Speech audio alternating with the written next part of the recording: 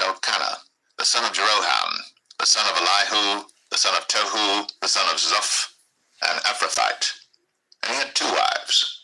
The name of the one was Hannah, and the name of the other was Peninnah.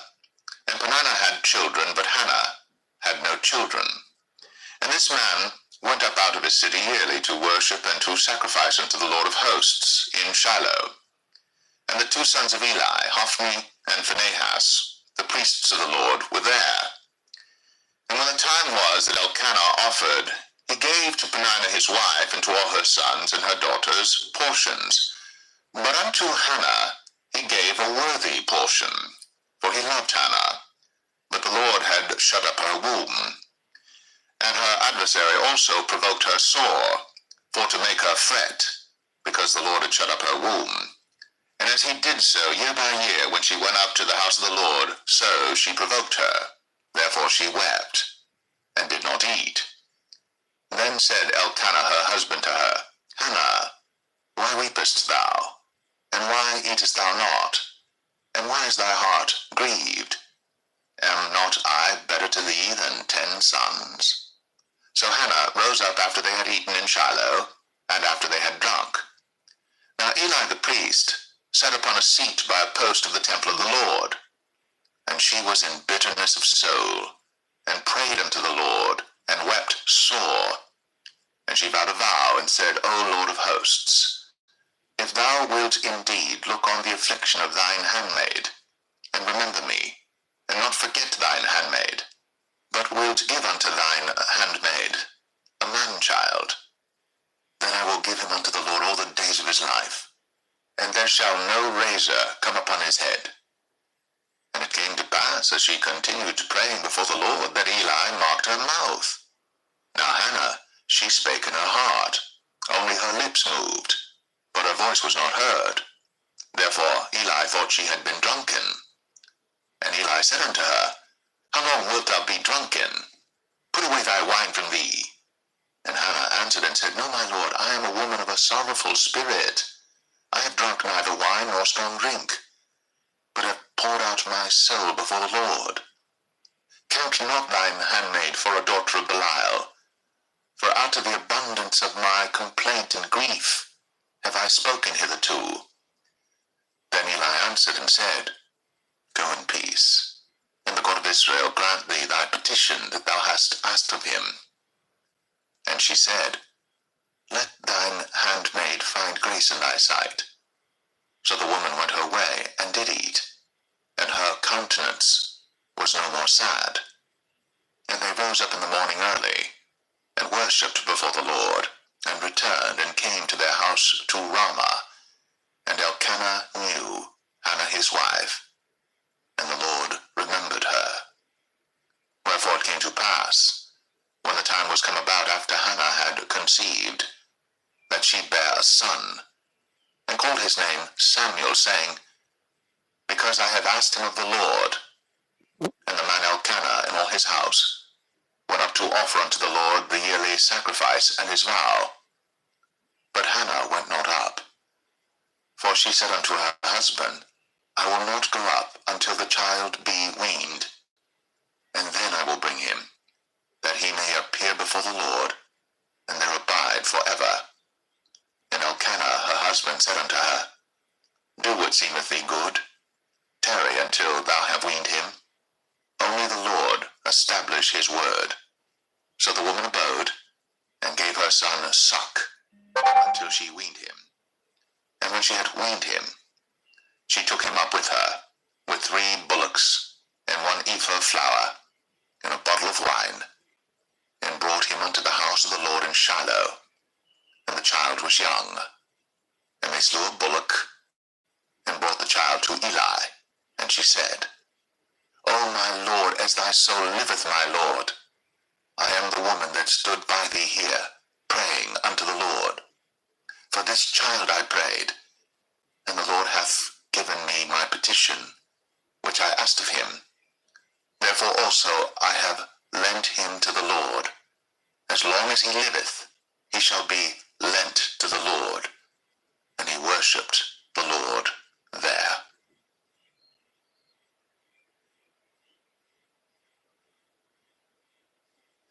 1 Samuel chapter 2. And Hannah prayed and said, My heart rejoiceth in the Lord. Mine horn is exalted in the Lord. My mouth is enlarged over mine enemies, because I rejoice in thy salvation. There is none holy as the Lord, for there is none beside thee. Neither is there any rock like our God. Talk no more so exceeding proudly. Let not arrogancy come out of your mouth. For the Lord is a God of knowledge, and by him actions are weighed. The bows of the mighty men are broken, and they that stumbled are girded with strength. They that were full have hired out themselves for bread, and they that were hungry ceased, so that the barren hath borne 7, and she that hath many children is waxed feeble. The Lord killeth, and maketh alive. He bringeth down to the grave, and bringeth up. The Lord maketh poor, and maketh rich. He bringeth low, and lifteth up. He raiseth up the poor out of the dust, and lifteth up the beggar from the dunghill, to set them among princes, and to make them inherit the throne of glory.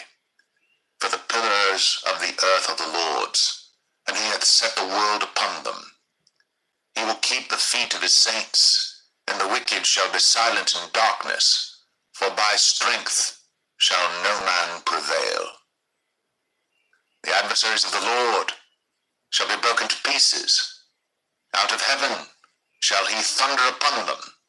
The Lord shall judge the ends of the earth, and he shall give strength unto his king, and exalt the horn of his anointed. And Elkanah went to Ramah to his house, and the child did minister unto the Lord before Eli the priest. Now the sons of Eli were sons of Belial. They knew not the Lord. And the priest's custom with the people was that when any man offered sacrifice, the priest's servant came, while the flesh was in seething, with a flesh hook of 3 teeth in his hand, and he struck it into the pan or kettle or cauldron or pot. All that the flesh hook brought up, the priest took for himself. So they did in Shiloh unto all the Israelites that came thither.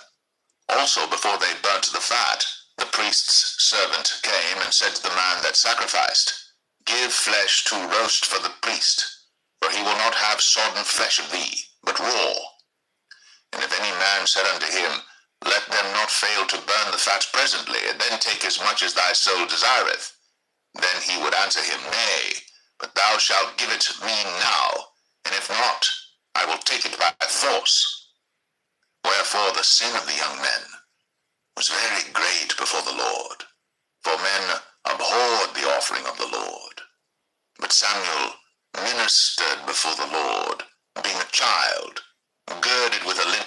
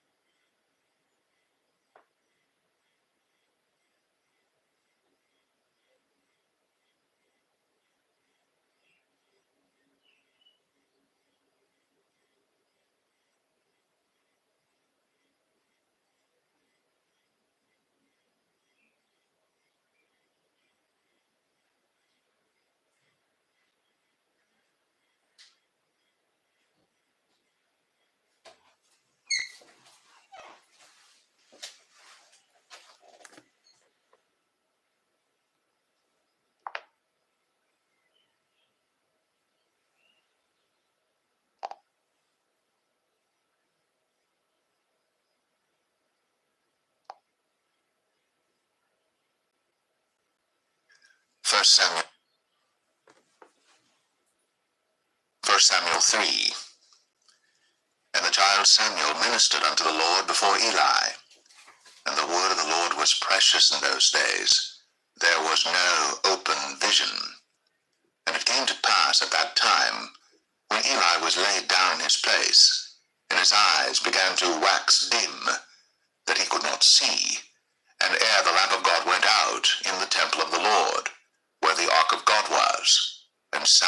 was laid down to sleep, that the Lord called Samuel, and he answered, Here am I. And he ran unto Eli, and said, Here am I, for thou calledst me. And he said, I called not, lie down again. And he went and lay down. And the Lord called yet again, Samuel. And Samuel arose and went to Eli, and said, Here am I, for thou didst call me. And he answered, I called not, my son, lie down again.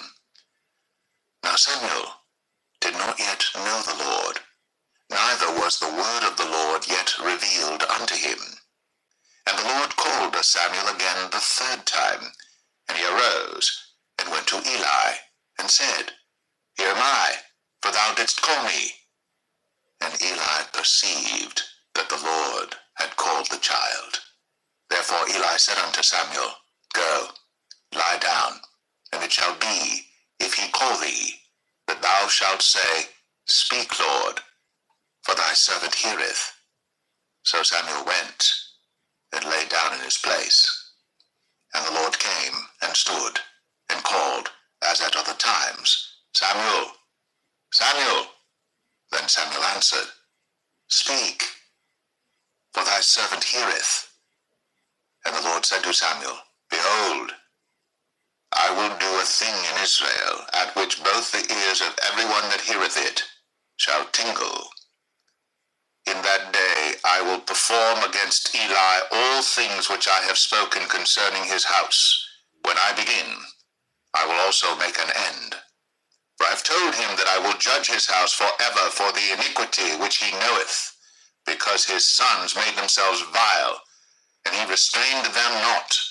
And therefore I have sworn unto the house of Eli, that the iniquity of Eli's house shall not be purged with sacrifice nor offering forever. And Samuel lay until the morning, and opened the doors of the house of the Lord. And Samuel feared to show Eli the vision. Then Eli called Samuel and said, Samuel, my son. And he answered, Here am I. And he said, What is the thing that the Lord hath said unto thee? I pray thee, hide it not from me. God do so to thee, and more also, if thou hide anything from me of all the things that he said unto thee.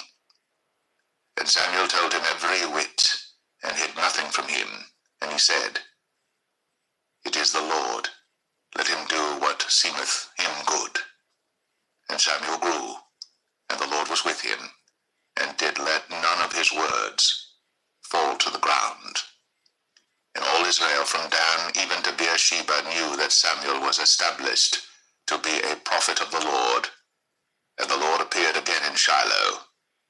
For the Lord revealed himself to Samuel in Shiloh by the word of the Lord.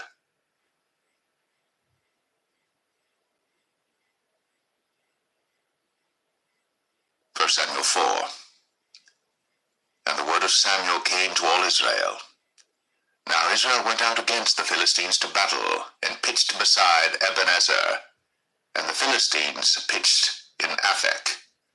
And the Philistines put themselves in array against Israel.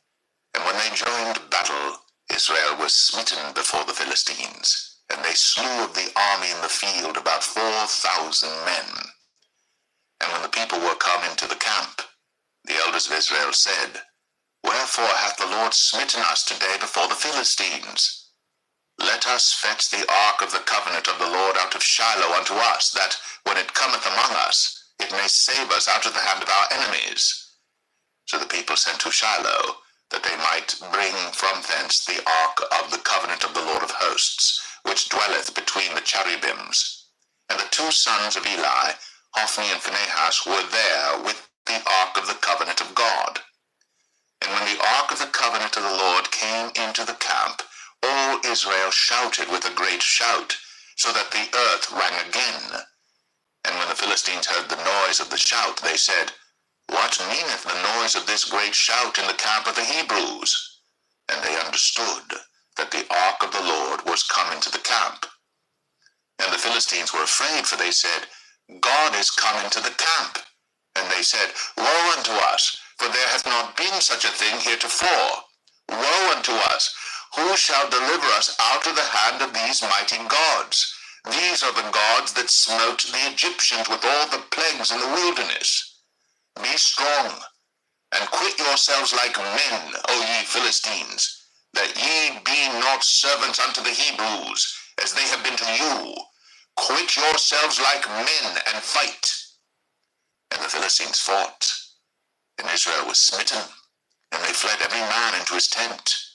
And there was a very great slaughter, for there fell of Israel 30,000 footmen. And the ark of God was taken, and the two sons of Eli, Hophni and Phinehas, were slain.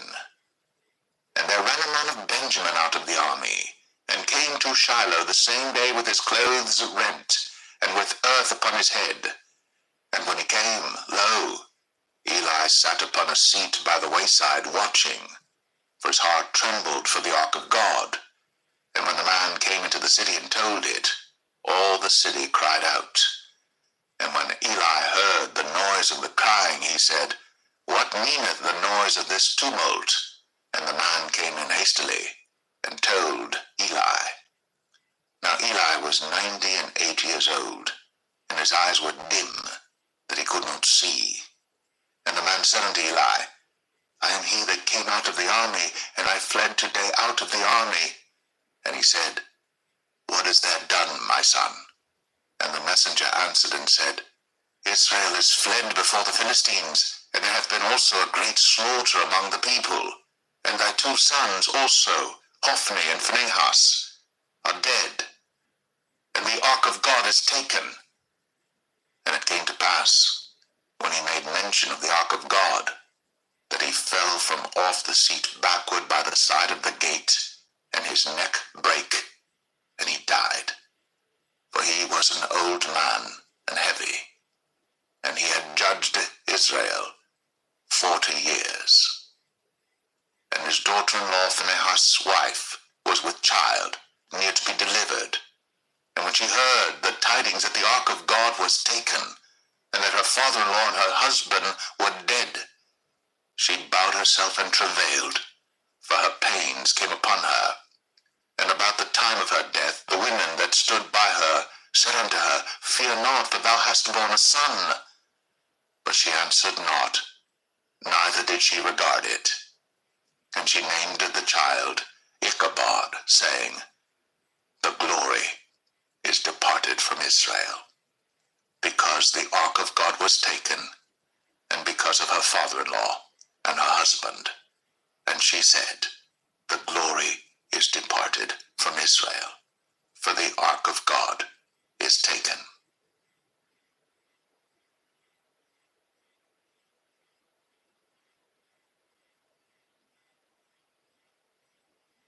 First Samuel 5. And the Philistines took the ark of God, and brought it from Ebenezer unto Ashdod. When the Philistines took the ark of God, they brought it into the house of Dagon, and set it by Dagon. And when they of Ashdod arose early on the morrow, behold, Dagon was fallen upon his face to the earth before the ark of the Lord. And they took Dagon, and set him in his place again.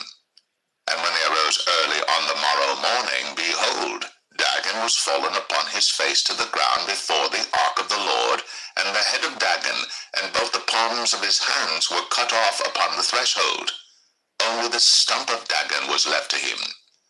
Therefore neither the priests of Dagon, nor any that come into Dagon's house, tread on the threshold of Dagon in Ashdod unto this day.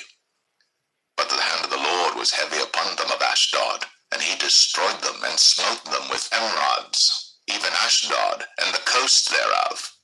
And when the men of Ashdod saw that it was so, they said, The ark of the God of Israel shall not abide with us, for his hand is sore upon us, and upon Dagon our God.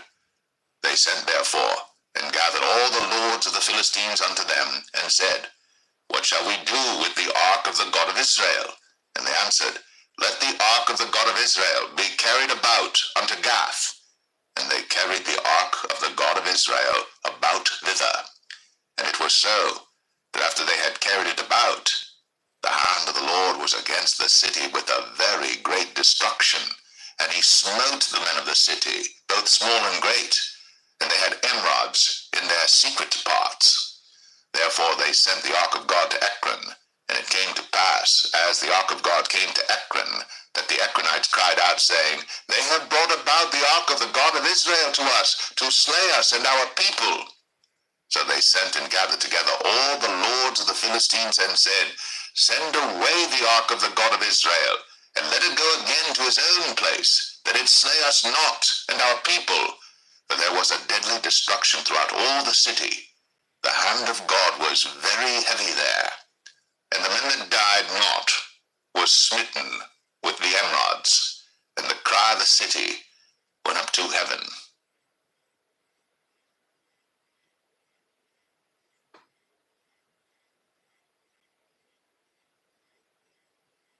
1 Samuel 6.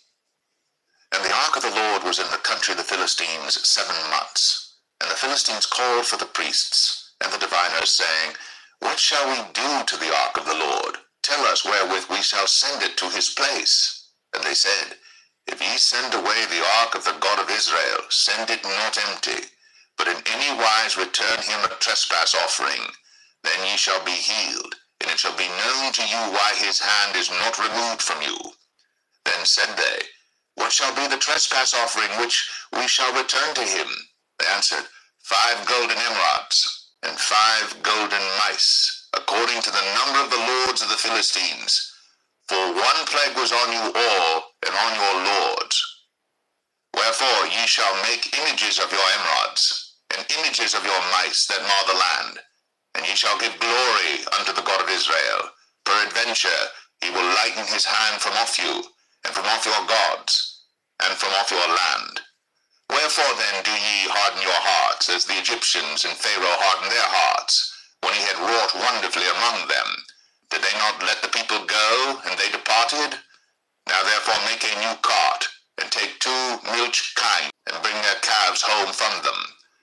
And take the ark of the Lord, and lay it upon the cart, and put the jewels of gold which ye return him for a trespass offering, in a coffer by the side thereof, and send it away that it may go.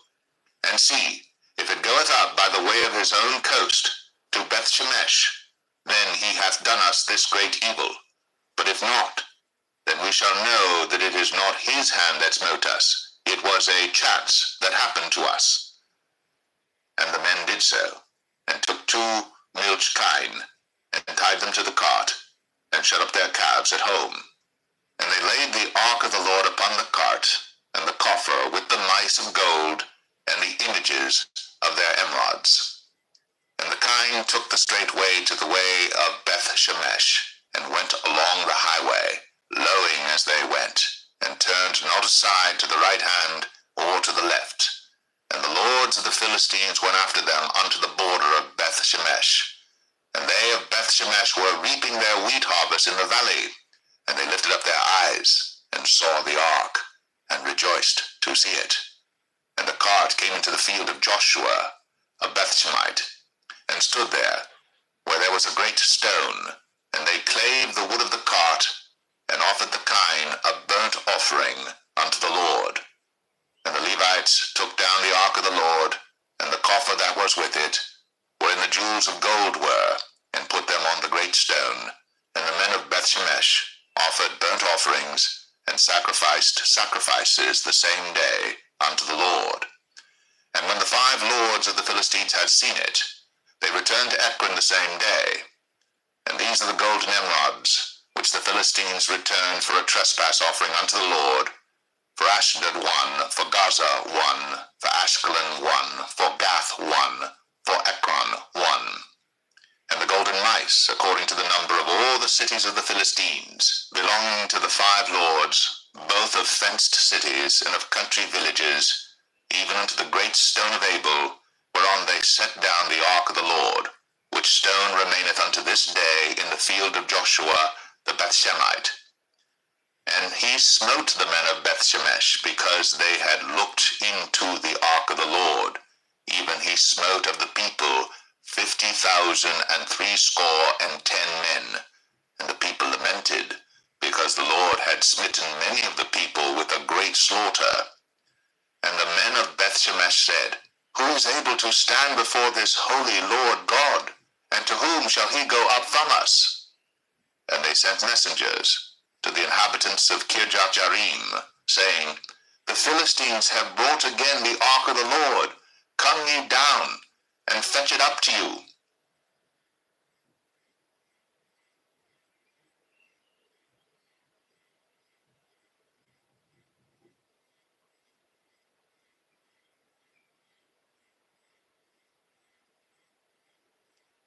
First Samuel 7.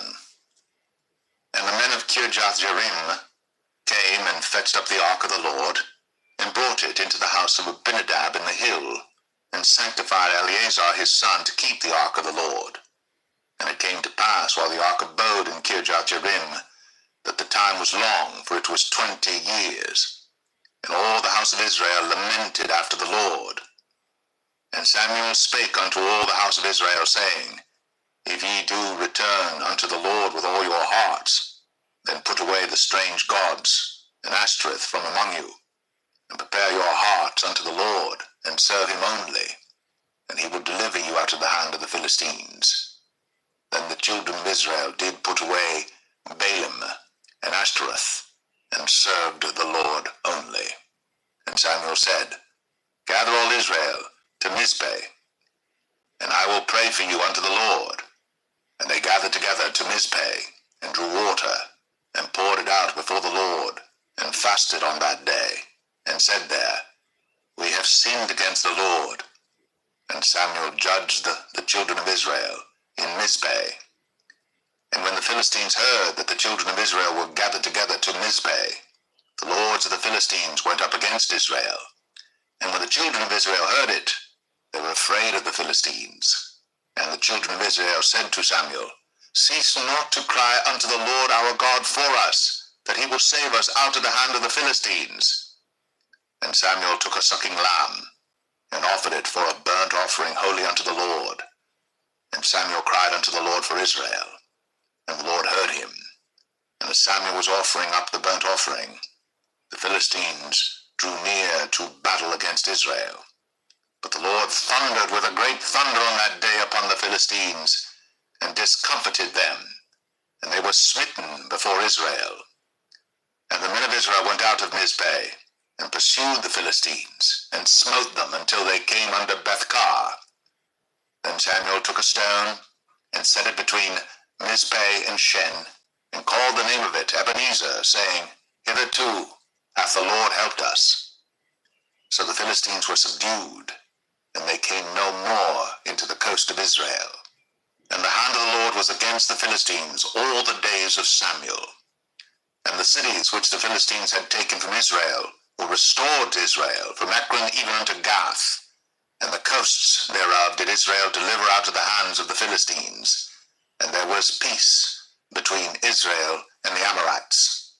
And Samuel judged Israel all the days of his life.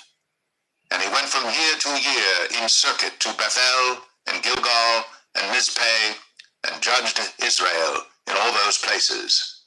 And his return was to Ramah, for there was his house, and there he judged Israel, and there he built an altar unto the Lord.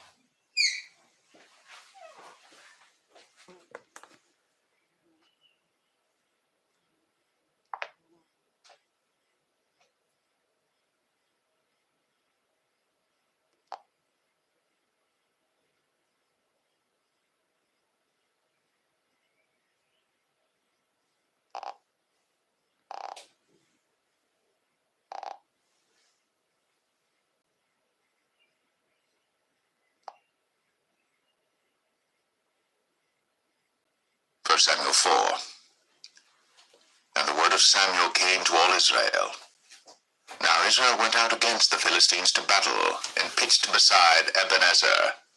And the Philistines pitched in Aphek. And the Philistines put themselves in array against Israel. And when they joined battle, Israel was smitten before the Philistines, and they slew of the army in the field about 4,000 men. And when the people were come into the camp, the elders of Israel said, Wherefore hath the Lord smitten us today before the Philistines? Let us fetch the ark of the covenant of the Lord out of Shiloh unto us, that, when it cometh among us, it may save us out of the hand of our enemies. So the people sent to Shiloh, that they might bring from thence the ark of the covenant of the Lord of hosts, which dwelleth between the cherubims. And the two sons of Eli, Hophni and Phinehas, were there with the ark of the covenant of God. And when the ark of the covenant of the Lord came into the camp, all Israel shouted with a great shout, so that the earth rang again. And when the Philistines heard the noise of the shout, they said, What meaneth the noise of this great shout in the camp of the Hebrews? And they understood that the ark of the Lord was come into the camp. And the Philistines were afraid, for they said, God is come into the camp. And they said, Woe unto us, for there hath not been such a thing heretofore. Woe unto us! Who shall deliver us out of the hand of these mighty gods? These are the gods that smote the Egyptians with all the plagues in the wilderness. Be strong, and quit yourselves like men, O ye Philistines, that ye be not servants unto the Hebrews, as they have been to you. Quit yourselves like men, and fight. And the Philistines fought, and Israel was smitten, and they fled every man into his tent. And there was a very great slaughter, for there fell of Israel 30,000 footmen. And the ark of God was taken, and the two sons of Eli, Hophni and Phinehas, were slain. And there ran a man of Benjamin out of the army, and came to Shiloh the same day with his clothes rent, and with earth upon his head. And when he came, lo, Eli sat upon a seat by the wayside watching, for his heart trembled for the ark of God. And when the man came into the city and told it, all the city cried out. And when Eli heard the noise of the crying, he said, What meaneth the noise of this tumult? And the man came in hastily, and told Eli. Now Eli was 98 years old, and his eyes were dim, that he could not see.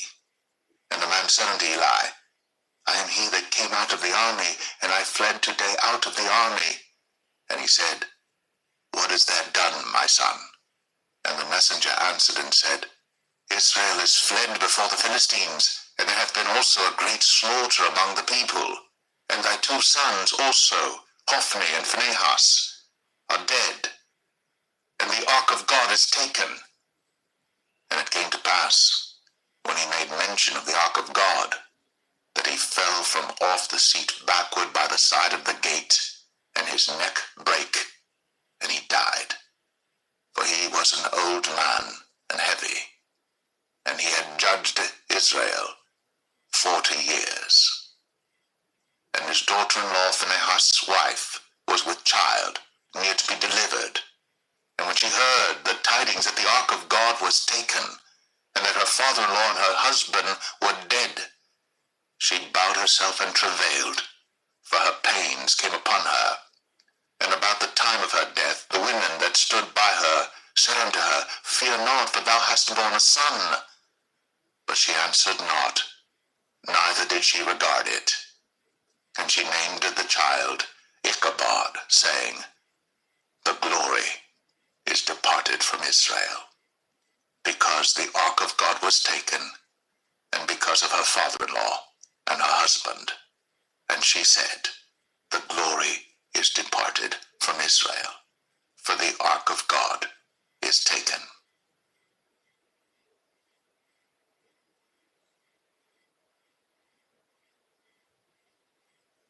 1 Samuel 5. And the Philistines took the ark of God, and brought it from Ebenezer unto Ashdod. When the Philistines took the ark of God, they brought it into the house of Dagon, and set it by Dagon. And when they of Ashdod arose early on the morrow, behold, Dagon was fallen upon his face to the earth before the ark of the Lord. And they took Dagon, and set him in his place again.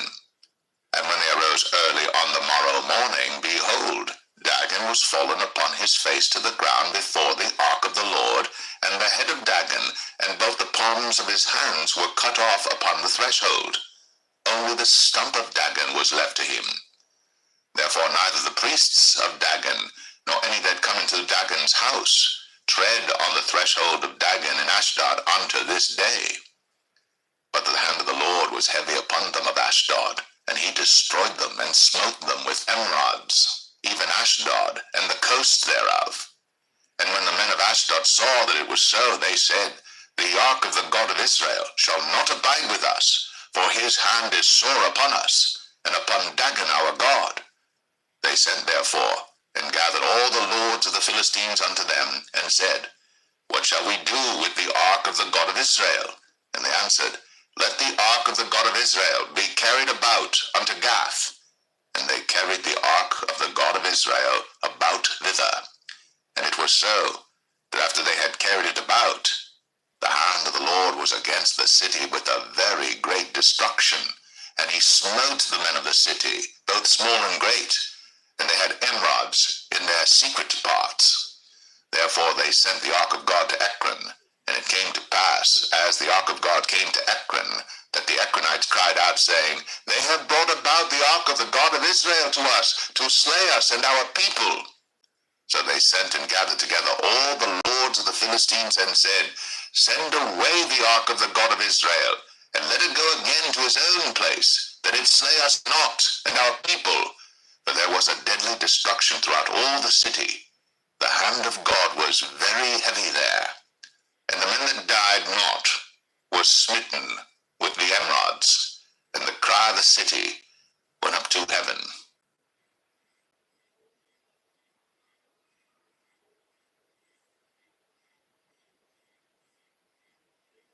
1 Samuel 6. And the ark of the Lord was in the country of the Philistines 7 months. And the Philistines called for the priests and the diviners, saying, What shall we do to the ark of the Lord? Tell us wherewith we shall send it to his place. And they said, If ye send away the ark of the God of Israel, send it not empty, but in any wise return him a trespass offering. Then ye shall be healed, and it shall be known to you why his hand is not removed from you. Then said they, What shall be the trespass offering which we shall return to him? They answered, 5 golden emerods, and 5 golden mice, according to the number of the lords of the Philistines. For 1 plague was on you all, and on your lords. Wherefore ye shall make images of your emerods, and images of your mice that mar the land. And ye shall give glory unto the God of Israel. Peradventure he will lighten his hand from off you, and from off your gods, and from off your land. Wherefore then do ye harden your hearts, as the Egyptians and Pharaoh hardened their hearts, when he had wrought wonderfully among them? Did they not let the people go, and they departed? Now therefore make a new cart, and take 2 milch kine, on which there hath come no yoke, and tie the kine to the cart, and bring their calves home from them. And take the ark of the Lord, and lay it upon the cart, and put the jewels of gold which ye return him for a trespass offering in a coffer by the side thereof, and send it away that it may go. And see, if it goeth up by the way of his own coast to Bethshemesh, then he hath done us this great evil. But if not, then we shall know that it is not his hand that smote us. It was a chance that happened to us. And the men did so, and took 2 milch kine, and tied them to the cart, and shut up their calves at home. And they laid the ark of the Lord upon the cart, and the coffer with the mice of gold, and the images of their emerods. And the kine took the straight way to the way of Bethshemesh, and went along the highway, lowing as they went, and turned not aside to the right hand or to the left. And the lords of the Philistines went after them unto the border of Bethshemesh. And they of Bethshemesh were reaping their wheat harvest in the valley, and they lifted up their eyes, and saw the ark, and rejoiced to see it. And the cart came into the field of Joshua, a Bethshemite, and stood there, where there was a great stone, and they clave the wood of the cart, and offered the kine a burnt offering unto the Lord. And the Levites took down the ark of the Lord, and the coffer that was with it, wherein the jewels of gold were, and put them on the great stone. And the men of Bethshemesh offered burnt offerings, and sacrificed sacrifices the same day unto the Lord. And when the 5 lords of the Philistines had seen it, they returned to Ekron the same day. And these are the golden emerods, which the Philistines returned for a trespass offering unto the Lord, for Ashdod 1, for Gaza 1, for Ashkelon 1, for Gath 1, for Ekron 1. And the golden mice, according to the number of all the cities of the Philistines, belonging to the 5 lords, both of fenced cities and of country villages, even unto the great stone of Abel, whereon they set down the ark of the Lord, which stone remaineth unto this day in the field of Joshua the Bethshemite. And he smote the men of Bethshemesh, because they had looked into the ark of the Lord. Even he smote of the people 50,000 and 60 men. And the people lamented, because the Lord had smitten many of the people with a great slaughter. And the men of Bethshemesh said, Who is able to stand before this holy Lord God? And to whom shall he go up from us? And they sent messengers to the inhabitants of Kirjath-jearim, saying, The Philistines have brought again the ark of the Lord.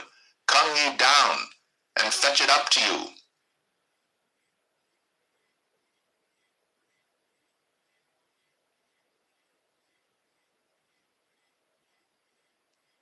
First Samuel 7. And the men of Kirjath-jearim came and fetched up the ark of the Lord, and brought it into the house of Abinadab in the hill, and sanctified Eleazar his son to keep the ark of the Lord. And it came to pass, while the ark abode in Kirjath-jearim, that the time was long, for it was 20 years. And all the house of Israel lamented after the Lord. And Samuel spake unto all the house of Israel, saying, If ye do return unto the Lord with all your hearts, then put away the strange gods and Ashtoreth from among you, and prepare your hearts unto the Lord, and serve him only, and he will deliver you out of the hand of the Philistines. Then the children of Israel did put away Baalim and Ashtoreth, and served the Lord only. And Samuel said, Gather all Israel to Mizpeh, and I will pray for you unto the Lord. And they gathered together to Mizpeh, and drew water, and poured it out before the Lord, and fasted on that day, and said there, We have sinned against the Lord. And Samuel judged the children of Israel in Mizpeh. And when the Philistines heard that the children of Israel were gathered together to Mizpeh, the lords of the Philistines went up against Israel. And when the children of Israel heard it, they were afraid of the Philistines. And the children of Israel said to Samuel, Cease not to cry unto the Lord our God for us, that he will save us out of the hand of the Philistines. And Samuel took a sucking lamb, and offered it for a burnt offering holy unto the Lord. And Samuel cried unto the Lord for Israel, and the Lord heard him. And as Samuel was offering up the burnt offering, the Philistines drew near to battle against Israel. But the Lord thundered with a great thunder on that day upon the Philistines, and discomfited them, and they were smitten before Israel. And the men of Israel went out of Mizpeh, and pursued the Philistines, and smote them until they came unto Bethkar. Then Samuel took a stone, and set it between Mizpeh and Shen, and called the name of it Ebenezer, saying, Hitherto hath the Lord helped us. So the Philistines were subdued, and they came no more into the coast of Israel. And the hand of the Lord was against the Philistines all the days of Samuel. And the cities which the Philistines had taken from Israel were restored to Israel, from Ekron even unto Gath. And the coasts thereof did Israel deliver out of the hands of the Philistines. And there was peace between Israel and the Ammonites. And Samuel judged Israel all the days of his life. And he went from year to year in circuit to Bethel and Gilgal and Mizpeh, and judged Israel in all those places. And his return was to Ramah, for there was his house, and there he judged Israel, and there he built an altar unto the Lord.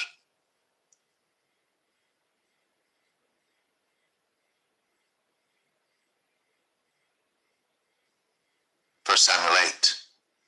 And it came to pass, when Samuel was old, that he made his sons judges over Israel. But the name of his firstborn was Joel, and the name of his second Abiah. They were judges in Beersheba. And his sons walked not in his ways, but turned aside after lucre, and took bribes, and perverted judgment. And all the elders of Israel gathered themselves together, and came to Samuel unto Ramah, and said unto him, Behold, thou art old, and thy sons walk not in thy ways. Now make us a king to judge us like all the nations. But the thing displeased Samuel, when they said, Give us a king to judge us. And Samuel prayed unto the Lord. And the Lord said unto Samuel, Hearken unto the voice of the people, in all that they say unto thee. For they have not rejected thee, but they have rejected me, that I should not reign over them. According to all the works which they have done since the day that I brought them up out of Egypt, even unto this day, wherewith they have forsaken me, and served other gods, so do they also unto thee. Now therefore hearken unto their voice, howbeit yet protest solemnly unto them, and show them the manner of the king that shall reign over them. And Samuel told all the words of the Lord unto the people that asked of him a king. And he said, This will be the manner of the king that shall reign over you. He will take your sons, and appoint them for himself, for his chariots, and to be his horsemen, and some shall run before his chariots. And he will appoint him captains over thousands, and captains over fifties, and will set them to ear his ground, and to reap his harvest, and to make his instruments of war, and instruments of his chariots. And he will take your daughters to be confectionaries, and to be cooks, and to be bakers. And he will take your fields and your vineyards and your olive yards, even the best of them, and give them to his servants. And he will take the tenth of your seed and of your vineyards, and give to his officers and to his servants. And he will take your men servants and your maid servants and your goodliest young men and your asses, and put them to his work. He will take the tenth of your sheep, and ye shall be his servants. And ye shall cry out in that day because of your king which ye shall have chosen you. And the Lord will not hear you in that day. Nevertheless, the people refused to obey the voice of Samuel, and they said, Nay, but we will have a king over us, that we also may be like all the nations, and that our king may judge us, and go out before us, and fight our battles. And Samuel heard all the words of the people, and he rehearsed them in the ears of the Lord. And the Lord said to Samuel, Hearken unto their voice, and make them a king. And Samuel said unto the men of Israel, Go ye every man unto his city.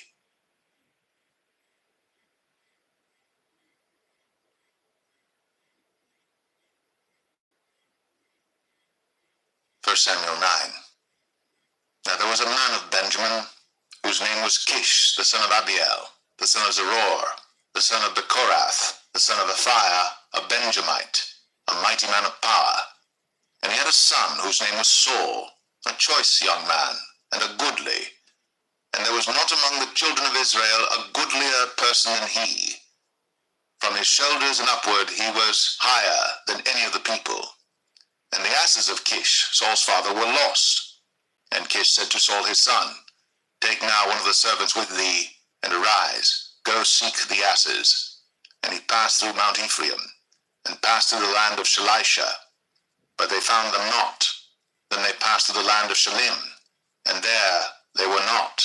And he passed through the land of the Benjamites, but they found them not. And when they were come to the land of Zuph, Saul said to his servant, that was with him, Come, and let us return, lest my father leave caring for the asses, and take thought for us. And he said unto him, Behold now, there is in this city a man of God, and he is an honorable man. All that he saith cometh surely to pass. Now let us go thither. Peradventure he can show us our way that we should go. Then said Saul to his servant, But behold, if we go, what shall we bring the man? For the bread is spent in our vessels, and there is not a present to bring to the man of God. What have we? And the servant answered Saul again, and said, Behold, I have here at hand a fourth part of a shekel of silver. That will I give to the man of God, to tell us our way. Before time in Israel, when a man went to inquire of God, thus he spake, Come, and let us go to the seer. For he that is now called a prophet was before time called a seer. Then said Saul to his servant, Well said, Come, let us go. So they went unto the city where the man of God was. And as they went up the hill to the city, they found young maidens going out to draw water, and said unto them, Is the seer here? And they answered them and said, He is, behold, he is before you. Make haste now, for he came today to the city, for there is a sacrifice of the people today in the high place. As soon as ye be come into the city, ye shall straightway find him, before he go up to the high place to eat. For the people will not eat until he come, because he doth bless the sacrifice, and afterwards they eat that be bidden. Now therefore get you up, for about this time ye shall find him. And they went up into the city. And when they were come into the city, behold, Samuel came out against them, for to go up to the high place. Now the Lord had told Samuel in his ear a day before Saul came, saying, Tomorrow about this time I will send thee a man out of the land of Benjamin, and thou shalt anoint him to be captain over my people Israel, that he may save my people out of the hand of the Philistines. For I have looked upon my people, because their cry is come unto me. And when Samuel saw Saul, the Lord said unto him, Behold the man whom I spake to thee of, this same shall reign over my people. Then Saul drew near to Samuel in the gate, and said, Tell me, I pray thee, where the seer's house is. And Samuel answered Saul and said, I am the seer. Go up before me unto the high place. For ye shall eat with me today, and tomorrow I will let thee go, and will tell thee all that is in thine heart. And as for thine asses that were lost 3 days ago, set not thy mind on them, for they are found. And on whom is all the desire of Israel? Is it not on thee, and on all thy father's house? And Saul answered and said, Am not I a Benjamite, of the smallest of the tribes of Israel, and my family the least of all the families of the tribe of Benjamin? Wherefore then speakest thou so to me? And Samuel took Saul and his servant, and brought them into the parlor, and made them sit in the chiefest place among them that were bidden, which were about 30 persons. And Samuel said unto the cook, Bring the portion which I gave thee, of which I said unto thee, Set it by thee. And the cook took up the shoulder, and that which was upon it, and set it before Saul. And Samuel said, Behold that which is left, set it before thee, and eat. For unto this time hath it been kept for thee, since I said, I have invited the people. So Saul did eat with Samuel that day. And when they were come down from the high place into the city, Samuel communed with Saul upon the top of the house. And they arose early.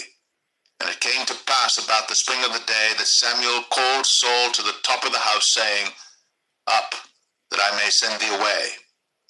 And Saul arose. And they went out, both of them, he and Samuel, abroad. And as they were going down to the end of the city, Samuel said to Saul, Bid the servant pass on before us. And he passed on. But stand thou still a while, that I may show thee the word of God.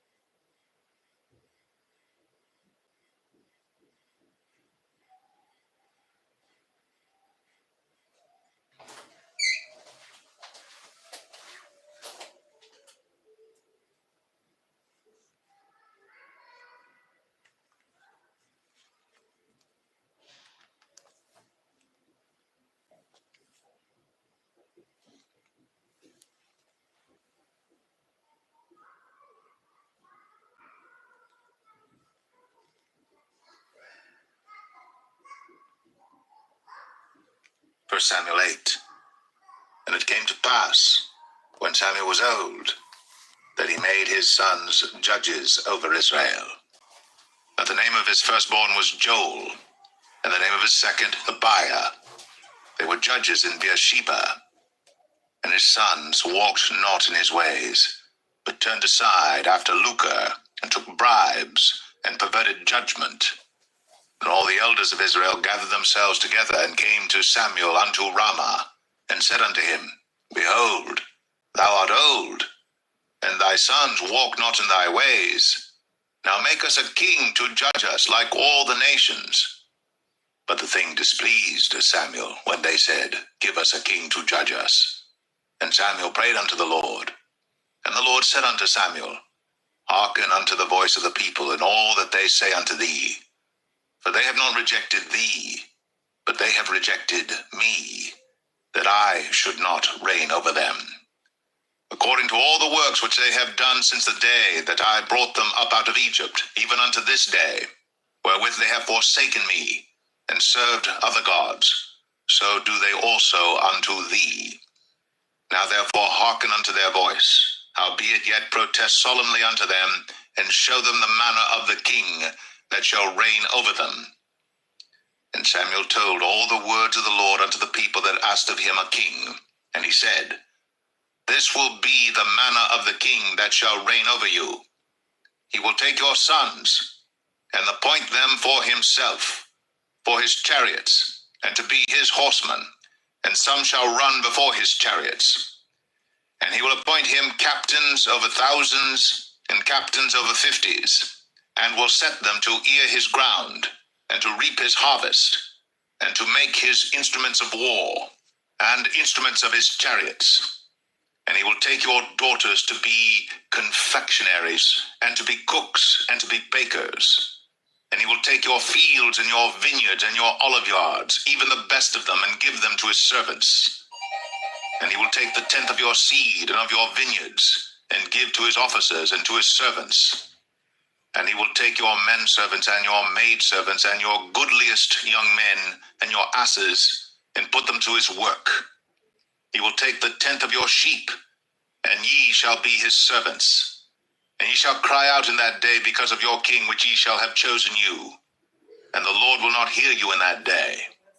Nevertheless, the people refused to obey the voice of Samuel, and they said, Nay, but we will have a king over us, that we also may be like all the nations, and that our king may judge us, and go out before us, and fight our battles. And Samuel heard all the words of the people, and he rehearsed them in the ears of the Lord. And the Lord said to Samuel, Hearken unto their voice, and make them a king. And Samuel said unto the men of Israel, Go ye every man unto his city.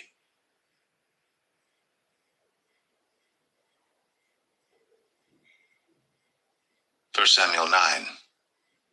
Now there was a man of Benjamin, whose name was Kish, the son of Abigail, the son of Zeror, the son of Bechorath, the son of Aphiah, a Benjamite, a mighty man of power.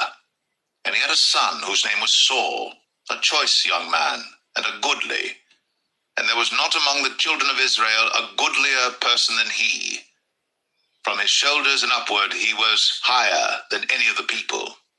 And the asses of Kish, Saul's father, were lost. And Kish said to Saul his son, Take now one of the servants with thee, and arise, go seek the asses. And he passed through Mount Ephraim, and passed through the land of Shalisha, but they found them not. Then they passed through the land of Shalim, and there they were not. And he passed through the land of the Benjamites, but they found them not. And when they were come to the land of Zuph, Saul said to his servant that was with him, Come, and let us return, lest my father leave caring for the asses, and take thought for us. And he said unto him, Behold now, there is in this city a man of God, and he is an honorable man. All that he saith cometh surely to pass. Now let us go thither. Peradventure he can show us our way that we should go.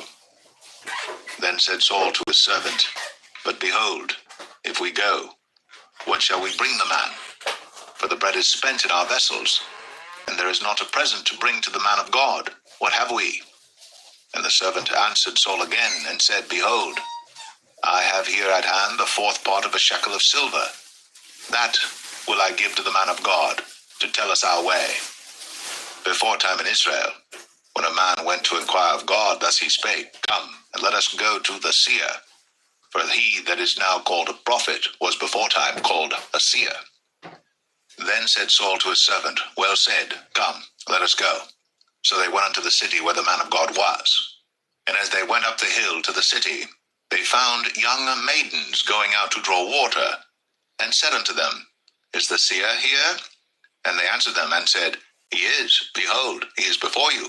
Make haste now, for he came today to the city, for there is a sacrifice of the people today in the high place. As soon as ye be come into the city, ye shall straightway find him, before he go up to the high place to eat.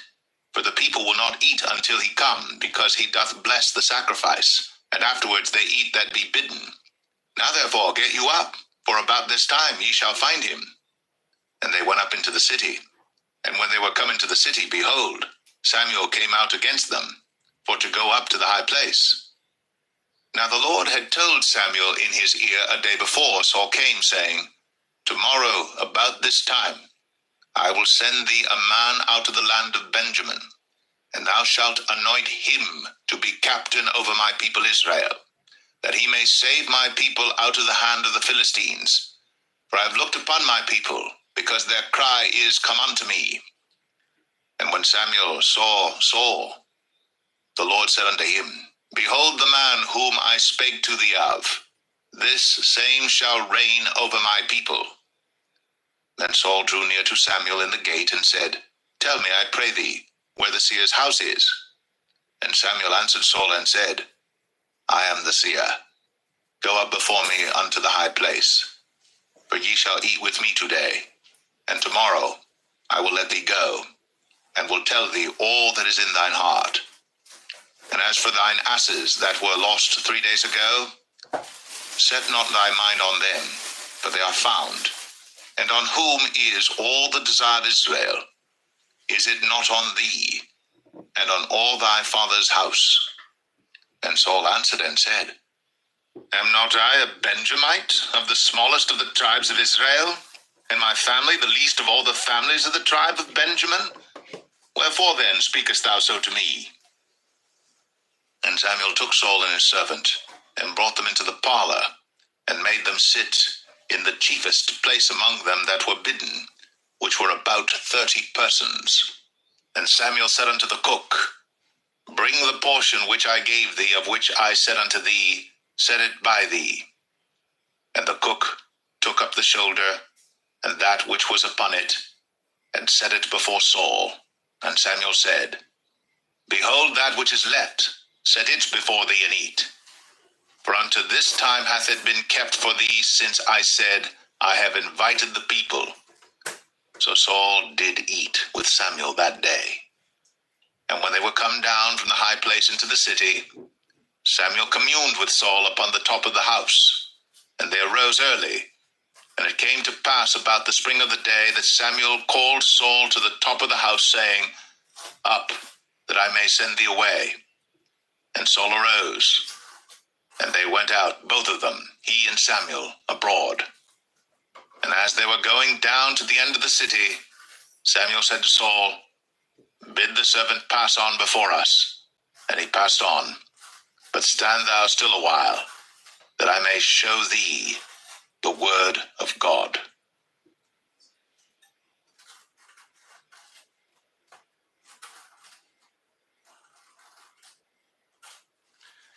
1 Samuel 10.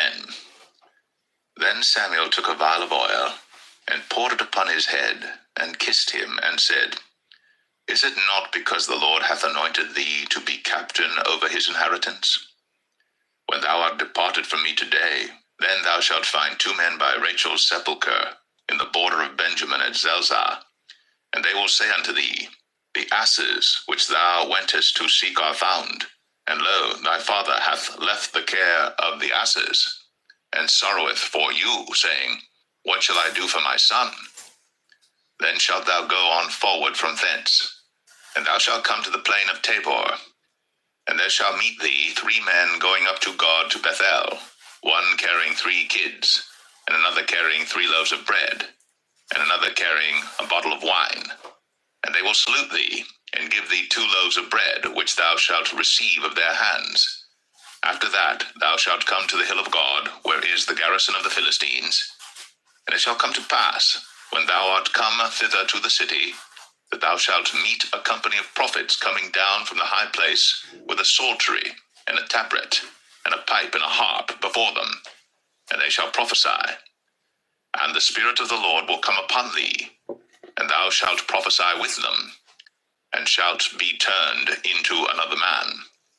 And let it be, when these signs are come unto thee, that thou do as occasion serve thee, for God is with thee. And thou shalt go down before me to Gilgal, and behold, I will come down unto thee to offer burnt offerings, and to sacrifice sacrifices of peace offerings. 7 days shalt thou tarry, till I come to thee, and show thee what thou shalt do. And it was so, that when he had turned his back to go from Samuel, God gave him another heart. And all those signs came to pass that day. And when they came thither to the hill, behold, a company of prophets met him, and the Spirit of God came upon him, and he prophesied among them. And it came to pass, when all that knew him beforetime saw that, behold, he prophesied among the prophets, then the people said one to another, What is this that is come unto the son of Kish? Is Saul also among the prophets? And one of the same place answered and said, But who is their father? Therefore it became a proverb, Is Saul also among the prophets? And when he had made an end of prophesying, he came to the high place. And Saul's uncle said unto him and to his servant, Whither went ye? And he said, To seek the asses. And when we saw that they were nowhere, we came to Samuel. And Saul's uncle said, Tell me, I pray thee, what Samuel said unto you. And Saul said unto his uncle, He told us plainly that the asses were found. But of the matter of the kingdom whereof Samuel spake, he told him not. And Samuel called the people together unto the Lord to Mizpeh, and said unto the children of Israel, Thus saith the Lord God of Israel, I brought up Israel out of Egypt, and delivered you out of the hand of the Egyptians, and out of the hand of all kingdoms, and of them that oppressed you. And ye have this day rejected your God, who himself saved you out of all your adversities and your tribulations. And ye have said unto him, Nay, but set a king over us. Now therefore present yourselves before the Lord by your tribes and by your thousands. And when Samuel had caused all the tribes of Israel to come near, the tribe of Benjamin was taken. When he had caused the tribe of Benjamin to come near by their families, the family of Matri was taken. And Saul the son of Kish was taken. And when they sought him, he could not be found. Therefore they inquired of the Lord further, if the man should yet come thither. And the Lord answered, Behold, he hath hid himself among the stuff. And they ran and fetched him thence. And when he stood among the people, he was higher than any of the people, from his shoulders and upward. And Samuel said to all the people, See ye him, whom the Lord hath chosen, that there is none like him among all the people? And all the people shouted and said, God save the king. Then Samuel told the people the manner of the kingdom, and wrote it in a book, and laid it up before the Lord. And Samuel sent all the people away, every man to his house. And Saul also went home to Gibeah, and there went with him a band of men, whose hearts God had touched. But the children of Belial said, How shall this man save us? And they despised him, and brought him no presents. But he held his peace.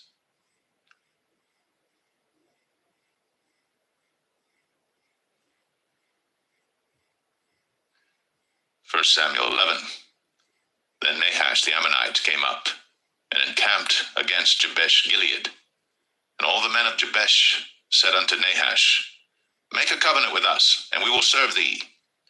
And Nahash the Ammonite answered them, On this condition will I make a covenant with you, that I may thrust out all your right eyes, and lay it for a reproach upon all Israel. And the elders of Jabesh said unto him, Give us 7 days' respite, that we may send messengers unto all the coasts of Israel. And then, if there be no man to save us, we will come out to thee. Then came the messengers to Gibeah of Saul, and told the tidings in the ears of the people. And all the people lifted up their voices and wept. And behold, Saul came after the herd out of the field. And Saul said, What aileth the people that they weep? And they told him the tidings of the men of Jabesh. And the Spirit of God came upon Saul when he heard those tidings, and his anger was kindled greatly.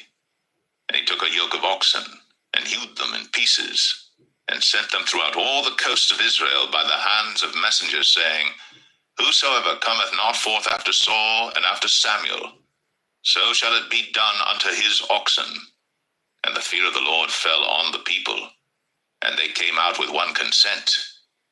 And when he numbered them in Bezek, the children of Israel were 300,000, and the men of Judah 30,000. And they said unto the messengers that came, Thus shall ye say unto the men of Jabesh Gilead, Tomorrow by that time the sun be hot, ye shall have help. And the messengers came and showed it to the men of Jabesh, and they were glad. Therefore the men of Jabesh said, Tomorrow we will come out unto you, and ye shall do with us all that seemeth good unto you. And it was so in the morrow, that Saul put the people in 3 companies, and they came into the midst of the host in the morning watch, and slew the Ammonites until the heat of the day. And it came to pass, that they which remained were scattered, so that 2 of them were not left together. And the people said unto Samuel, Who is he that said, Shall Saul reign over us? Bring them in, that we may put them to death. And Saul said, There shall not a man be put to death this day, for today the Lord hath wrought salvation in Israel. Then said Samuel to the people, Come, and let us go to Gilgal, and renew the kingdom there. And all the people went to Gilgal, and there they made Saul king before the Lord in Gilgal. And there they sacrificed sacrifices of peace offerings before the Lord. And there Saul and all the men of Israel rejoiced greatly.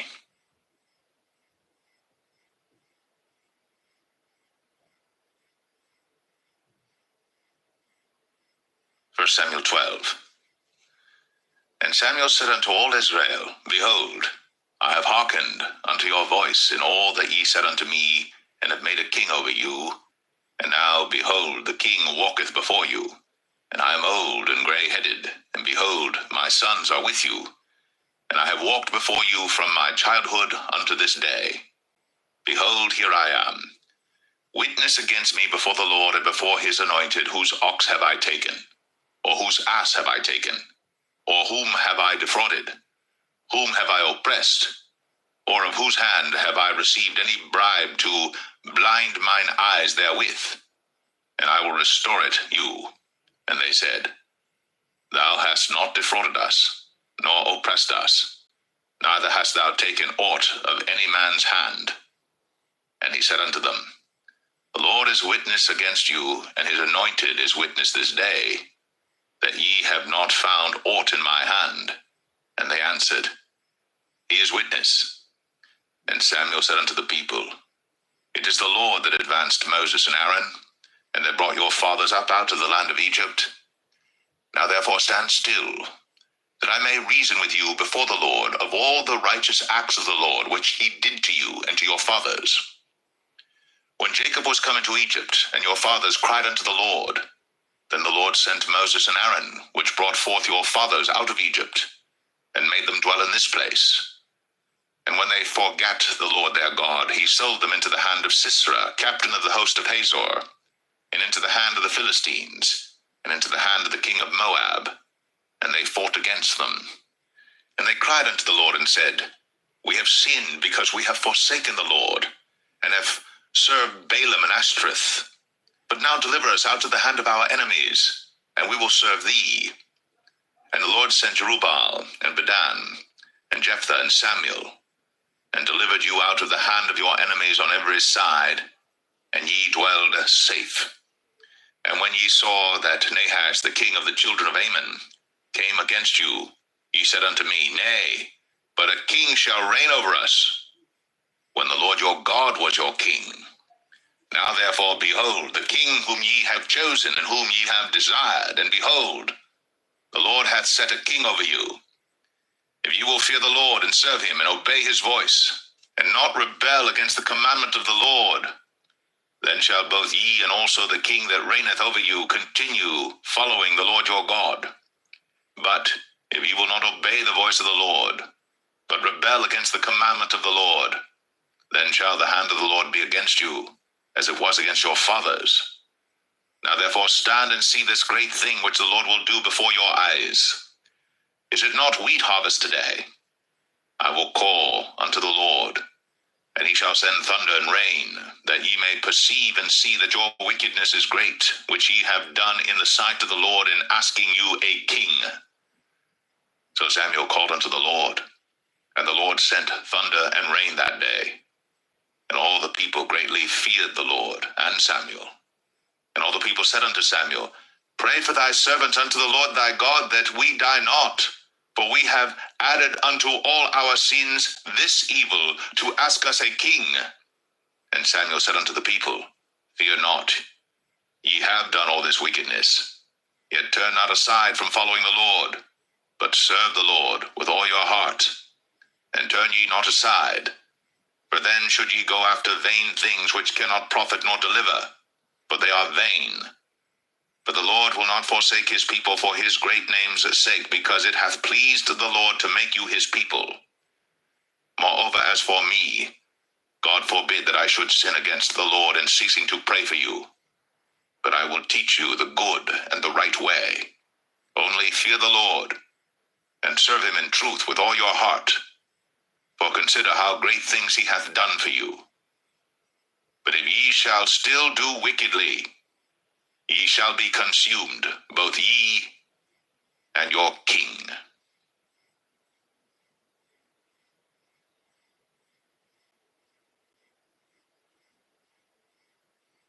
1 Samuel 13. Saul reigned 1 year, and when he had reigned 2 years over Israel, Saul chose him 3,000 men of Israel, whereof 2,000 were with Saul in Michmash and in Mount Bethel, and 1,000 were with Jonathan in Gibeah of Benjamin. And the rest of the people he sent every man to his tent. And Jonathan smote the garrison of the Philistines that was in Geba, and the Philistines heard of it. And Saul blew the trumpet throughout all the land, saying, Let the Hebrews hear. And all Israel heard say that Saul had smitten a garrison of the Philistines, and that Israel also was had in abomination with the Philistines. And the people were called together after Saul to Gilgal. And the Philistines gathered themselves together to fight with Israel, 30,000 chariots and 6,000 horsemen, and people as the sand which is on the seashore in multitude. And they came up and pitched in Michmash, eastward from Bethaven. When the men of Israel saw that they were in a strait, for the people were distressed, then the people did hide themselves in caves, and in thickets, and in rocks, and in high places, and in pits. And some of the Hebrews went over Jordan to the land of Gad and Gilead. As for Saul, he was yet in Gilgal, and all the people followed him, trembling. And he tarried 7 days according to the set time that Samuel had appointed. But Samuel came not to Gilgal, and the people were scattered from him. And Saul said, Bring hither a burnt offering to me, and peace offerings. And he offered the burnt offering. And it came to pass that as soon as he had made an end of offering the burnt offering, behold, Samuel came. And Saul went out to meet him, that he might salute him. And Samuel said, What hast thou done? And Saul said, Because I saw that the people were scattered from me, and that thou camest not within the days appointed, and that the Philistines gathered themselves together at Michmash. Therefore said I, The Philistines will come down now upon me to Gilgal, and I have not made supplication unto the Lord. I forced myself therefore, and offered a burnt offering. And Samuel said to Saul, Thou hast done foolishly. Thou hast not kept the commandment of the Lord thy God, which he commanded thee. For now would the Lord have established thy kingdom upon Israel forever. But now thy kingdom shall not continue. The Lord hath sought him a man after his own heart, and the Lord hath commanded him to be captain over his people, because thou hast not kept that which the Lord commanded thee. And Samuel arose, and gat him up from Gilgal unto Gibeah of Benjamin. And Saul numbered the people that were present with him about 600 men. And Saul and Jonathan his son, and the people that were present with him, abode in Gibeah of Benjamin. But the Philistines encamped in Michmash. And the spoilers came out of the camp of the Philistines in 3 companies. One company turned unto the way that leadeth to Ophrah, unto the land of Shual. And another company turned the way to Beth-horon. And another company turned to the way of the border that looketh to the valley of Zeboim, toward the wilderness. Now there was no smith found throughout all the land of Israel. For the Philistines said, lest the Hebrews make them swords or spears. But all the Israelites went down to the Philistines to sharpen every man his share, and his coulter, and his axe, and his mattock. Yet they had a file for the mattocks, and for the coulters, and for the forks, and for the axes, and to sharpen the goads. So it came to pass in the day of battle that there was neither sword nor spear found in the hand of any of the people that were with Saul and Jonathan. But with Saul and with Jonathan his son was there found. And the garrison of the Philistines went out to the passage of Michmash.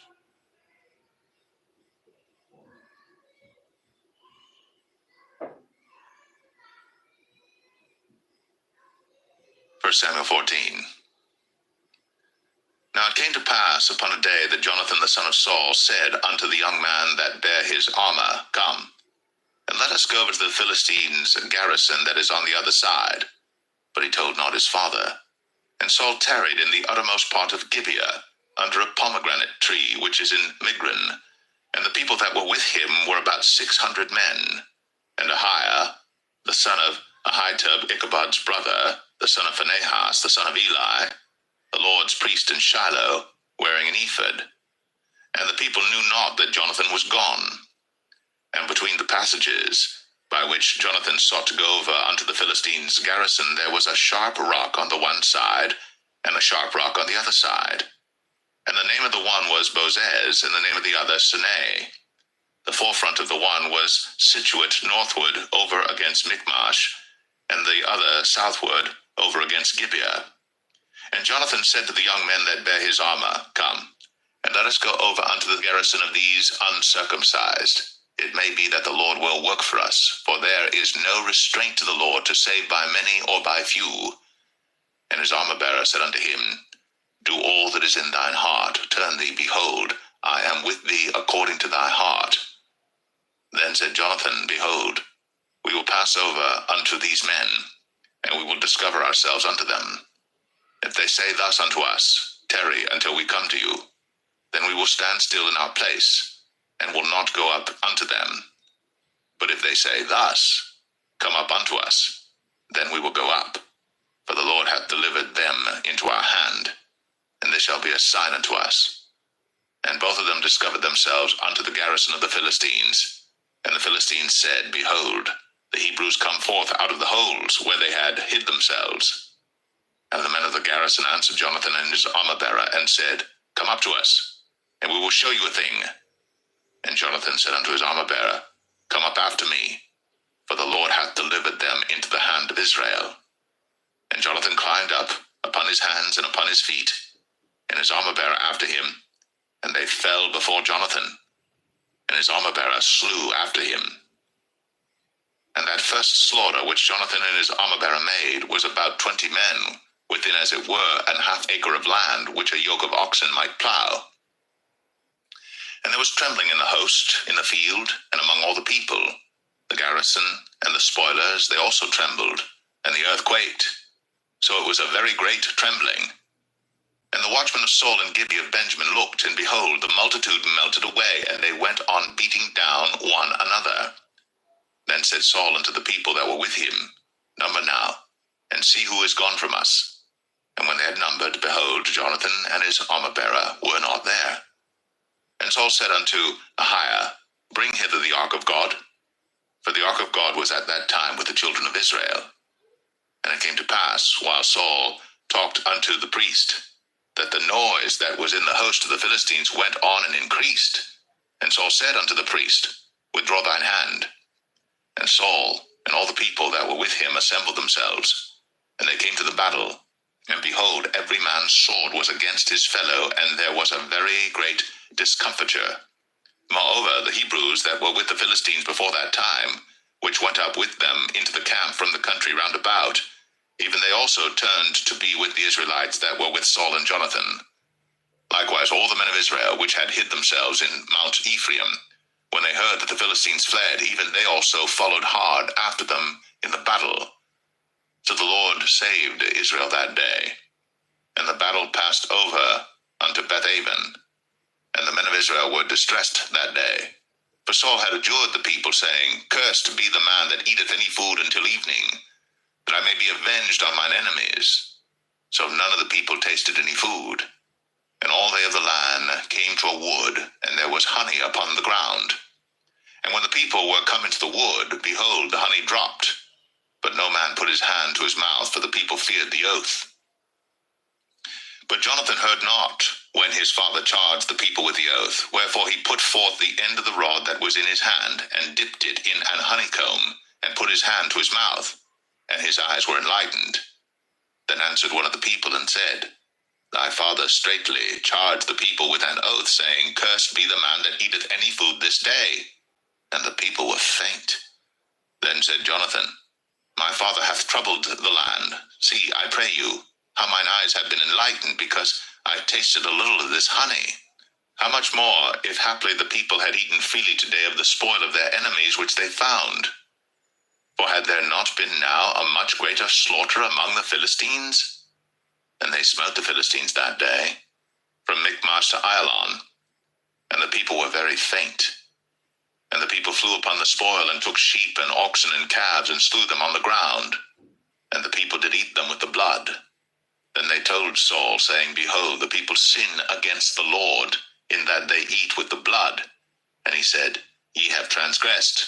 Roll a great stone unto me this day. And Saul said, Disperse yourselves among the people, and say unto them, Bring me hither every man his ox, and every man his sheep, and slay them here, and eat, and sin not against the Lord in eating with the blood. And all the people brought every man his ox with him that night, and slew them there. And Saul built an altar unto the Lord. The same was the first altar that he built unto the Lord. And Saul said, Let us go down after the Philistines by night, and spoil them until the morning light, and let us not leave a man of them. And they said, Do whatsoever seemeth good unto thee. Then said the priest, Let us draw near hither unto God. And Saul asked counsel of God, Shall I go down after the Philistines?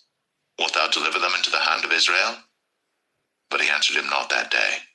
And Saul said, Draw ye near hither, all the chief of the people, and know and see wherein this sin hath been this day.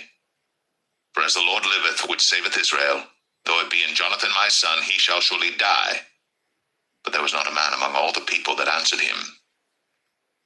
Then said he unto all Israel, Be ye on one side, and I and Jonathan my son will be on the other side. And the people said unto Saul, Do what seemeth good unto thee. Therefore Saul said unto the Lord God of Israel, Give a perfect lot. And Saul and Jonathan were taken, but the people escaped. And Saul said, Cast lots between me and Jonathan my son. And Jonathan was taken. Then Saul said to Jonathan, Tell me what thou hast done. And Jonathan told him and said, I did but taste a little honey with the end of the rod that was in mine hand, and lo, I must die. And Saul answered, God do so and more also, for thou shalt surely die, Jonathan. And the people said unto Saul, Shall Jonathan die, who hath wrought this great salvation in Israel? God forbid, as the Lord liveth. There shall not one hair of his head fall to the ground, for he hath wrought with God this day. So the people rescued Jonathan, that he died not. Then Saul went up from following the Philistines, and the Philistines went to their own place. So Saul took the kingdom over Israel, and fought against all his enemies on every side, against Moab, and against the children of Ammon, and against Edom, and against the kings of Zobah, and against the Philistines, and whithersoever he turned himself, he vexed them. And he gathered an host, and smote the Amalekites, and delivered Israel out of the hands of them that spoiled them. Now the sons of Saul were Jonathan and Ishuai, and Melch-Ishuai, and the names of his two daughters were these: the name of the firstborn Merab, and the name of the younger Michal. And the name of Saul's wife was Ahinoam, the daughter of Ahimaaz. And the name of the captain of his host was Abner, the son of Ner, Saul's uncle. And Kish was the father of Saul, and Ner, the father of Abner, was the son of Abigail. And there was sore war against the Philistines all the days of Saul. And when Saul saw any strong man or any valiant man, he took him unto him.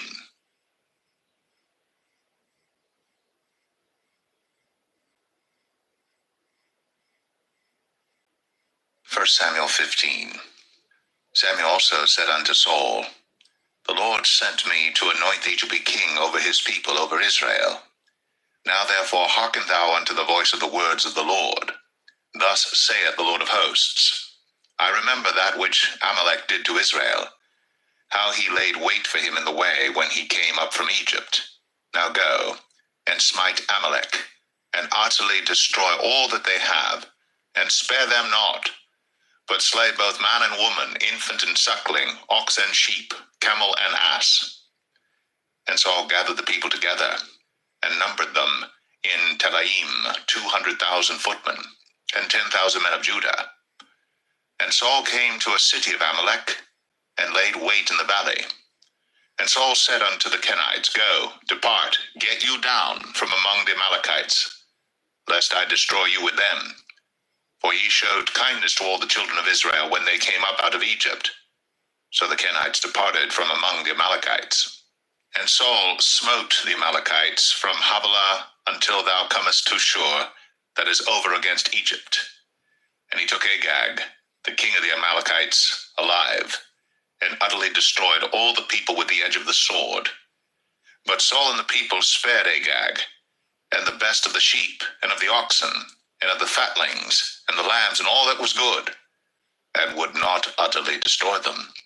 But everything that was vile and refuse, that they destroyed utterly. Then came the word of the Lord unto Samuel, saying, It repenteth me that I have set up Saul to be king, for he is turned back from following me, and hath not performed my commandments. And it grieved Samuel, and he cried unto the Lord all night.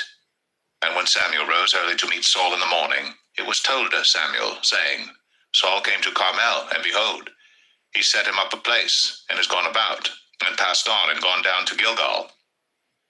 And Samuel came to Saul, and Saul said unto him, Blessed be thou of the Lord, I have performed the commandment of the Lord. And Samuel said, What meaneth then this bleating of the sheep in mine ears, and the lowing of the oxen which I hear?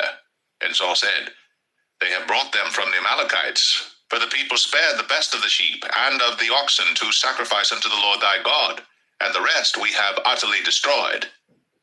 Then Samuel said unto Saul, Stay, and I will tell thee what the Lord hath said to me this night. And he said unto him, Say on. And Samuel said, When thou wast little in thine own sight, wast thou not made the head of the tribes of Israel? And the Lord anointed thee king over Israel? And the Lord sent thee on a journey, and said, Go, and utterly destroy the sinners, the Amalekites, and fight against them until they be consumed. Wherefore then didst thou not obey the voice of the Lord, but didst fly upon the spoil, and didst evil in the sight of the Lord? And Saul said unto Samuel, Yea, I have obeyed the voice of the Lord, and have gone the way which the Lord sent me, and have brought Agag, the king of Amalek, and have utterly destroyed the Amalekites. But the people took of the spoil sheep and oxen, the chief of the things which should have been utterly destroyed, to sacrifice to the Lord as great delight in burnt offerings and sacrifices as in obeying the voice of the Lord. Behold, to obey is better than sacrifice, and to hearken than the fat of rams. For rebellion is as the sin of witchcraft, and stubbornness is as iniquity and idolatry. Because thou hast rejected the word of the Lord, he hath also rejected thee from being king. And Saul said unto Samuel, I have sinned, for I have transgressed the commandment of the Lord, and thy words, because I feared the people, and obeyed their voice. Now therefore, I pray thee, pardon my sin, and turn again with me, that I may worship the Lord. And Samuel said unto Saul, I will not return with thee, for thou hast rejected the word of the Lord, and the Lord hath rejected thee from being king over Israel. And as Samuel turned about to go away, he laid hold upon the skirt of his mantle, and it rent. And Samuel said unto him, The Lord hath rent the kingdom of Israel from thee this day, and hath given it to a neighbor of thine, that is better than thou. And also the strength of Israel will not lie nor repent, for he is not a man that he should repent. Then he said, I have sinned. Yet honor me now, I pray thee, before the elders of my people, and before Israel, and turn again with me, that I may worship the Lord thy God. So Samuel turned again after Saul, and Saul worshipped the Lord. Then said Samuel, Bring ye hither to me Agag, the king of the Amalekites. And Agag came unto him delicately, and Agag said, Surely the bitterness of death is past. And Samuel said, As thy sword hath made women childless, so shall thy mother be childless among women. And Samuel hewed Agag in pieces before the Lord in Gilgal. Then Samuel went to Ramah, and Saul went up to his house to Gibeah of Saul. And Samuel came no more to see Saul until the day of his death. Nevertheless, Samuel mourned for Saul, and the Lord repented that he had made Saul king over Israel.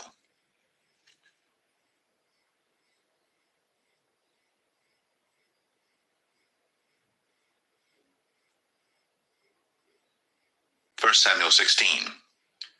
And the Lord said unto Samuel, How long wilt thou mourn for Saul, seeing I have rejected him from reigning over Israel? Fill thine horn with oil, and go. I will send thee to Jesse the Bethlehemite, for I have provided me a king among his sons. And Samuel said, How can I go? If Saul hear it, he will kill me. And the Lord said, Take an heifer with thee, and say, I am come to sacrifice to the Lord. And call Jesse to the sacrifice. And I will show thee what thou shalt do, and thou shalt anoint unto me him whom I name unto thee. And Samuel did that which the Lord spake, and came to Bethlehem. And the elders of the town trembled at his coming, and said, Comest thou peaceably? And he said, Peaceably. I am come to sacrifice unto the Lord. Sanctify yourselves, and come with me to the sacrifice.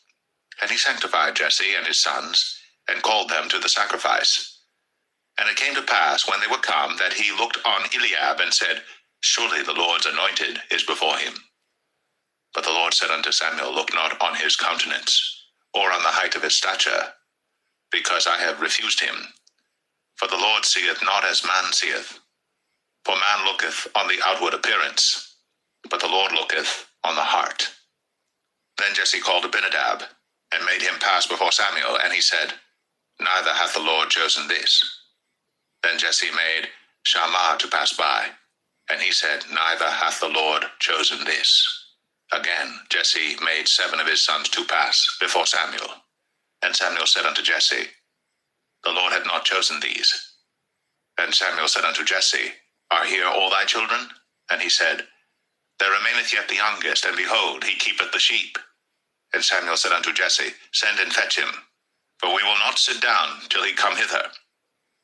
And he sent and brought him in. Now he was ruddy, and withal of a beautiful countenance, and goodly to look to. And the Lord said, Arise, anoint him, for this is he. Then Samuel took the horn of oil, and anointed him in the midst of his brethren. And the Spirit of the Lord came upon David from that day forward. So Samuel rose up, and went to Ramah. But the Spirit of the Lord departed from Saul, and an evil spirit from the Lord troubled him. And Saul's servant said unto him, Behold now, an evil spirit from God troubleth thee. Let our Lord now command thy servants which are before thee to seek out a man who is a cunning player on an harp, And it shall come to pass, when the evil spirit from God is upon thee, that he shall play with his hand, and thou shalt be well. And Saul said unto his servants, Provide me now a man that can play well, and bring him to me. Then answered one of the servants, and said, Behold, I have seen a son of Jesse the Bethlehemite, that is cunning in playing, and a mighty valiant man, and a man of war, and prudent in matters, and a comely person, and the Lord is with him. Wherefore Saul sent messengers unto Jesse, and said, Send me David thy son, which is with the sheep. And Jesse took an ass laden with bread, and a bottle of wine, and a kid, and sent them by David his son unto Saul. And David came to Saul, and stood before him. And he loved him greatly, and he became his armor-bearer. And Saul sent to Jesse, saying, Let David, I pray thee, stand before me, for he hath found favor in my sight. And it came to pass, when the evil spirit from God was upon Saul, that David took an harp, and played with his hand. So Saul was refreshed, and was well, and the evil spirit departed from him.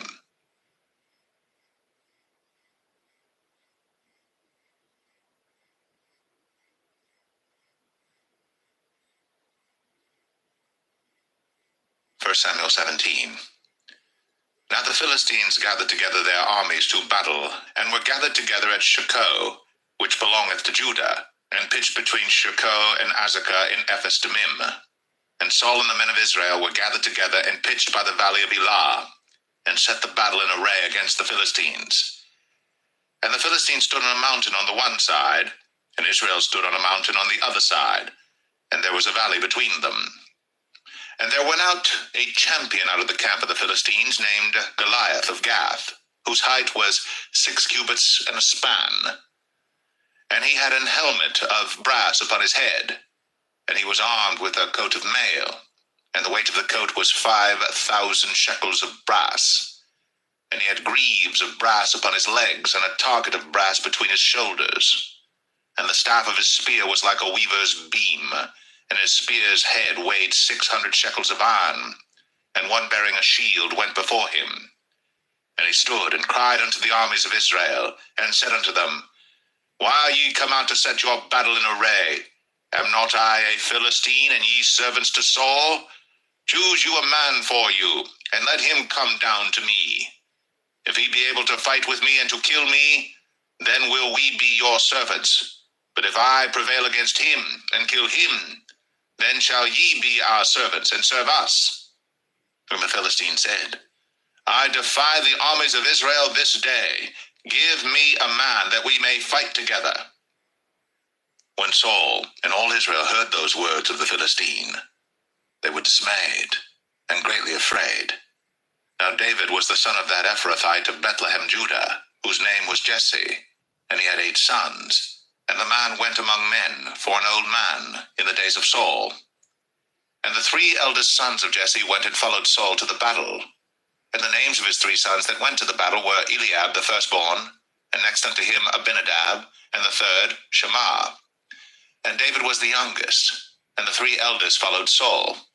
But David went and returned from Saul to feed his father's sheep at Bethlehem. And the Philistine drew near morning and evening, and presented himself 40 days.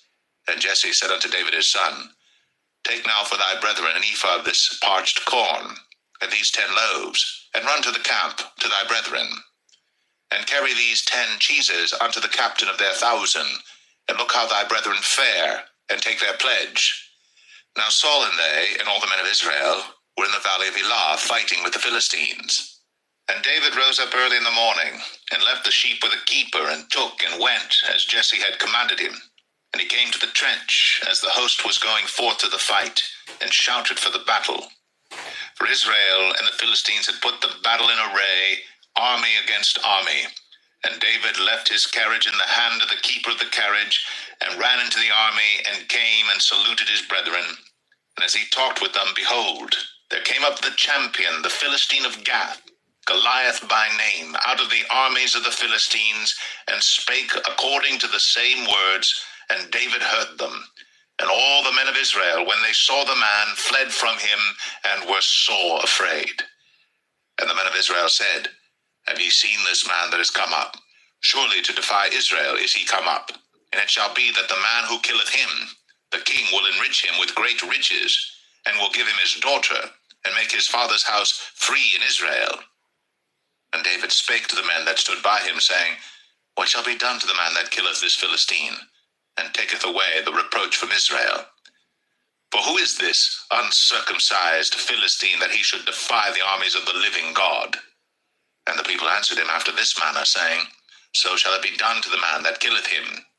And Eliab, his eldest brother, heard when he spake unto the men. And Eliab's anger was kindled against David, and he said, Why camest thou down hither? And with whom hast thou left those few sheep in the wilderness? I know thy pride, and the naughtiness of thine heart, for thou art come down that thou mightest see the battle. And David said, What have I now done? Is there not a cause? And he turned from him toward another, and spake after the same manner. And the people answered him again after the former manner. And when the words were heard which David spake, they rehearsed them before Saul, and he sent for him. And David said to Saul, Let no man's heart fail because of him. Thy servant will go and fight with this Philistine.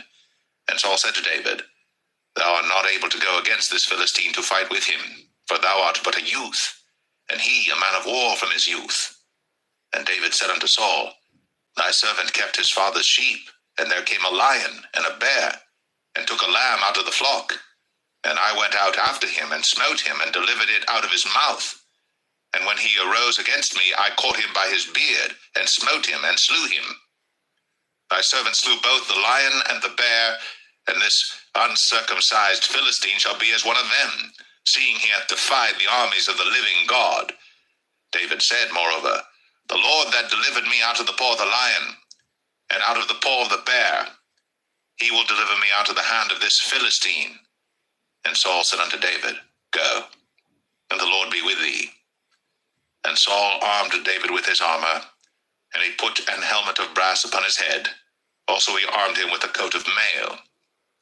And David girded his sword upon his armor, and he essayed to go, for he had not proved it. And David said unto Saul, I cannot go with these, for I have not proved them. And David put them off him. And he took his staff in his hand, and chose him 5 smooth stones out of the brook, and put them in a shepherd's bag which he had, even in a scrip, and his sling was in his hand. And he drew near to the Philistine. And the Philistine came on and drew near unto David, and the man that bare the shield went before him. And when the Philistine looked about and saw David, he disdained him, for he was but a youth, and ruddy, and of a fair countenance. And the Philistine said unto David, Am I a dog that thou comest to me with staves? And the Philistine cursed David by his gods. And the Philistine said to David, Come to me, and I will give thy flesh unto the fowls of the air, and to the beasts of the field. Then said David to the Philistine, Thou comest to me with a sword, and with a spear, and with a shield. But I come to thee in the name of the Lord of hosts, the God of the armies of Israel, whom thou hast defied. This day will the Lord deliver thee into mine hand, and I will smite thee, and take thine head from thee. And I will give the carcasses of the host of the Philistines this day unto the fowls of the air, and to the wild beasts of the earth, that all the earth may know that there is a God in Israel. And all this assembly shall know that the Lord saveth not with sword and spear, for the battle is the Lord's, and he will give you into our hands. And it came to pass, when the Philistine arose, and came and drew nigh to meet David, that David hasted, and ran toward the army to meet the Philistine. And David put his hand in his bag, and took thence a stone, and slang it, and smote the Philistine in his forehead, that the stone sunk into his forehead, and he fell upon his face to the earth. So David prevailed over the Philistine with a sling and with a stone, and smote the Philistine, and slew him. But there was no sword in the hand of David.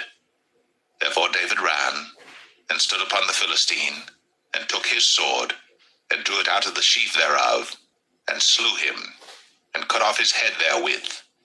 And when the Philistines saw their champion was dead, they fled. And the men of Israel and of Judah arose and shouted, and pursued the Philistines until thou come to the valley, and to the gates of Ekron. And the wounded of the Philistines fell down by the way to Sharaim, even unto Gath and unto Ekron. And the children of Israel returned from chasing after the Philistines, and they spoiled their tents. And David took the head of the Philistine, and brought it to Jerusalem, but he put his armor in his tent. And when Saul saw David go forth against the Philistines, he said unto Abner, the captain of the host, Abner, whose son is this youth? And Abner said, As thy soul liveth, O king, I cannot tell. And the king said, Inquire thou whose son the stripling is. And as David returned from the slaughter of the Philistine, Abner took him, and brought him before Saul with the head of the Philistine in his hand. And Saul said to him, Whose son art thou, thou young man? And David answered, I am the son of thy servant Jesse, the Bethlehemite.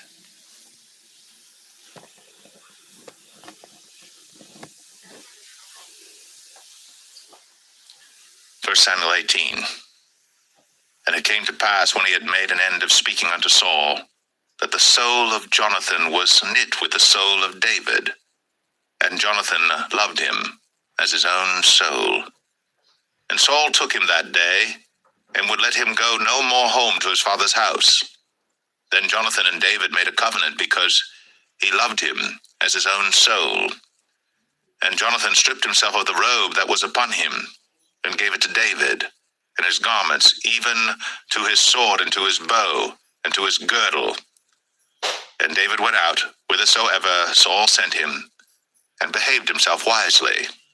And Saul set him over the men of war, and he was accepted in the sight of all the people, and also in the sight of Saul's servants. And it came to pass, as they came, when David was returned from the slaughter of the Philistine, that women came out of all cities of Israel, singing and dancing to meet King Saul, with tabrets, with joy, and with instruments of music. And the women answered one another as they played, and said, Saul hath slain his thousands, and David his 10,000s. And Saul was very wroth, and the saying displeased him, and he said, They have ascribed unto David 10,000s, and to me they have ascribed but thousands. And what can he have more but the kingdom? And Saul eyed David from that day and forward. And it came to pass on the morrow that the evil spirit from God came upon Saul, and he prophesied in the midst of the house. And David played with his hand, as at other times. And there was a javelin in Saul's hand. And Saul cast the javelin, for he said, I will smite David even to the wall with it. And David avoided out of his presence twice. And Saul was afraid of David, because the Lord was with him, and was departed from Saul. Therefore Saul removed him from him, and made him his captain over 1,000. And he went out and came in before the people. And David behaved himself wisely in all his ways, and the Lord was with him. Wherefore when Saul saw that he behaved himself very wisely, he was afraid of him. But all Israel and Judah loved David, because he went out and came in before them. And Saul said to David, Behold, my elder daughter Merab, her will I give thee to wife. Only be thou valiant for me, and fight the Lord's battles. For Saul said, Let not mine hand be upon him, but let the hand of the Philistines be upon him. And David said unto Saul, Who am I, and what is my life, or my father's family in Israel, that I should be son-in-law to the king? But it came to pass at the time when Merab, Saul's daughter, should have been given to David, that she was given unto Adriel, the Maholathite, to wife. And Michal, Saul's daughter, loved David. And they told Saul, and the thing pleased him. And Saul said, I will give him her, that she may be a snare to him, and that the hand of the Philistines may be against him. Wherefore Saul said to David, Thou shalt this day be my son-in-law in the one of the twain. And Saul commanded his servants, saying, Commune with David secretly, and say, Behold, the king hath delight in thee, and all his servants love thee. Now therefore be the king's son-in-law. And Saul's servant spake those words in the ears of David. And David said, Seemeth it to you a light thing to be a king's son-in-law, seeing that I am a poor man, and lightly esteemed? And the servants of Saul told him, saying, On this manner spake David. And Saul said, Thus shall ye say to David, The king desireth not any dowry, but 100 foreskins of the Philistines to be avenged of the king's enemies. But Saul thought to make David fall by the hand of the Philistines. And when his servants told David these words, it pleased David well to be the king's son-in-law, and the days were not expired. Wherefore David arose, and went, he and his men, and slew of the Philistines 200 men. And David brought their foreskins, and they gave them in full tale to the king, that he might be the king's son-in-law. And Saul gave him Michal his daughter to wife. And Saul saw and knew that the Lord was with David, and that Michal, Saul's daughter, loved him. And Saul was yet the more afraid of David, and Saul became David's enemy continually. Then the princes of the Philistines went forth, and it came to pass after they went forth that David behaved himself more wisely than all the servants of Saul, so that his name was much set by.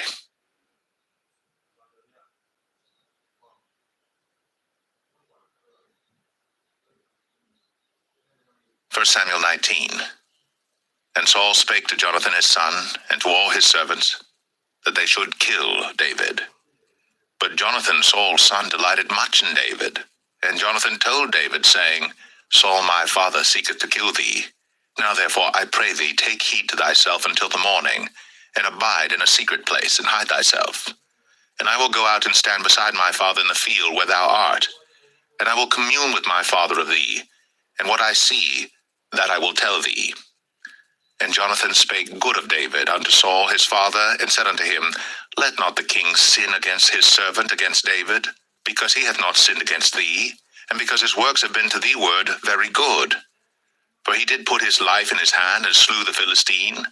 And the Lord wrought a great salvation for all Israel. Thou sawest it, and didst rejoice. Wherefore then wilt thou sin against innocent blood, to slay David without a cause? And Saul hearkened unto the voice of Jonathan. And Saul sware, As the Lord liveth, he shall not be slain. And Jonathan called David, and Jonathan showed him all those things. And Jonathan brought David to Saul, and he was in his presence, as in times past. And there was war again, and David went out and fought with the Philistines, and slew them with a great slaughter, and they fled from him. And the evil spirit from the Lord was upon Saul, as he sat in his house with his javelin in his hand. And David played with his hand. And Saul sought to smite David even to the wall with the javelin, but he slipped away out of Saul's presence. And he smote the javelin to the wall, and David fled and escaped that night. Saul also sent messengers unto David's house to watch him and to slay him in the morning. And Michal, David's wife, told him, saying, If thou save not thy life tonight, tomorrow thou shalt be slain. So Michal let David down through a window, and he went and fled and escaped. And Michal took an image and laid it in the bed, and put a pillow of goat's hair for his bolster, and covered it with a cloth. And when Saul sent messengers to take David, she said, He is sick. And Saul sent the messengers again to see David, saying, Bring him up to me in the bed, that I may slay him. And when the messengers were come in, behold, there was an image in the bed, with a pillow of goat's hair for his bolster. And Saul said unto Michal, Why hast thou deceived me so, and sent away mine enemy, that he is escaped? And Michal answered Saul, He said unto me, Let me go, why should I kill thee? So David fled, and escaped, and came to Samuel to Ramah, and told him all that Saul had done to him. And he and Samuel went, and dwelt in Naueth. It was told Saul, saying, Behold, David is at Naueth in Ramah. And Saul sent messengers to take David. And when they saw the company of the prophets prophesying, and Samuel standing as appointed over them, the Spirit of God was upon the messengers of Saul, and they also prophesied. And when it was told Saul, he sent other messengers, and they prophesied likewise. And Saul sent messengers again the third time, and they prophesied also. Then went he also to Ramah, and came to a great well that is in Sechu. And he asked and said, Where are Samuel and David? And one said, Behold, they be at Naueth in Ramah. And he went thither to Naueth in Ramah. And the Spirit of God was upon him also. And he went on and prophesied, until he came to Naueth in Ramah. And he stripped off his clothes also, and prophesied before Samuel in like manner, and lay down naked all that day, and all that night. Wherefore they say, Is Saul also among the prophets?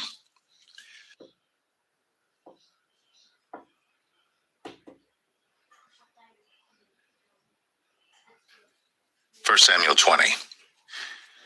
And David fled from Naioth in Ramah, and came and said before Jonathan, What have I done? What is mine iniquity? And what is my sin before thy father, that he seeketh my life? And he said unto him, God forbid, thou shalt not die. Behold, my father will do nothing either great or small, but that he will show it me. And why should my father hide this thing from me? It is not so. And David sware moreover, and said, Thy father certainly knoweth that I have found grace in thine eyes. And he saith, Let not Jonathan know this, lest he be grieved. But truly as the Lord liveth, and as thy soul liveth, there is but a step between me and death. Then said Jonathan unto David, Whatsoever thy soul desireth, I will even do it for thee. And David said unto Jonathan, Behold, tomorrow is the new moon, and I should not fail to sit with the king at meat, but let me go, that I may hide myself in the field unto the third day at even. If thy father at all miss me, then say, David earnestly asked leave of me that he might run to Bethlehem his city, for there is a yearly sacrifice there for all the family. If he say thus, it is well, thy servant shall have peace. But if he be very wroth, then be sure that evil is determined by him. Therefore thou shalt deal kindly with thy servant, for thou hast brought thy servant into a covenant of the Lord with thee. Notwithstanding, if there be in me iniquity, slay me thyself. For why shouldest thou bring me to thy father? And Jonathan said, Far be it from thee, for if I knew certainly that evil were determined by my father to come upon thee, then would not I tell it thee? Then said David to Jonathan, Who shall tell me? Or what if thy father answer thee roughly? And Jonathan said unto David, Come, and let us go out into the field. And they went out, both of them, into the field. And Jonathan said unto David, O Lord God of Israel, when I have sounded my father about tomorrow any time, or the third day, and behold, if there be good toward David, and I then send not unto thee, and show it to thee, the Lord do so, and much more to Jonathan.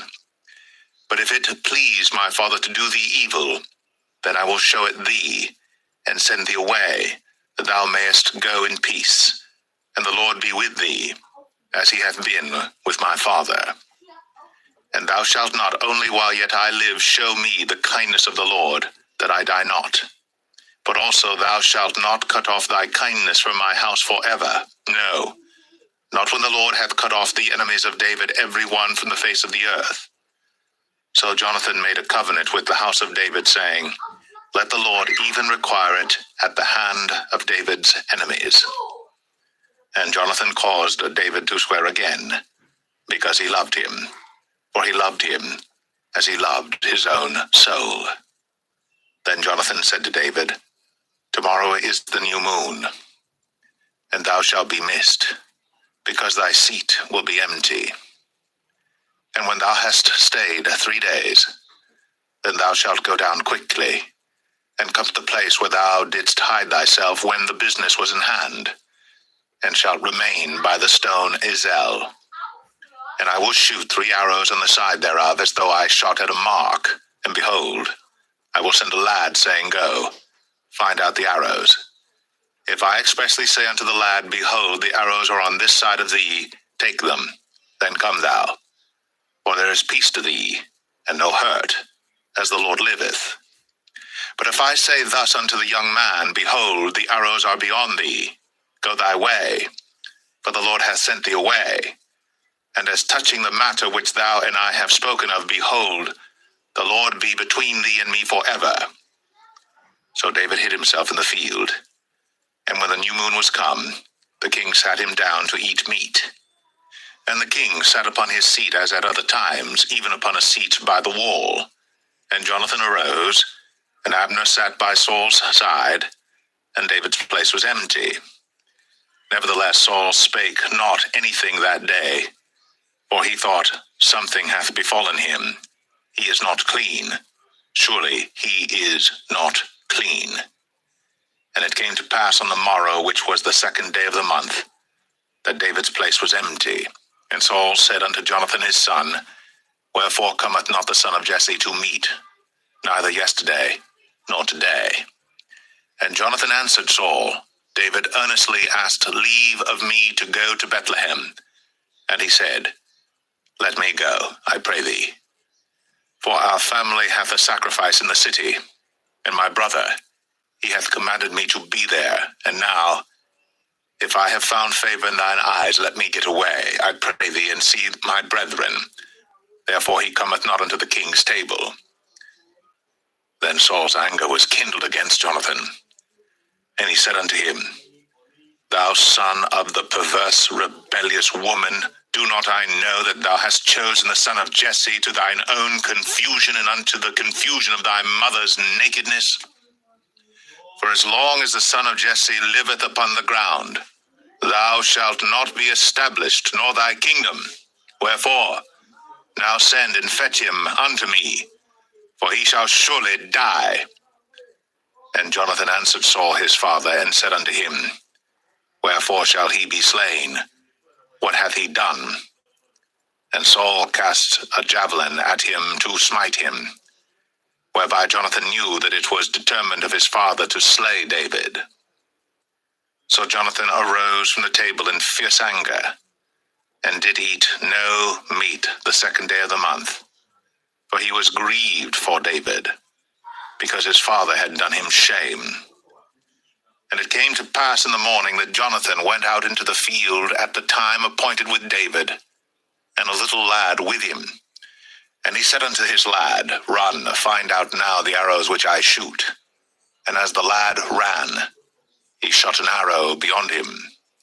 And when the lad was come to the place of the arrow which Jonathan had shot, Jonathan cried after the lad and said, Is not the arrow beyond thee? And Jonathan cried after the lad, Make speed, haste, stay not. And Jonathan's lad gathered up the arrows, and came to his master. But the lad knew not anything, only Jonathan and David knew the matter. And Jonathan gave his artillery unto his lad, and said unto him, Go, carry them to the city. And as soon as the lad was gone, David arose out of a place toward the south, and fell on his face to the ground, and bowed himself 3 times. And they kissed one another, and wept one with another, until David exceeded. And Jonathan said to David, Go in peace, for as much as we have sworn both of us in the name of the Lord, saying, The Lord be between me and thee, and between my seed and thy seed forever.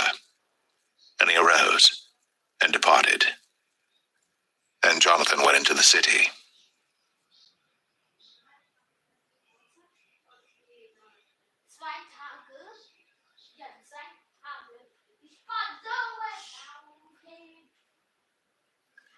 First Samuel 21.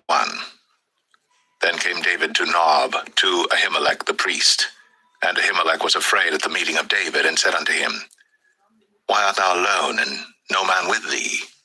And David said unto Ahimelech the priest, The king hath commanded me a business, and hath said unto me, Let no man know anything of the business whereabout I send thee, and what I have commanded thee. And I have appointed my servants to such and such a place. Now therefore, what is under thine hand? Give me 5 loaves of bread in mine hand, or what there is present. And the priest answered David and said, There is no common bread under mine hand, but there is hallowed bread, if the young men have kept themselves at least from women. And David answered the priest and said unto him, Of a truth, women have been kept from us about these 3 days, since I came out. And the vessels of the young men are holy, and the bread is in a manner common, yea, though it was sanctified this day in the vessel.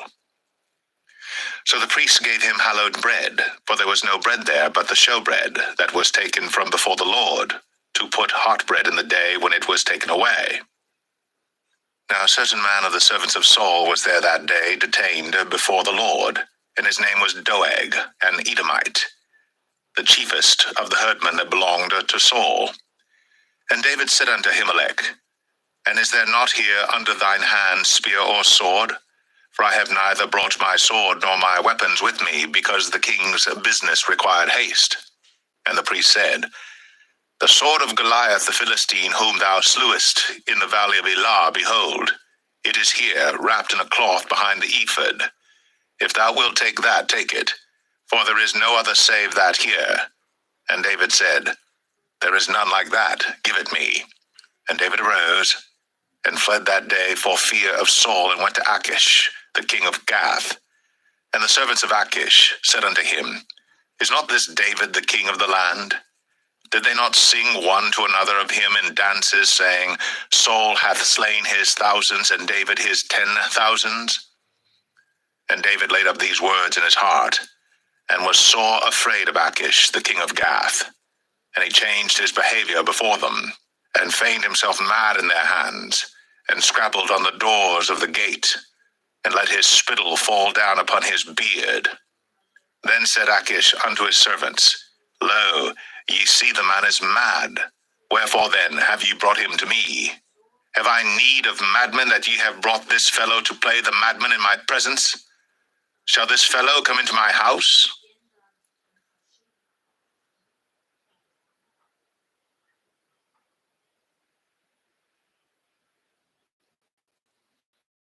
First Samuel 22.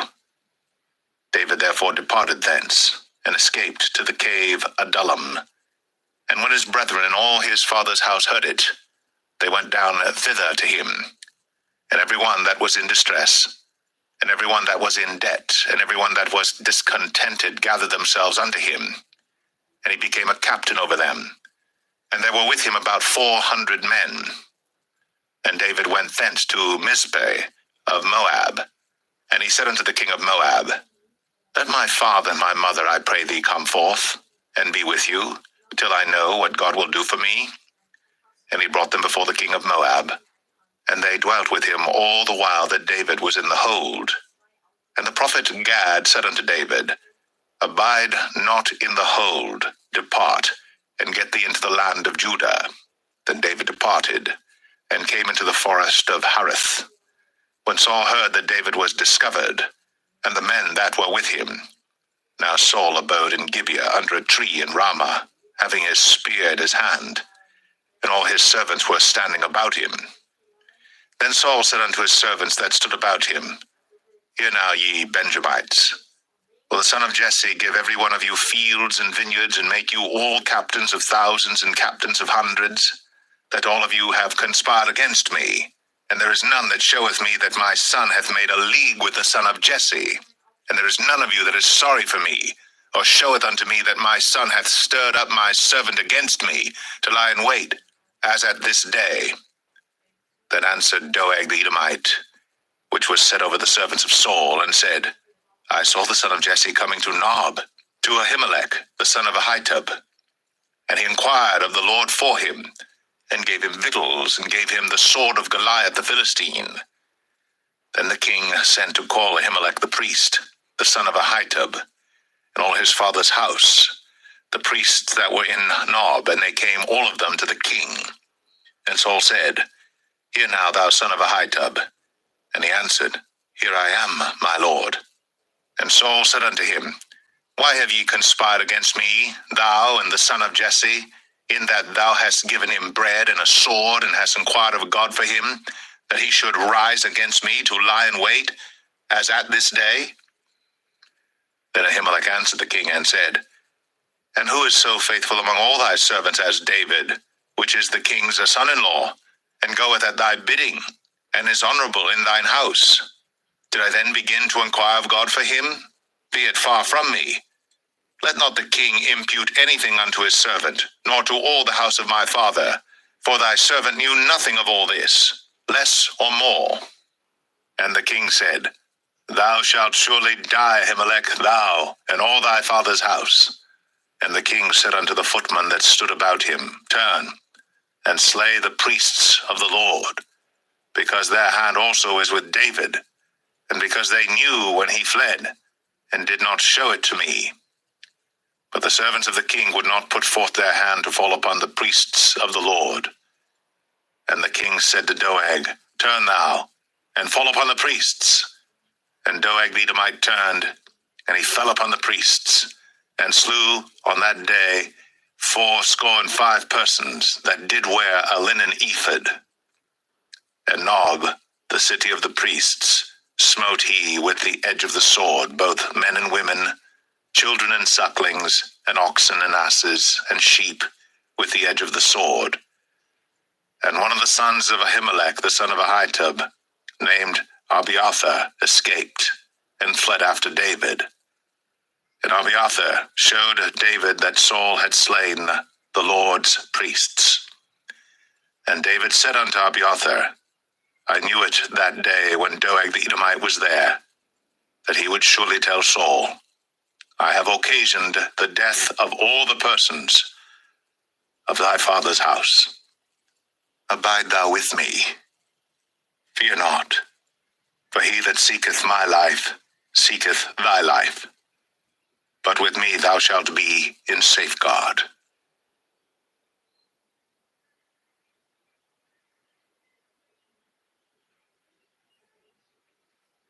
1 Samuel 23. Then they told David, saying, Behold, the Philistines fight against Keilah, and they rob the threshing floors. Therefore David inquired of the Lord, saying, Shall I go and smite these Philistines?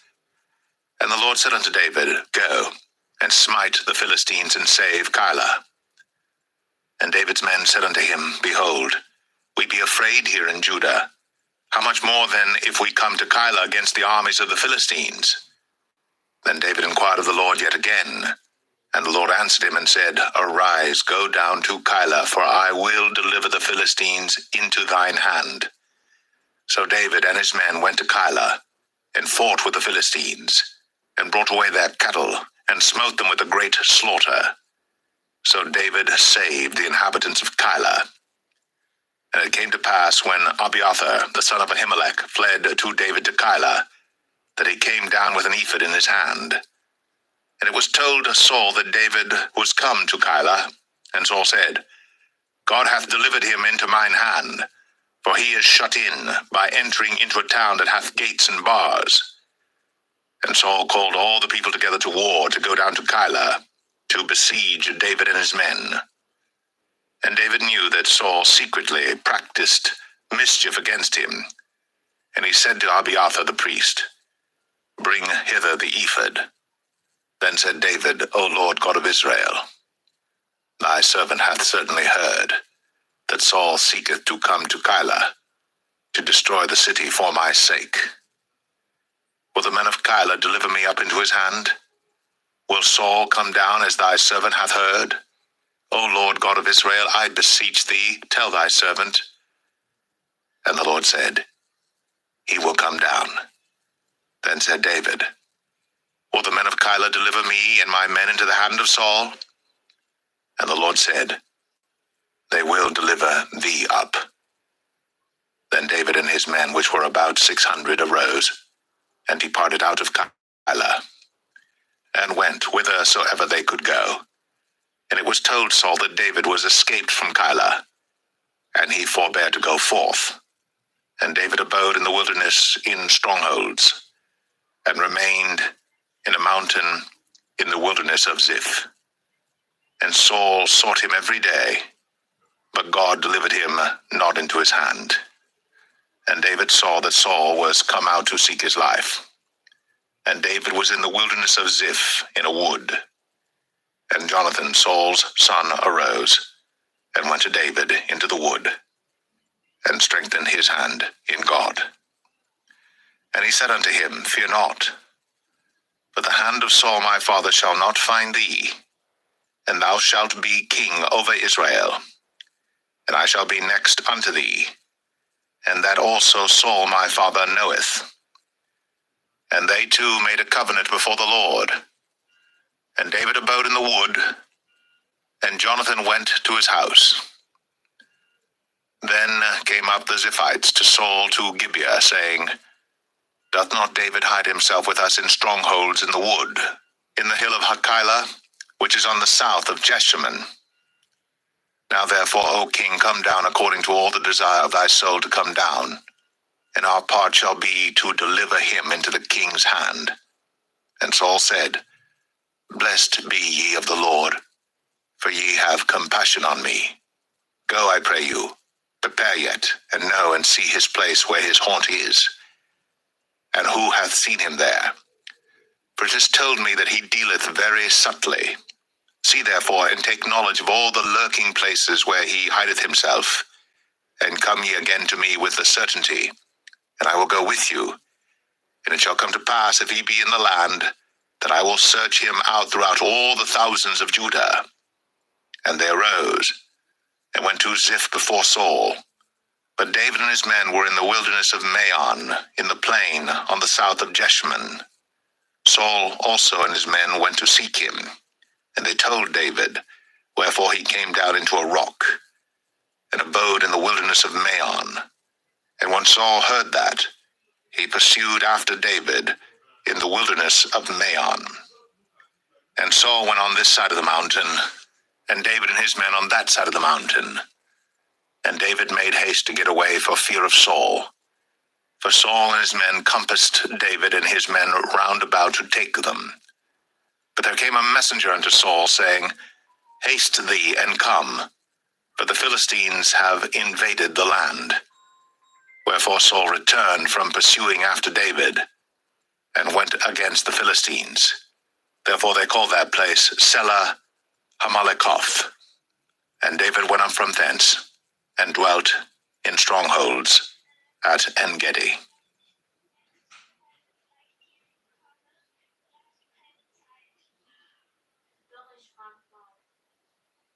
1 Samuel 24.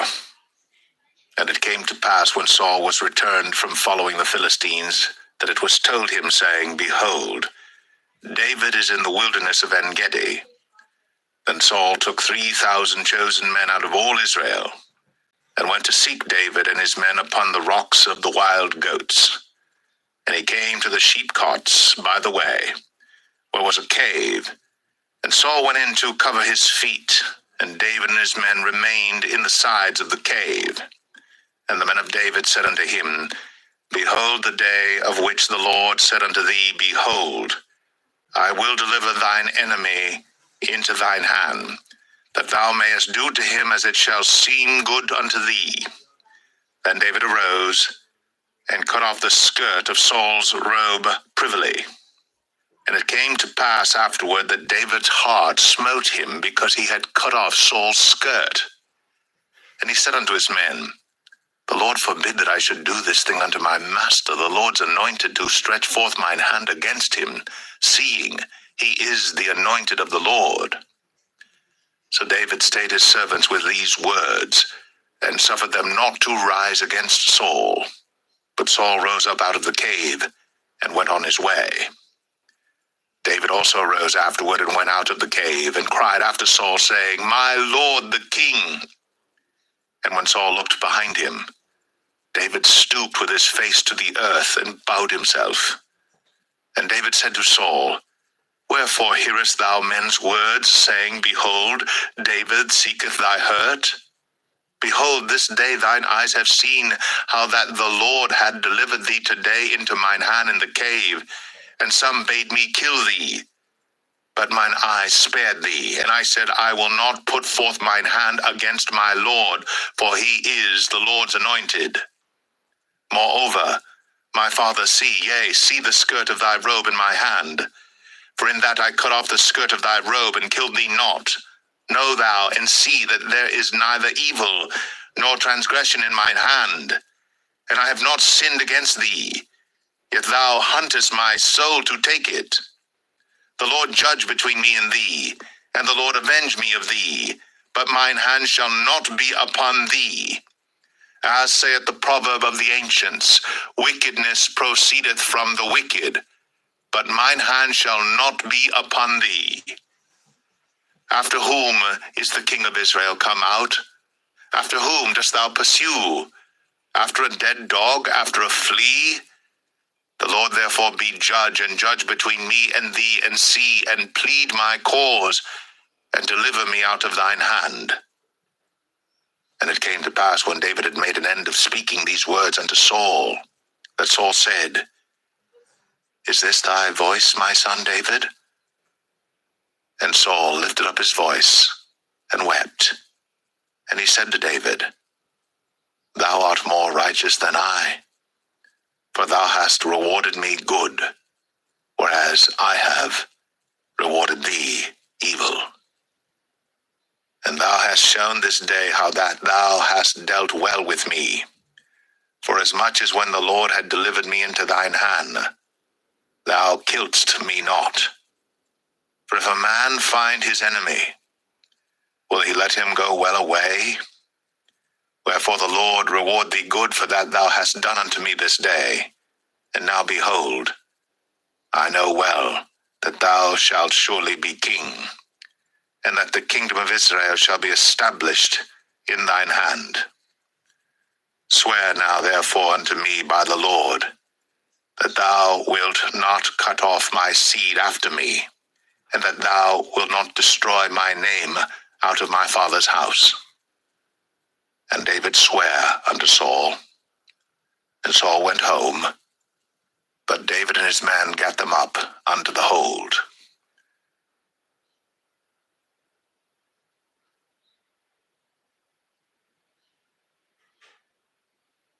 1 Samuel 25.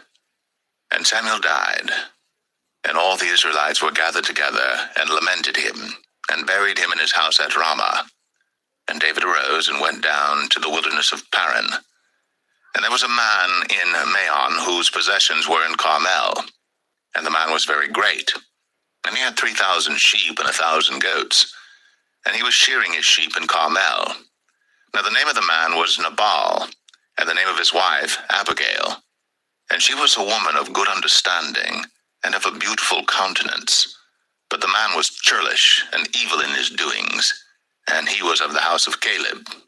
And David heard in the wilderness that Nabal did shear his sheep. And David sent out 10 young men, and David said unto the young men, Get you up to Carmel, and go to Nabal, and greet him in my name. And thus shall ye say to him that liveth in prosperity, Peace be both to thee, and peace be to thine house, and peace be unto all that thou hast. And now I have heard that thou hast shearers. Now thy shepherds which were with us, we heard them not, neither was there aught missing unto them all the while they were in Carmel. Ask thy young men, and they will show thee. Wherefore let the young men find favor in thine eyes, for we come in a good day. Give, I pray thee, whatsoever cometh to thine hand unto thy servants, and to thy son David. And when David's young men came, they spake to Nabal according to all those words in the name of David, and ceased. And Nabal answered David's servants, and said, Who is David? And who is the son of Jesse? There be many servants nowadays that break away every man from his master. Shall I then take my bread, and my water, and my flesh that I have killed for my shearers, and give it unto men whom I know not whence they be?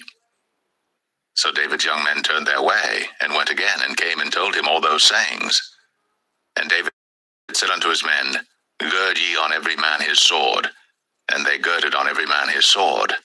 And David also girded on his sword.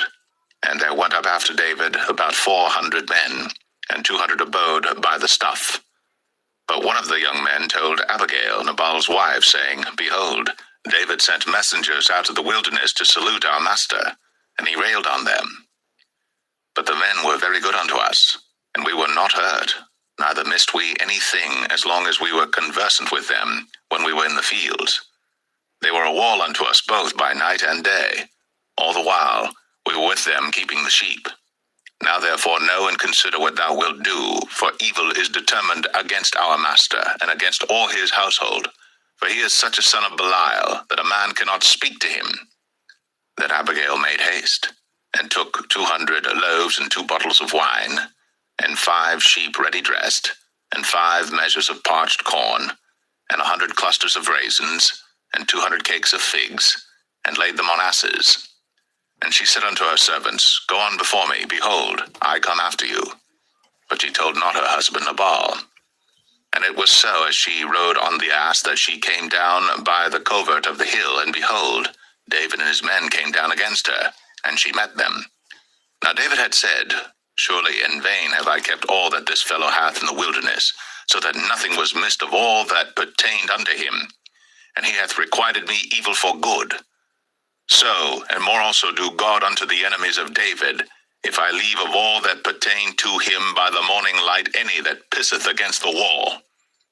And when Abigail saw David, she hasted, and lighted off the ass, and fell before David on her face, and bowed herself to the ground, and fell at his feet, and said, Upon me, my lord, upon me let this iniquity be, and let thine handmaid, I pray thee, speak in thine audience, and hear the words of thine handmaid. Let not, my lord, I pray thee, regard this man of Belial, even Nabal. For as his name is, so is he. Nabal is his name, and folly is with him. But I, thine handmaid, saw not the young men of my lord, whom thou didst send.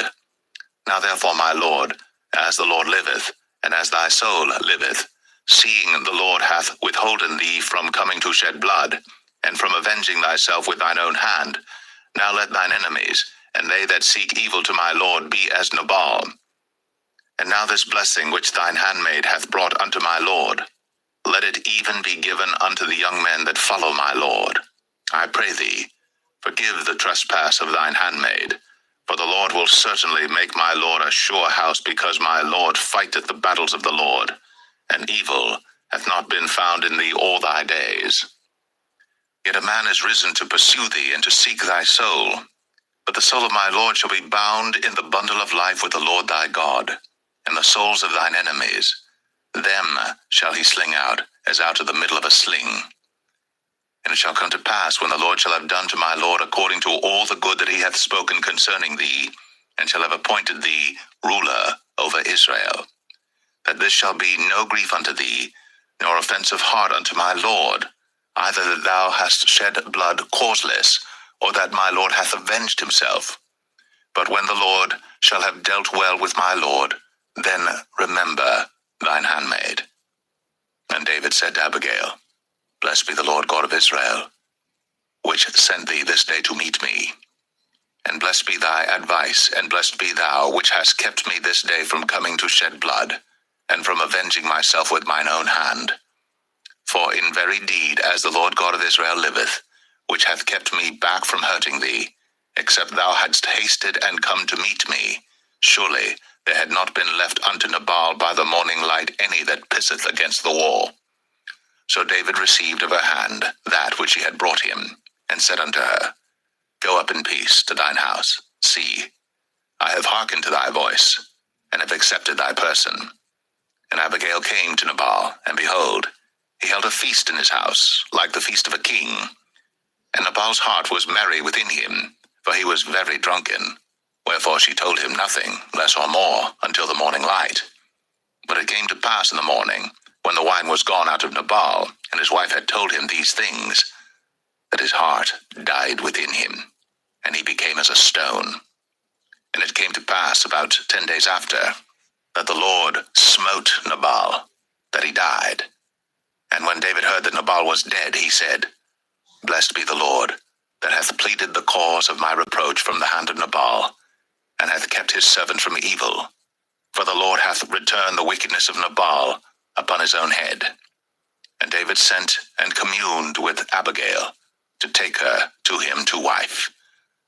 And when the servants of David were come to Abigail to Carmel, they spake unto her, saying, David sent us unto thee, to take thee to him to wife. And she arose, and bowed herself on her face to the earth, and said, Behold, let thine handmaid be a servant to wash the feet of the servants of my lord. And Abigail hasted, and arose, and rode upon an ass, with 5 damsels of hers that went after her. And she went after the messengers of David, and became his wife. David also took Ahinoam of Jezreel, and they were also both of them his wives. But Saul had given Michal his daughter, David's wife, to Phalti, the son of Laish, which was of Galim.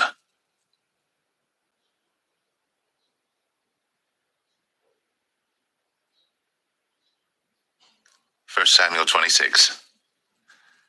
And the Ziphites came unto Saul to Gibeah, saying, Doth not David hide himself in the hill of Hachilah, which is before Jeshimon? Then Saul arose, and went down to the wilderness of Ziph, having 3,000 chosen men of Israel with him to seek David in the wilderness of Ziph. And Saul pitched in the hill of Hachilah, which is before Jeshimon, by the way. But David abode in the wilderness, and he saw that Saul came after him into the wilderness. David therefore sent out spies, and understood that Saul was come in very deed. And David arose, and came to the place where Saul had pitched. And David beheld the place where Saul lay, and Abner the son of Ner, the captain of his host. And Saul lay in the trench, and the people pitched round about him. Then answered David, and said to Ahimelech the Hittite, and to Abishai, the son of Zeruiah, brother to Joab, saying, Who will go down with me to Saul to the camp? And Abishai said, I will go down with thee. So David and Abishai came to the people by night, and behold, Saul lay sleeping within the trench, and his spear stuck in the ground at his bolster. But Abner and the people lay round about him. Then said Abishai to David, God hath delivered thine enemy into thine hand this day. Now therefore let me smite him, I pray thee, with the spear even to the earth at once, and I will not smite him the second time. And David said to Abishai, Destroy him not, for who can stretch forth his hand against the Lord's anointed, and be guiltless? David said furthermore, As the Lord liveth, the Lord shall smite him, or his day shall come to die, or he shall descend into battle and perish. The Lord forbid that I should stretch forth mine hand against the Lord's anointed. But I pray thee, take thou now the spear that is at his bolster, and the cruse of water, and let us go. So David took the spear and the cruse of water from Saul's bolster, and they gat them away. And no man saw it, nor knew it, neither awaked, for they were all asleep, because a deep sleep from the Lord was fallen upon them. Then David went over to the other side, and stood on the top of an hill afar off, a great space being between them. And David cried to the people, and to Abner the son of Ner, saying, Answerest thou not, Abner? Then Abner answered and said, Who art thou that criest to the king?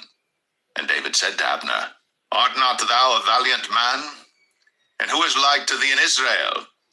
Wherefore then hast thou not kept thy lord the king? For there came one of the people in to destroy the king thy lord.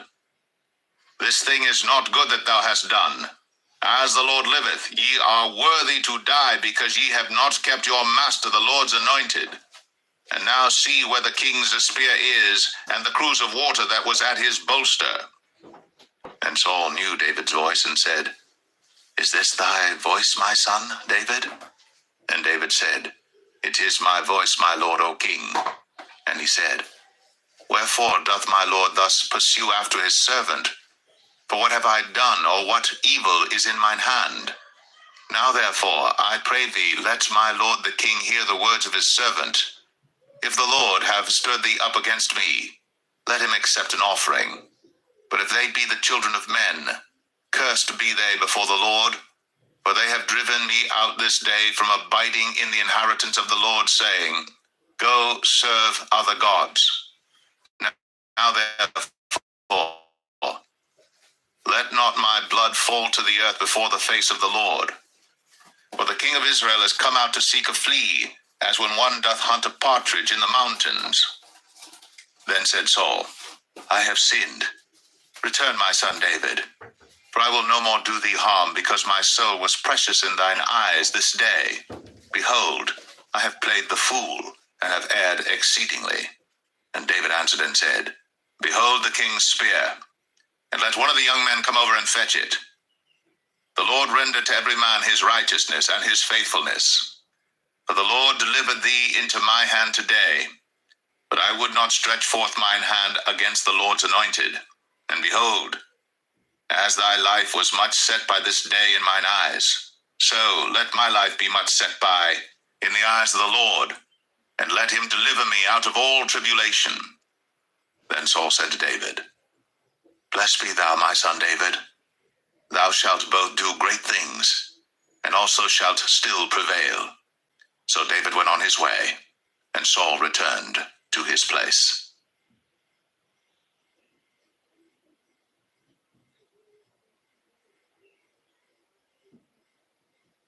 Samuel 27. And David said in his heart, I shall now perish one day by the hand of Saul. There is nothing better for me than that I should speedily escape into the land of the Philistines, and Saul shall despair of me, to seek me any more in any coast of Israel. So shall I escape out of his hand. And David arose, and he passed over with the 600 men that were with him unto Achish, the son of Maoch, king of Gath. And David dwelt with Achish at Gath, he and his men, every man with his household, even David with his 2 wives, Ahinoam the Jezreelitess, and Abigail the Carmelitess, Nabal's wife. And it was told Saul that David was fled to Gath, and he sought no more again for him.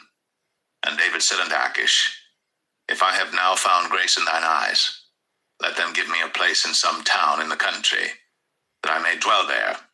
For why should thy servant dwell in the royal city with thee? Then Achish gave him Ziklag that day. Wherefore Ziklag pertaineth unto the kings of Judah unto this day. And the time that David dwelt in the country of the Philistines was a full year and 4 months. And David and his men went up, and invaded the Geshurites, and the Gezrites, and the Amalekites. For those nations were of old the inhabitants of the land, as thou goest to Shur, even unto the land of Egypt. And David smote the land, and left neither man nor woman alive, and took away the sheep and the oxen and the asses and the camels and the apparel, and returned and came to Achish. And Achish said, Whither have ye made a road today? And David said, Against the south of Judah, and against the south of the Jerahmeelites, and against the south of the Kenites. And David saved neither man nor woman alive, to bring tidings to Gath, saying, Lest they should tell on us, saying, So did David, and so will be his manner all the while he dwelleth in the country of the Philistines. And Achish believed David, saying, He hath made his people Israel utterly to abhor him. Therefore he shall be my servant forever.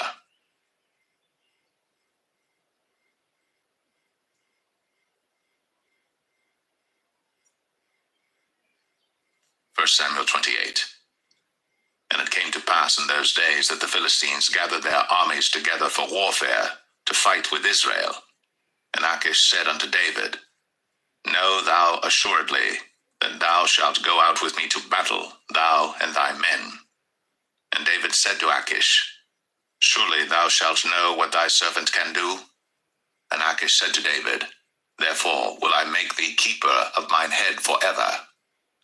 Now Samuel was dead, and all Israel had lamented him and buried him in Ramah, even in his own city. And Saul had put away those that had familiar spirits, and the wizards out of the land. And the Philistines gathered themselves together, and came and pitched in Shunem. And Saul gathered all Israel together, and they pitched in Gilboa. And when Saul saw the host of the Philistines, he was afraid, and his heart greatly trembled. And when Saul inquired of the Lord answered him not, neither by dreams, nor by Urim, nor by prophets. Then said Saul unto his servants, Seek me a woman that hath a familiar spirit, that I may go to her, and inquire of her. And his servant said to him, Behold, there is a woman that hath a familiar spirit at Endor. And Saul disguised himself, and put on other raiment, and he went, and 2 men with him. And they came to the woman by night. And he said, I pray thee, divine unto me by the familiar spirit, and bring me him up, whom I shall name unto thee. And the woman said unto him, Behold, thou knowest what Saul hath done, how he hath cut off those that have familiar spirits and the wizards out of the land. Wherefore then layest thou a snare for my life, to cause me to die?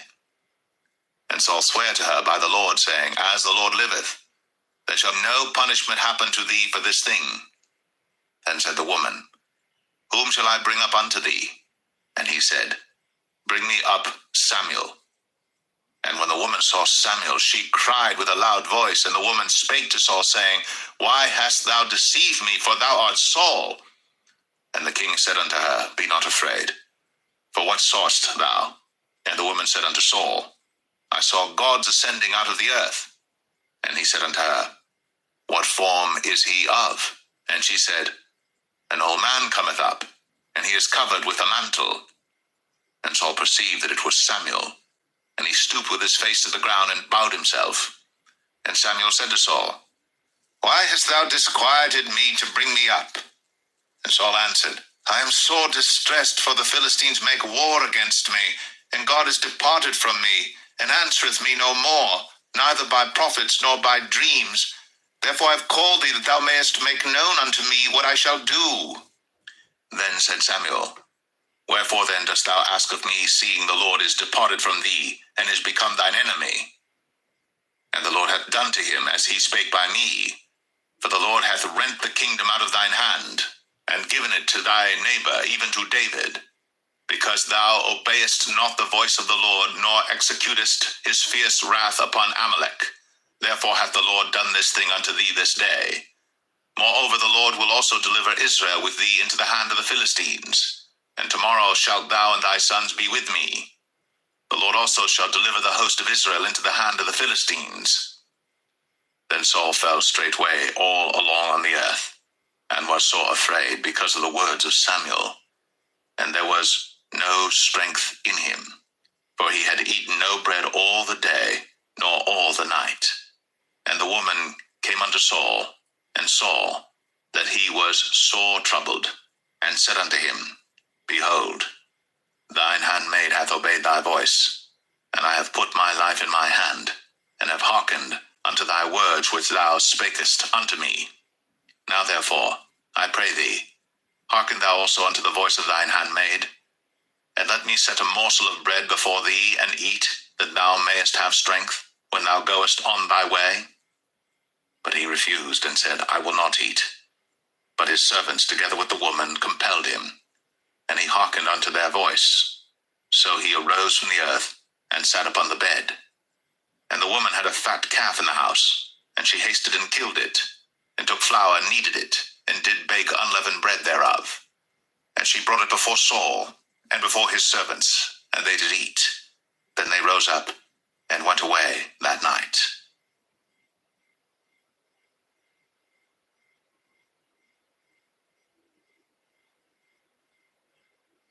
1 Samuel 29. Now the Philistines gathered together all their armies to Aphek, and the Israelites pitched by a fountain which is in Jezreel. And the lords of the Philistines passed on by hundreds and by thousands, but David and his men passed on in the rearward with Achish. Then said the princes of the Philistines, What do these Hebrews here? And Achish said unto the princes of the Philistines, Is not this David the servant of Saul, the king of Israel, which hath been with me these days, or these years? And I have found no fault in him since he fell unto me unto this day. And the princes of the Philistines were wroth with him.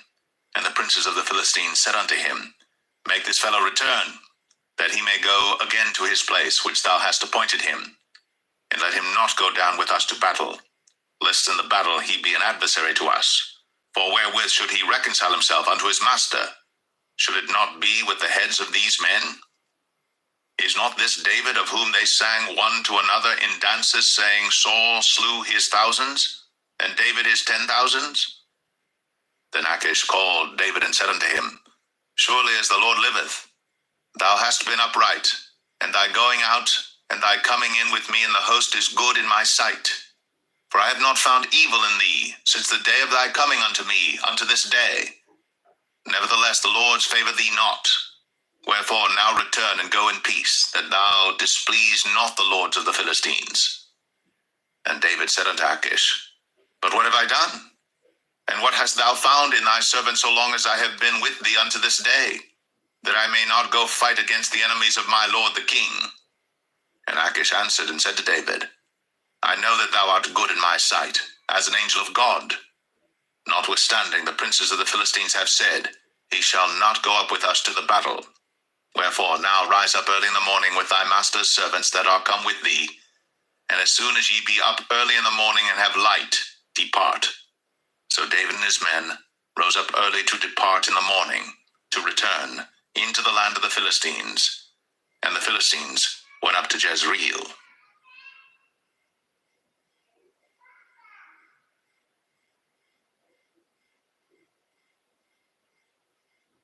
1 Samuel 30. And it came to pass, when David and his men were come to Ziklag on the third day, that the Amalekites had invaded the south and Ziklag, and smitten Ziklag, and burnt it with fire, and had taken the women captives that were therein.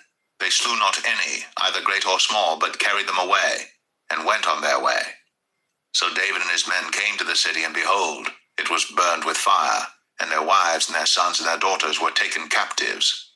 Then David and the people that were with him lifted up their voice and wept until they had no more power to weep. And David's 2 wives were taken captives, Ahinoam the Jezreelitess, and Abigail the wife of Nabal the Carmelite. And David was greatly distressed, for the people spake of stoning him, because the soul of all the people was grieved, every man for his sons and for his daughters. But David encouraged himself in the Lord his God. And David said to Abiathar the priest, Ahimelech's son, I pray thee, bring me hither the ephod.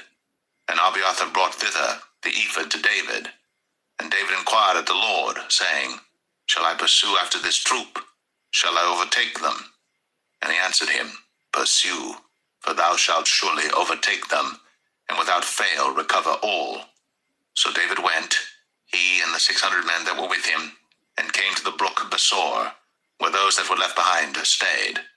But David pursued, he and 400 men, for 200 abode behind, which were so faint that they could not go over the brook Besor. And they found an Egyptian in the field, and brought him to David, and gave him bread, and he did eat, and they made him drink water. And they gave him a piece of a cake of figs, and 2 clusters of raisins. And when he had eaten, his spirit came again to him, for he had eaten no bread, nor drunk any water 3 days and 3 nights. And David said unto him, To whom belongest thou, and whence art thou? And he said, I am a young man of Egypt, servant to an Amalekite, and my master left me, because 3 days agone I fell sick. We made an invasion upon the south of the Cherethites, and upon the coast which belongeth to Judah, and upon the south of Caleb, and we burned Ziklag with fire. And David said to him, Canst thou bring me down to this company?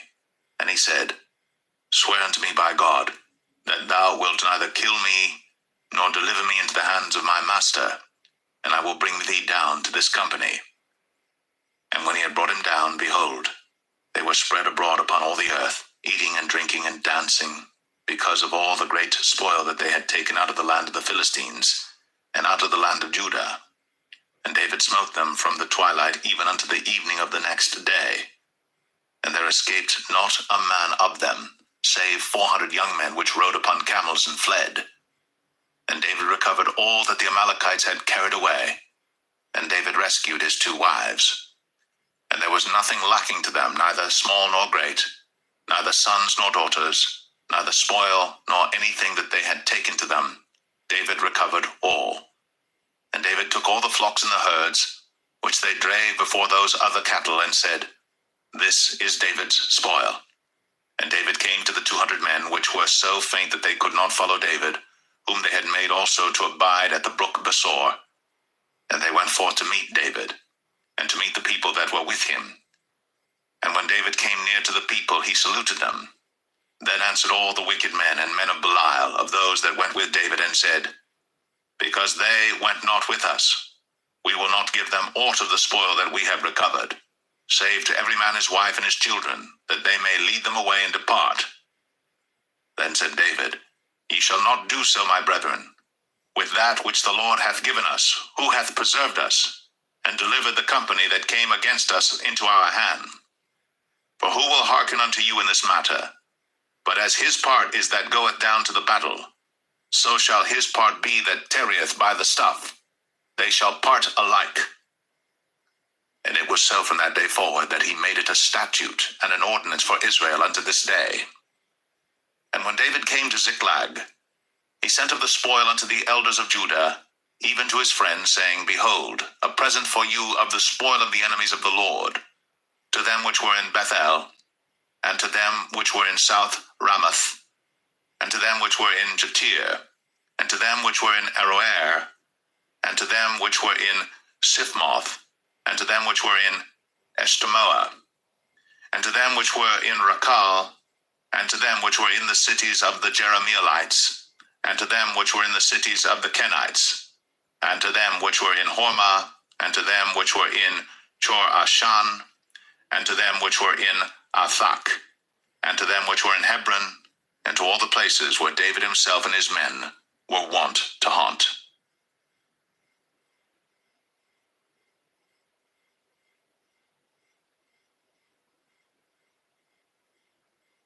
1 Samuel 31.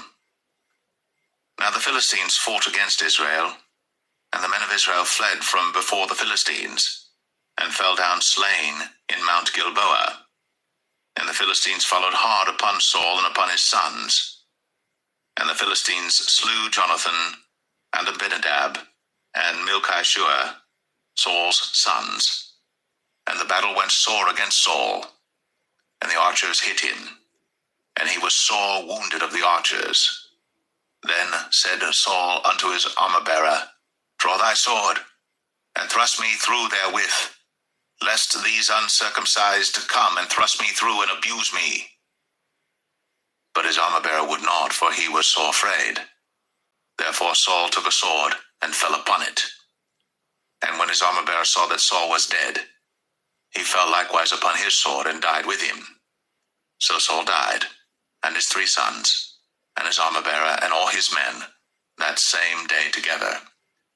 And when the men of Israel that were on the other side of the valley, and they that were on the other side, Jordan, saw that the men of Israel fled, and that Saul and his sons were dead, they forsook the cities and fled. And the Philistines came and dwelt in them. And it came to pass on the morrow, when the Philistines came to strip the slain, that they found Saul and his 3 sons fallen in Mount Gilboa. And they cut off his head, and stripped off his armor, and sent into the land of the Philistines round about to publish it in the house of their idols, and among the people. And they put his armor in the house of Ashtoreth, and they fastened his body to the wall of Bethshan. And when the inhabitants of Jabesh Gilead heard of that which the Philistines had done to Saul, all the valiant men arose, and went all night, and took the body of Saul, and the bodies of his sons from the wall of Bethshan, and came to Jabesh, and burnt them there. And they took their bones, and buried them under a tree at Jabesh, and fasted 7 days.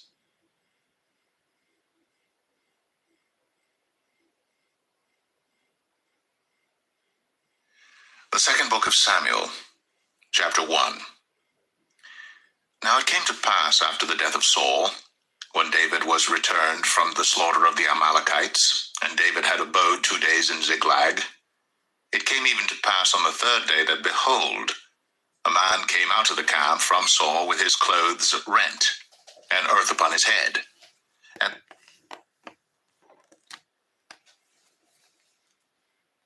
so it was when he came to David, that he fell to the earth, and did obeisance. And David said unto him, From whence comest thou? And he said unto him, Out of the camp of Israel am I escaped. And David said unto him, How went the matter? I pray thee, tell me. And he answered, That the people are fled from the battle, and many of the people also are fallen and dead. And Saul and Jonathan his son are dead also. Then David said unto the young man that told him, How knowest thou that Saul and Jonathan his son be dead? And the young man that told him said, As I happened by chance upon Mount Gilboa, behold, Saul leaned upon his spear, and lo, the chariots and horsemen followed hard after him. And when he looked behind him, he saw me, and called unto me, and I answered, Here am I. And he said unto me, Who art thou? And I answered him, I am an Amalekite. He said unto me again, Stand, I pray thee, upon me, and slay me, for anguish is come upon me, because my life is yet whole in me. So I stood upon him, and slew him, because I was sure that he could not live after that he was fallen. And I took the crown that was upon his head, and the bracelet that was on his arm, and have brought them hither unto my lord. Then David took hold on his clothes, and rent them, and likewise all the men that were with him. And they mourned, and wept, and fasted until even, for Saul and for Jonathan his son, and for the people of the Lord, and for the house of Israel, because they were fallen by the sword. And David said unto the young man that told him, Whence art thou? And he answered, I am the son of a stranger, an Amalekite. And David said unto him, How wast thou not afraid to stretch forth thine hand to destroy the Lord's anointed? And David called one of the young men and said, Go near, and fall upon him. And he smote him that he died. And David said unto him, Thy blood be upon thy head. For thy mouth hath testified against thee, saying, I have slain the Lord's anointed. And David lamented with this lamentation over Saul and over Jonathan his son. Also he bade them teach the children of Judah the use of the bow. Behold, it is written in the book of Jasher, The beauty of Israel is slain upon thy high places. How are the mighty fallen?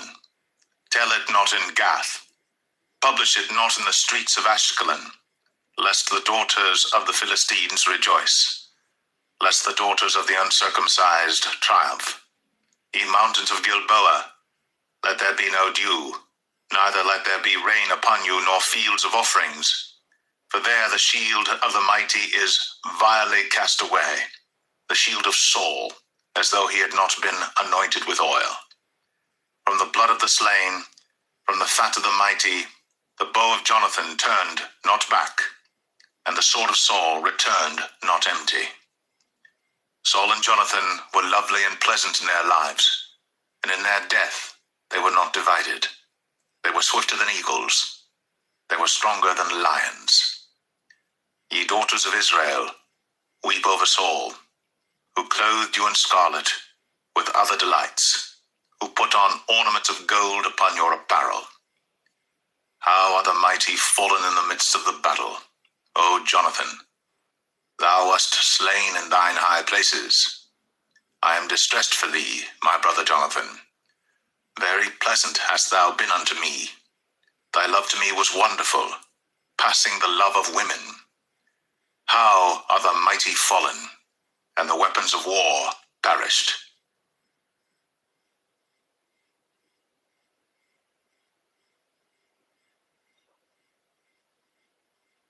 2 Samuel 2. And it came to pass after this that David inquired of the Lord, saying, Shall I go up into any of the cities of Judah? And the Lord said unto him, Go up. And David said, Whither shall I go up? And he said, Unto Hebron. So David went up thither, and his two wives also, Ahinoam the Jezreelitess, and Abigail, Nabal's wife, the Carmelite. And his men that were with him did David bring up, every man with his household, and they dwelt in the cities of Hebron. And the men of Judah came, and there they anointed David king over the house of Judah. And they told David, saying, that the men of Jabesh Gilead were they that buried Saul. And David sent messengers unto the men of Jabesh Gilead, and said unto them, Blessed be ye of the Lord, that ye have shown this kindness unto your Lord, even unto Saul, and have buried him. And now the Lord show kindness and truth unto you, and I also will requite you this kindness, because ye have done this thing. Therefore now, let your hands be strengthened, and be ye valiant, for your master Saul is dead, and also the house of Judah have anointed me king over them. But Abner, the son of Ner, captain of Saul's host, took Ishbosheth, the son of Saul, and brought him over to Mahanaim, and made him king over Gilead, and over the Asherites, and over Jezreel, and over Ephraim, and over Benjamin, and over all Israel. Ishbosheth, Saul's son, was 40 years old when he began to reign over Israel, and reigned 2 years. But the house of Judah followed David. And the time that David was king in Hebron over the house of Judah was 7 years and 6 months. And Abner the son of Ner, and the servants of Ishbosheth the son of Saul, went out from Mahanaim to Gibeon. And Joab the son of Zeruiah, and the servants of David went out, and met together by the pool of Gibeon. And they sat down, the one on the one side of the pool, and the other on the other side of the pool. And Abner said to Joab, Let the young men now arise and play before us. And Joab said, Let them arise.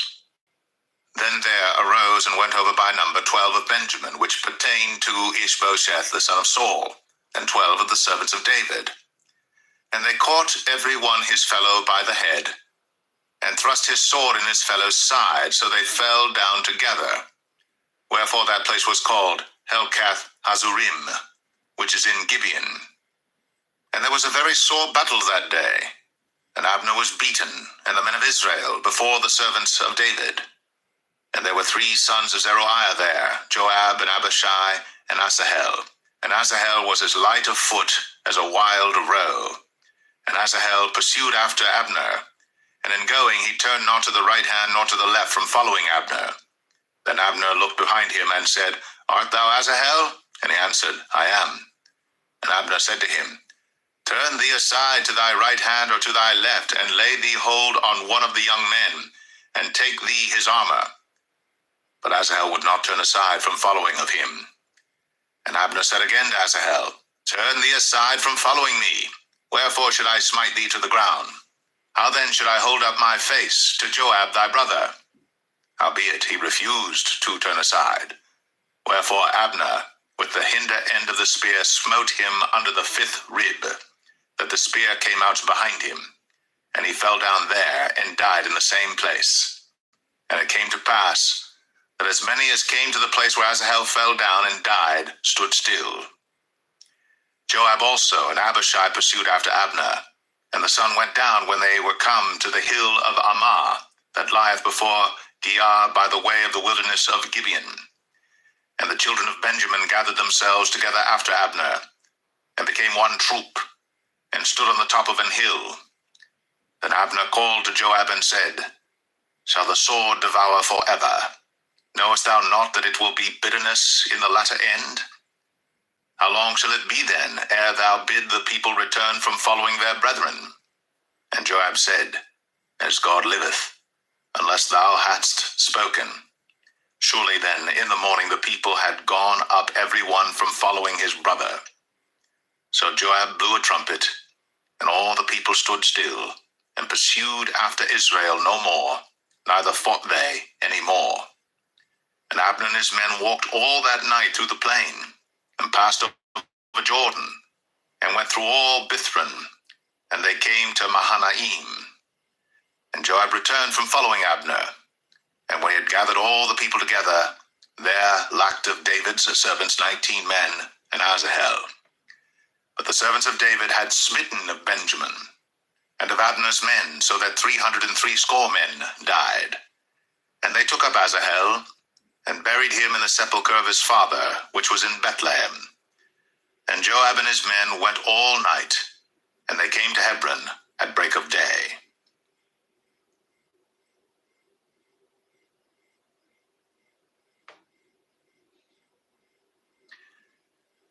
2 Samuel 3.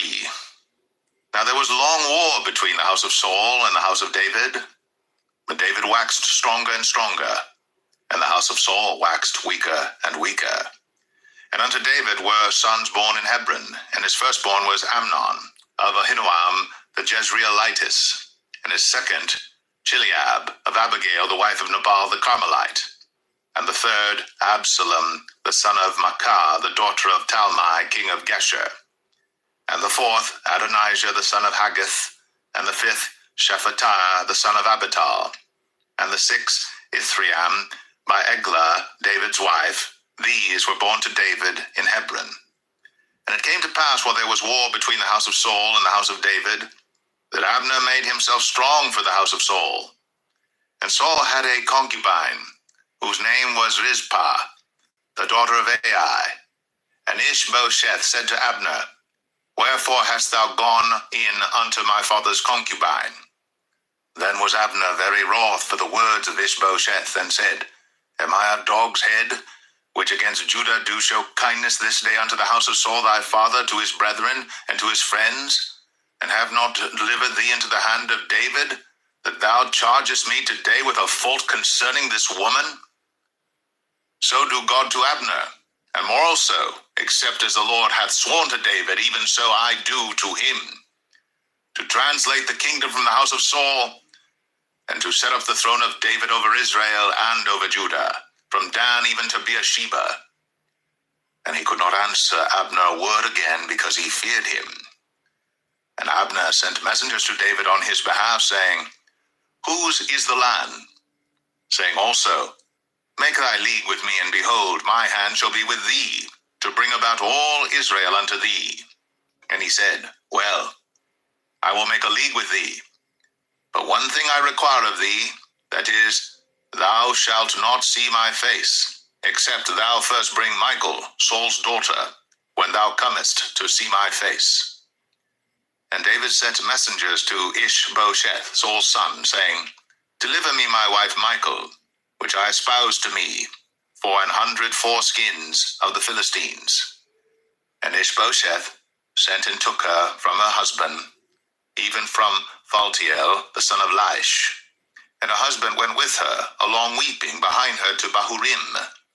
Then said Abner unto him, Go, return. And he returned. And Abner had communication with the elders of Israel, saying, Ye sought for David in times past to be king over you. Now then do it. For the Lord hath spoken of David, saying, By the hand of my servant David, I will save my people Israel out of the hand of the Philistines, and out of the hand of all their enemies. And Abner also spake in the ears of Benjamin. And Abner went also to speak in the ears of David in Hebron all that seemed good to Israel, and that seemed good to the whole house of Benjamin. So Abner came to David to Hebron, and 20 men with him. And David made Abner and the men that were with him a feast. And Abner said unto David, I will arise and go, and will gather all Israel unto my lord the king, that they may make a league with thee, and that thou mayest reign over all that thine heart desireth. And David sent Abner away, and he went in peace. And behold, the servants of David and Joab came from pursuing a troop, and brought in a great spoil with them. But Abner was not with David in Hebron, for he had sent him away, and he was gone in peace. When Joab and all the host that was with him were come, they told Joab, saying, Abner the son of Ner came to the king, and he hath sent him away, and he is gone in peace. Then Joab came to the king and said, What hast thou done? Behold, Abner came unto thee. Why is it that thou hast sent him away, and he is quite gone? Thou knowest Abner the son of Ner, that he came to deceive thee, and to know thy going out and thy coming in, and to know all that thou doest. And when Joab was come out from David, he sent messengers after Abner, which brought him again from the well of Sirah. But David knew it not. And when Abner was returned to Hebron, Joab took him aside in the gate to speak with him quietly, and smote him there under the 5th rib, that he died, for the blood of Asahel his brother. And afterward, when David heard it, he said, I and my kingdom are guiltless before the Lord forever, from the blood of Abner the son of Ner. Let it rest on the head of Joab, and on all his father's house. And let there not fail from the house of Joab one that hath an issue, or that is a leper, or that leaneth on a staff, or that falleth on the sword, or that lacketh bread. So Joab and Abishai his brother slew Abner, because he had slain their brother Asahel at Gibeon in the battle. And David said to Joab and to all the people that were with him, Rend your clothes, and gird you with sackcloth, and mourn before Abner. And King David himself followed the bier. And they buried Abner in Hebron. And the king lifted up his voice, and wept at the grave of Abner. And all the people wept. And the king lamented over Abner, and said, Died Abner as a fool dieth. Thy hands were not bound, nor thy feet put into fetters. As a man falleth before wicked men, so fellest thou. And all the people wept again over him. And when all the people came to cause David to eat meat while it was yet day, David sware, saying, So do God to me, and more also, if I taste bread or aught else, till the sun be down. And all the people took notice of it, and it pleased them, as whatsoever the king did pleased all the people. For all the people and all Israel understood that day that it was not of the king to slay Abner the son of Ner. And the king said unto his servants, Know ye not that there is a prince and a great man fallen this day in Israel? And I am this day weak, though anointed king. And these men, the sons of Zeruiah, be too hard for me. The Lord shall reward the doer of evil according to his wickedness.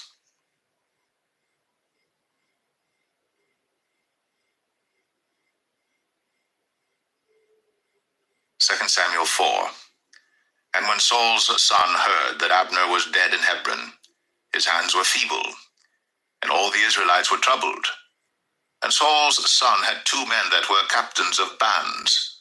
The name of the one was Baanah, and the name of the other Rechab, the sons of Rimmon, a Beerothite, of the children of Benjamin. For Beeroth also was reckoned to Benjamin. And the Beerothites fled to Gittaim, and were sojourners there until this day. And Jonathan, Saul's son, had a son that was lame of his feet. He was 5 years old when the tidings came of Saul and Jonathan out of Jezreel, and his nurse took him up and fled. And it came to pass, as she made haste to flee, that he fell and became lame. And his name was Mephibosheth. And the sons of Rimmon the Beerothite, Rechab and Baanah, went, and came about the heat of the day to the house of Ishbosheth, who lay on a bed at noon.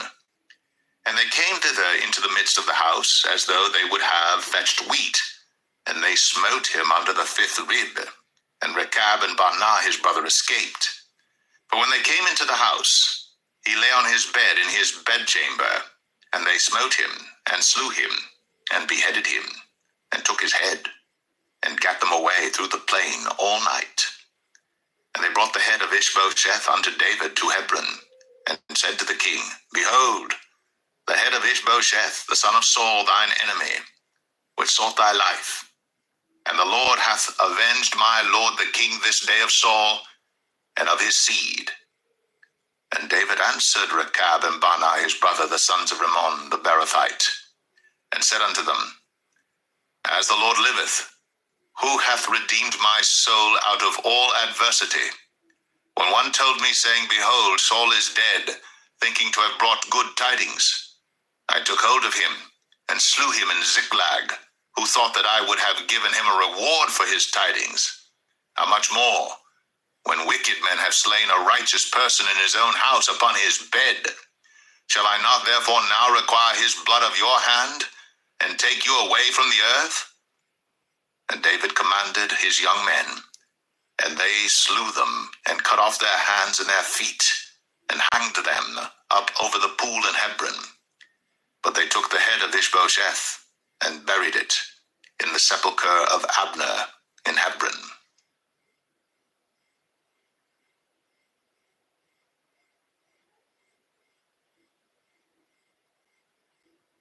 2 Samuel 5. Then came all the tribes of Israel to David unto Hebron, and spake, saying, Behold, we are thy bone and thy flesh. Also in time past, when Saul was king over us, thou wast he that leddest out and broughtest in Israel. And the Lord said to thee, Thou shalt feed my people Israel, and thou shalt be a captain over Israel. So all the elders of Israel came to the king to Hebron, and King David made a league with them in Hebron before the Lord, and they anointed David king over Israel. David was 30 years old when he began to reign, and he reigned 40 years. In Hebron he reigned over Judah 7 years and 6 months, and in Jerusalem he reigned 33 years over all Israel and Judah. And the king and his men went to Jerusalem unto the Jebusites, the inhabitants of the land, which spake unto David, saying, Except thou take away the blind and the lame, thou shalt not come in hither, thinking, David cannot come in hither. Nevertheless, David took the stronghold of Zion, the same is the city of David. And David said on that day, Whosoever getteth up to the gutter, and smiteth the Jebusites, and the lame and the blind, that are hated of David's soul, He shall be chief and captain. Wherefore they said, The blind and the lame shall not come into the house. So David dwelt in the fort, and called it the city of David. And David built round about from Millo and inward. And David went on, and grew great, and the Lord God of hosts was with him. And Hiram king of Tyre sent messengers to David, and cedar trees, and carpenters, and masons. And they built David an house. And David perceived that the Lord had established him king over Israel, and that he had exalted his kingdom for his people Israel's sake. And David took him more concubines and wives out of Jerusalem, after he was come from Hebron. And there were yet sons and daughters born to David. And these be the names of those that were born unto him in Jerusalem: Shammua, and Shobab, and Nathan, and Solomon. Ibhar also, and Elishua, and Nepheg, and Japhia, and Elishama, and Eliada, and Eliphalet. But when the Philistines heard that they had anointed David king over Israel, all the Philistines came up to seek David, and David heard of it, and went down to the hold. The Philistines also came and spread themselves in the valley of Rephaim. And David inquired of the Lord, saying, Shall I go up to the Philistines? Wilt thou deliver them into mine hand? And the Lord said unto David, Go up, for I will doubtless deliver the Philistines into thine hand. And David came to Baal Perazim, and David smote them there, and said, The Lord hath broken forth upon mine enemies before me, as the breach of waters. Therefore he called the name of that place Baal Perazim. And there they left their images, and David and his men burned them. And the Philistines came up yet again, and spread themselves in the valley of Rephaim. And when David inquired of the Lord, he said, Thou shalt not go up, but fetch a compass behind them, and come upon them over against the mulberry trees. And let it be, when thou hearest the sound of a going in the tops of the mulberry trees, that then thou shalt bestir thyself, for then shall the Lord go out before thee to smite the host of the Philistines. And David did so, as the Lord had commanded him, and smote the Philistines from Geba until thou come to Gazer.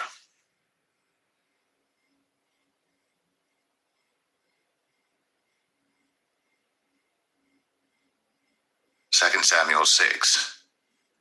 Again David gathered together all the chosen men of Israel, 30,000. And David arose and went with all the people that were with him from Baalah of Judah, to bring up from thence the ark of God, whose name is called by the name of the Lord of hosts, that dwelleth between the cherubims. And they set the ark of God upon a new cart, and brought it out of the house of Abinadab that was in Gibeah. And Uzzah and Ahio, the sons of Abinadab, drave the new cart. And they brought it out of the house of Abinadab, which was at Gibeah, accompanying the ark of God, and Ahio went before the ark. And David and all the house of Israel played before the Lord in all manner of instruments made of fir wood, even on harps, and on psalteries, and on timbrels, and on cornets, and on cymbals. And when they came to Nachon's threshing floor, Uzzah put forth his hand to the ark of God, and took hold of it, for the oxen shook it. And the anger of the Lord was kindled against Uzzah, and God smote him there for his error, and there he died by the ark of God. And David was displeased, because the Lord had made a breach upon Uzzah, and he called the name of the place Perez Uzzah to this day. And David was afraid of the Lord that day, and said, How shall the ark of the Lord come to me? So David would not remove the ark of the Lord unto him into the city of David, but David carried it aside into the house of Obed-Edom the Gittite. And the ark of the Lord continued in the house of Obed-Edom the Gittite 3 months. And the Lord blessed Obed-Edom and all his household. And it was told King David, saying, The Lord hath blessed the house of Obed-Edom, and all that pertaineth unto him, because of the ark of God.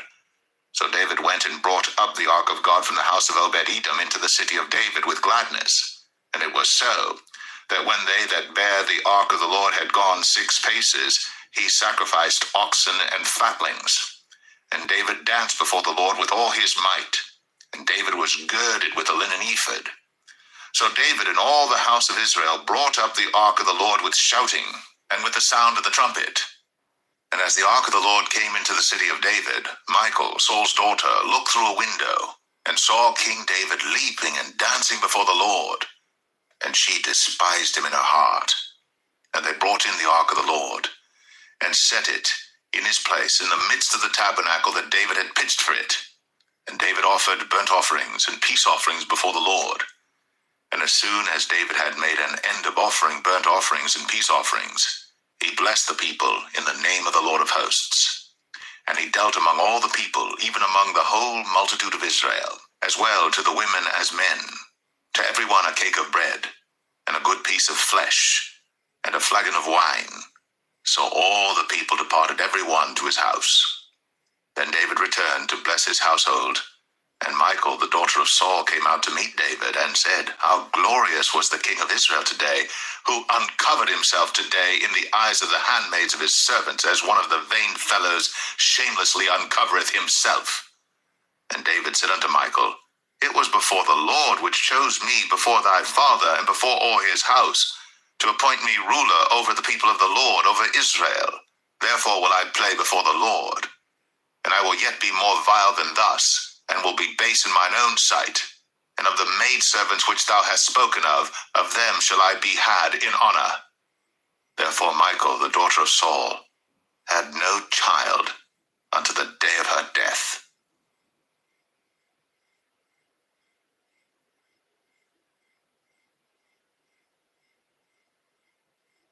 2 Samuel 7.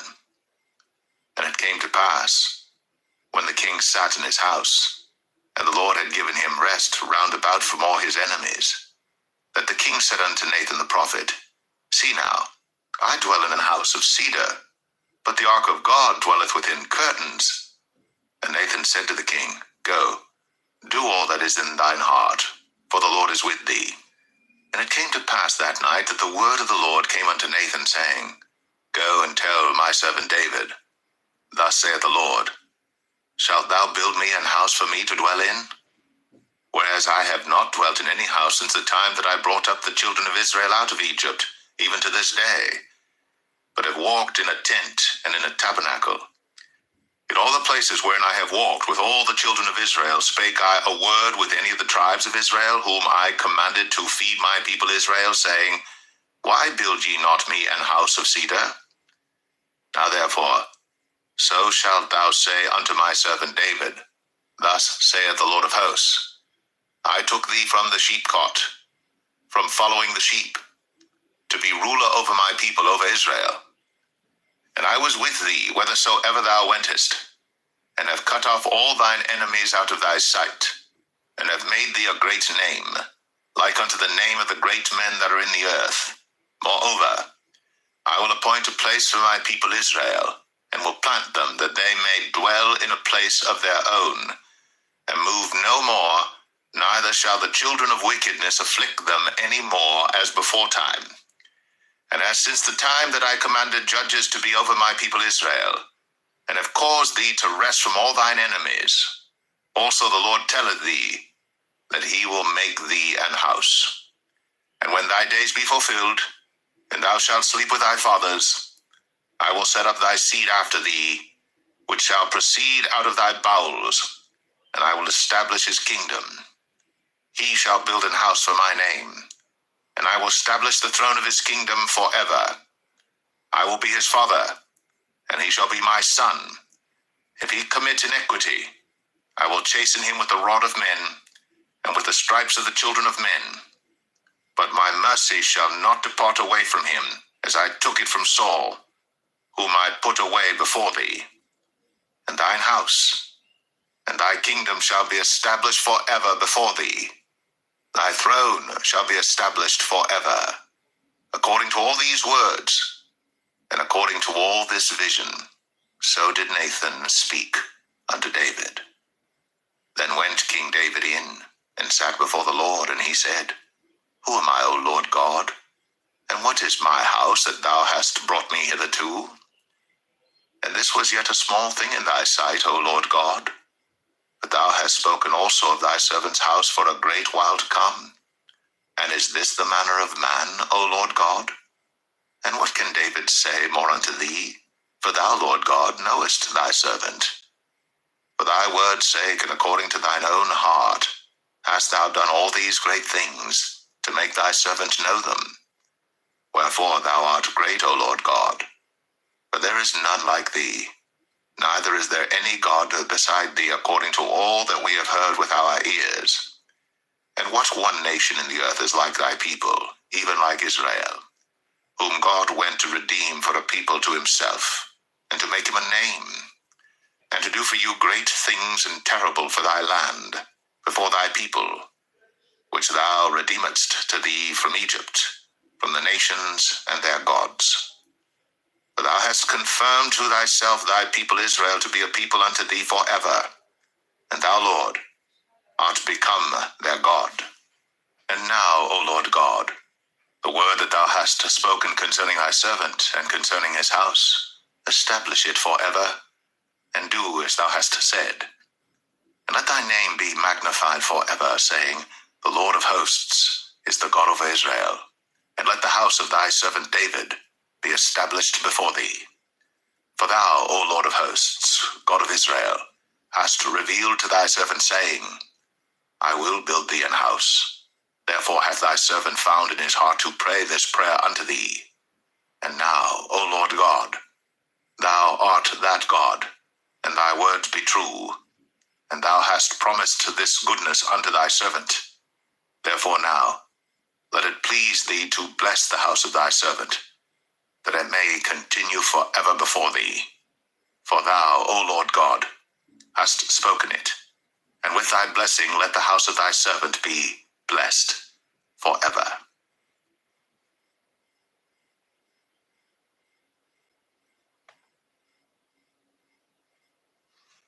2 Samuel 8. And after this, it came to pass that David smote the Philistines, and subdued them. And David took Metheg-ammah out of the hand of the Philistines. And he smote Moab, and measured them with a line, casting them down to the ground. Even with 2 lines measured he, to put to death, and with 1 full line to keep alive. And so the Moabites became David's servants, and brought gifts. David smote also Hadadezer, the son of Rehob, king of Zobah, as he went to recover his border at the river Euphrates. And David took from him 1,000 chariots, and 700 horsemen, and 20,000 footmen. And David houghed all the chariot horses, but reserved of them 400 chariots.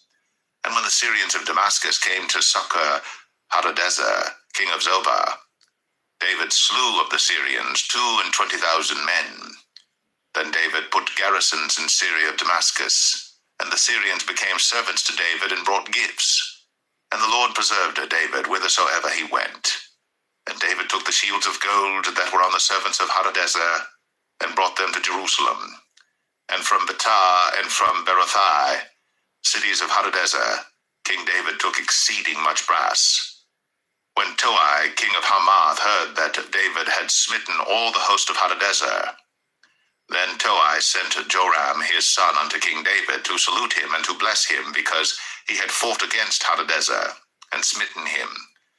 For Hadadezer had wars with Toi, and Joram brought with him vessels of silver, and vessels of gold, and vessels of brass, which also King David did dedicate unto the Lord, with the silver and gold that he had dedicated of all nations which he subdued, of Syria, and of Moab, and of the children of Ammon, and of the Philistines, and of Amalek, and of the spoil of Hadadezer, son of Rehob, king of Zobah. And David gat him a name when he returned from smiting of the Syrians in the valley of Salt, being 18,000 men. And he put garrisons in Edom. Throughout all Edom put he garrisons, and all they of Edom became David's servants. And the Lord preserved David whithersoever he went. And David reigned over all Israel. And David executed judgment and justice unto all his people. And Joab the son of Zeruiah was over the host. And Jehoshaphat the son of Ahilud was recorder. And Zadok the son of Ahitub, and Ahimelech the son of Abiathar were the priests. And Seraiah was the scribe. And Benaniah the son of Jehoiada was over both the Cherethites and the Pelethites. and David's sons were chief rulers.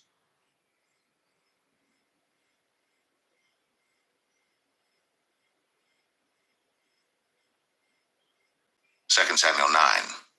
And David said, Is there yet any that is left of the house of Saul, that I may show him kindness for Jonathan's sake? And there was of the house of Saul a servant whose name was Ziba. And when they had called him unto David, the king said unto him, Art thou Ziba? And he said, Thy servant is he. And the king said, Is there not yet any of the house of Saul, that I may show the kindness of God unto him? And Ziba said unto the king, Jonathan hath yet a son which is lame on his feet. And the king said unto him, Where is he? And Ziba said unto the king, Behold, he is in the house of Machir, the son of Amiel, in Lo-debar. Then King David sent and fetched him out of the house of Machir, the son of Amiel, from Lo-debar. Now when Mephibosheth, the son of Jonathan, the son of Saul, was come unto David, he fell on his face and did reverence. And David said, Mephibosheth. And he answered, Behold, thy servant.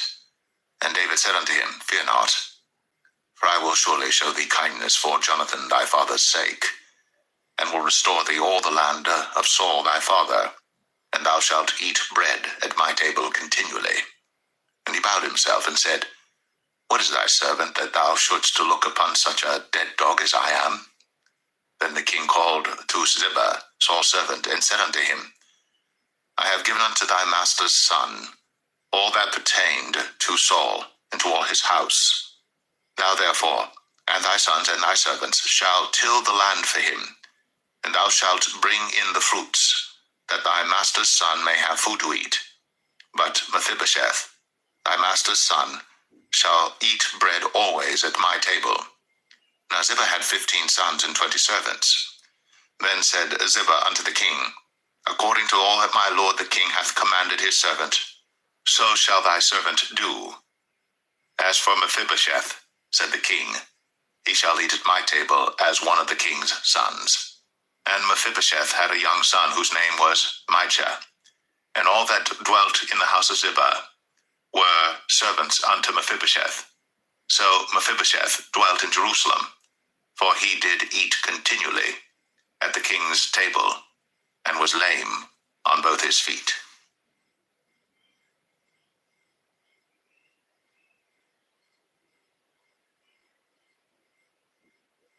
2 Samuel 10. And it came to pass after this, that the king of the children of Ammon died, and Hanan his son reigned in his stead. Then said David, I will show kindness unto Hanan the son of Nahash, as his father showed kindness unto me. And David sent to comfort him by the hand of his servants for his father. And David's servants came into the land of the children of Ammon. And the princes of the children of Ammon said unto Hanan their lord, Thinkest thou that David doth honor thy father, that he hath sent comforters unto thee? Hath not David rather sent his servants unto thee to search the city, and to spy it out, and to overthrow it? Wherefore Hanan took David's servants, and shaved off the one half of their beards, and cut off their garments in the middle, even to their buttocks, and sent them away. When they told it unto David, he sent to meet them, because the men were greatly ashamed. And the king said, Tarry at Jericho until your beards be grown, and then return. And when the children of Ammon saw that they stank before David, the children of Ammon sent and hired the Syrians of Beth-rehob, and the Syrians of Zobah, 20,000 footmen, and of King Maacah 1,000 men, and of Ishtab 12,000 men. And when David heard of it, he sent Joab and all the host of the mighty men. And the children of Ammon came out and put the battle in array at the entering in of the gate. And the Syrians of Zobah, and of Rehob, and Ishtab, and Maacah were by themselves in the field. When Joab saw that the front of the battle was against him before and behind, he chose of all the choice men of Israel, and put them in array against the Syrians. And the rest of the people he delivered into the hand of Abishai his brother, that he might put them in array against the children of Ammon. And he said, If the Syrians be too strong for me, then thou shalt help me. But if the children of Ammon be too strong for thee, then I will come and help thee. Be of good courage.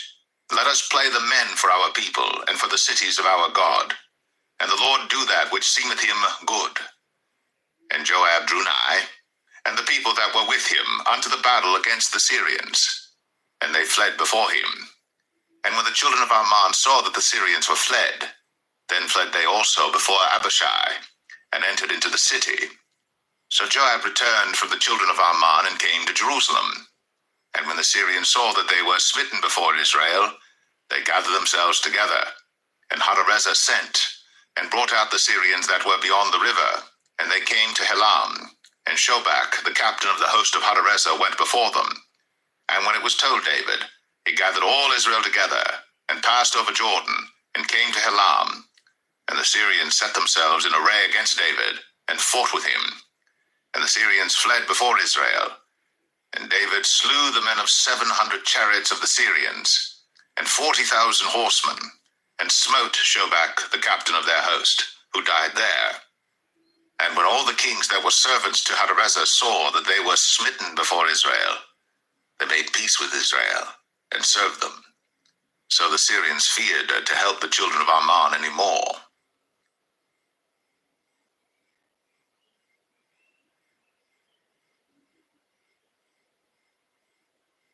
2 Samuel 11. And it came to pass, after the year was expired, at the time when kings go forth to battle, that David sent Joab and his servants with him, and all Israel. And they destroyed the children of Ammon, and besieged Rabbah. But David tarried still at Jerusalem. And it came to pass in an evening tide that David arose from off his bed, and walked upon the roof of the king's house.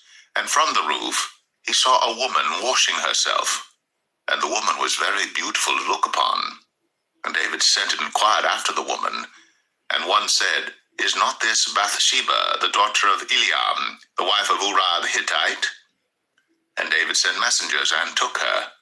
And she came in unto him, and he lay with her, for she was purified from her uncleanness, and she returned unto her house. And the woman conceived, and sent and told David, and said, I am with child. And David sent to Joab, saying, Send me Uriah the Hittite. And Joab sent Uriah to David.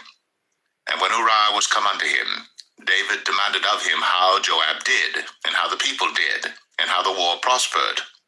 And David said to Uriah, Go down to thy house, and wash thy feet.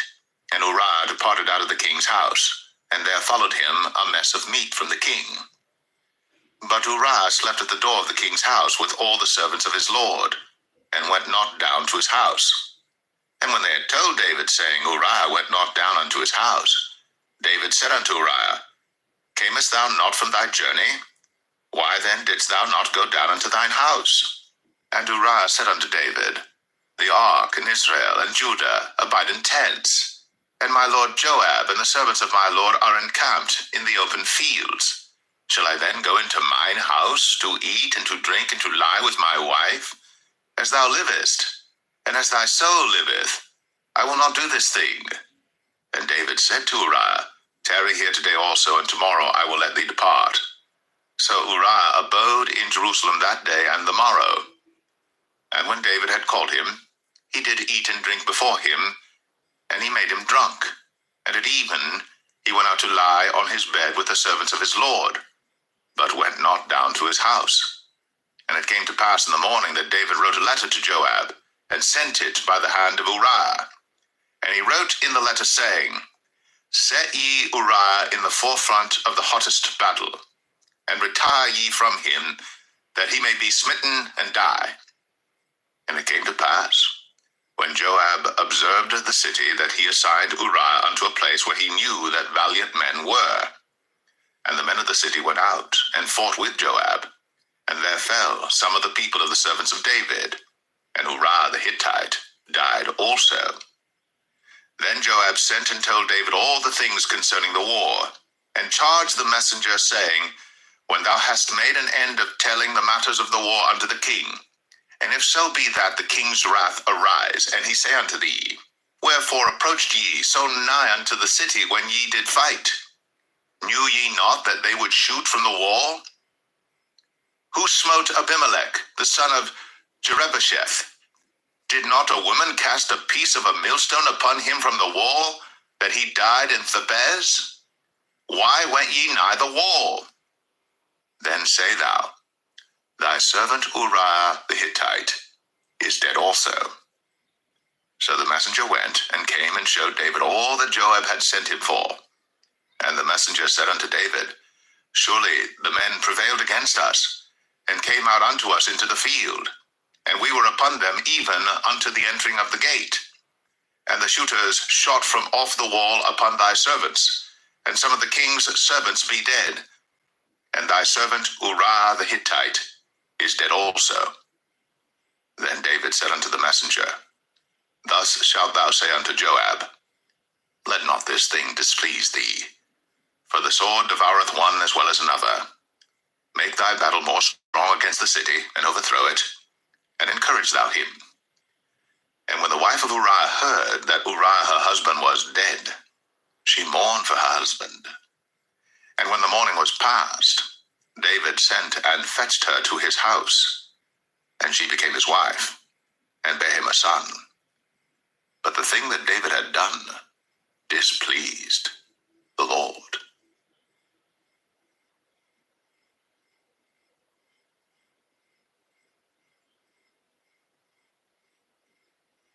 2 Samuel 12.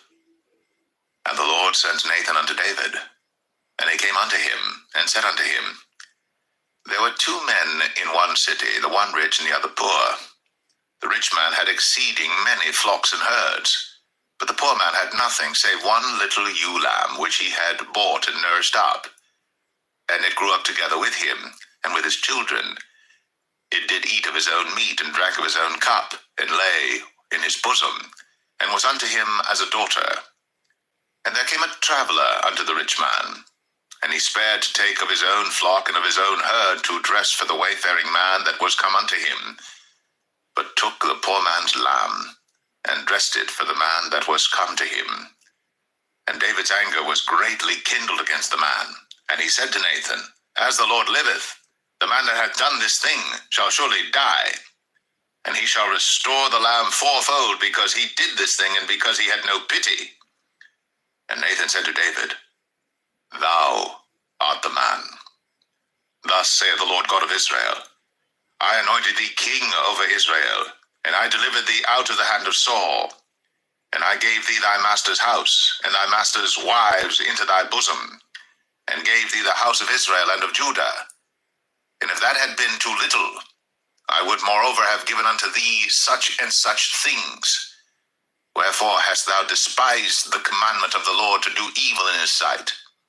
Thou hast killed Uriah the Hittite with the sword, and hast taken his wife to be thy wife, and hast slain him with the sword of the children of Ammon. Now therefore the sword shall never depart from thine house, because thou hast despised me, and hast taken the wife of Uriah the Hittite to be thy wife. Thus saith the Lord, Behold, I will raise up evil against thee out of thine own house, and I will take thy wives before thine eyes, and give them unto thy neighbor, and he shall lie with thy wives in the sight of this sun. For thou didst it secretly, but I will do this thing before all Israel, and before the sun. And David said unto Nathan, I have sinned against the Lord. And Nathan said unto David, The Lord also hath put away thy sin. Thou shalt not die. Howbeit, because by this deed thou hast given great occasion to the enemies of the Lord to blaspheme, the child also that is born unto thee shall surely die. And Nathan departed unto his house. And the Lord struck the child that Uriah's wife bare unto David, and it was very sick. David therefore besought God for the child. And David fasted and went in, and lay all night upon the earth. And the elders of his house arose and went to him to raise him up from the earth. But he would not, neither did he eat bread with them. And it came to pass on the 7th day that the child died. And the servants of David feared to tell him that the child was dead, for they said, Behold, while the child was yet alive, we spake unto him, and he would not hearken unto our voice. How will he then vex himself, if we tell him that the child is dead. But when David saw that his servants whispered, David perceived that the child was dead. Therefore David said unto his servants, Is the child dead? And they said, He is dead.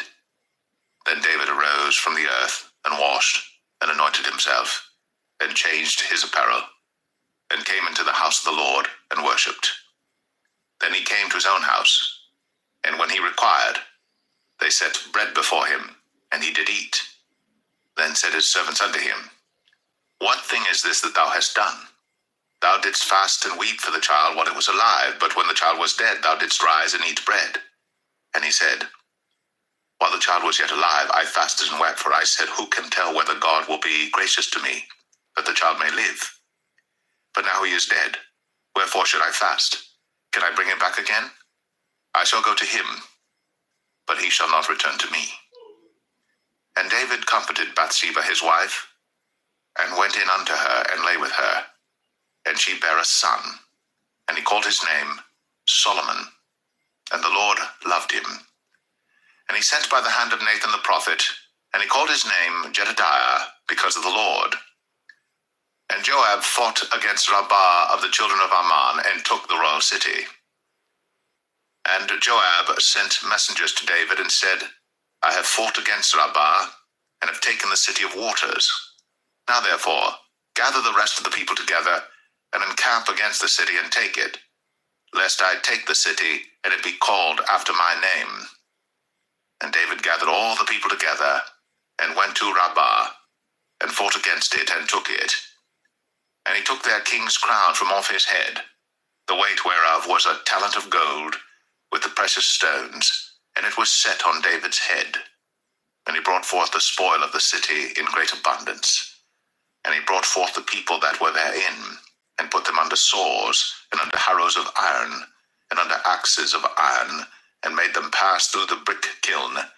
And thus did he unto all the cities of the children of Ammon. So David and all the people returned unto Jerusalem.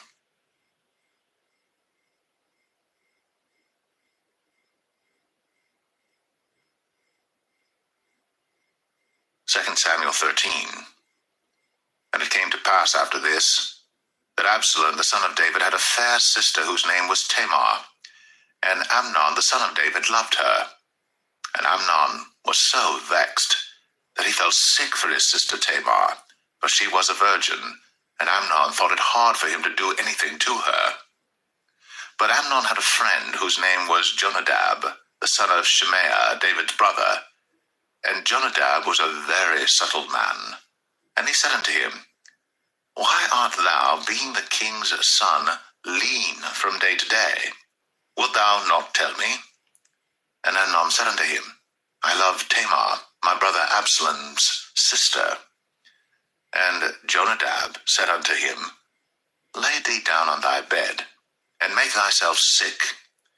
And when thy father cometh to see thee, say unto him, I pray thee, let my sister Tamar come and give me meat, and dress the meat in my sight, that I may see it, and eat it at her hand. So Amnon lay down, and made himself sick. And when the king was come to see him, Amnon said unto the king, I pray thee, let Tamar my sister come, and make me a couple of cakes in my sight, that I may eat at her hand. Then David sent home to Tamar, saying, Go now to thy brother Amnon's house, and dress him meat. So Tamar went to her brother Amnon's house, and he was laid down.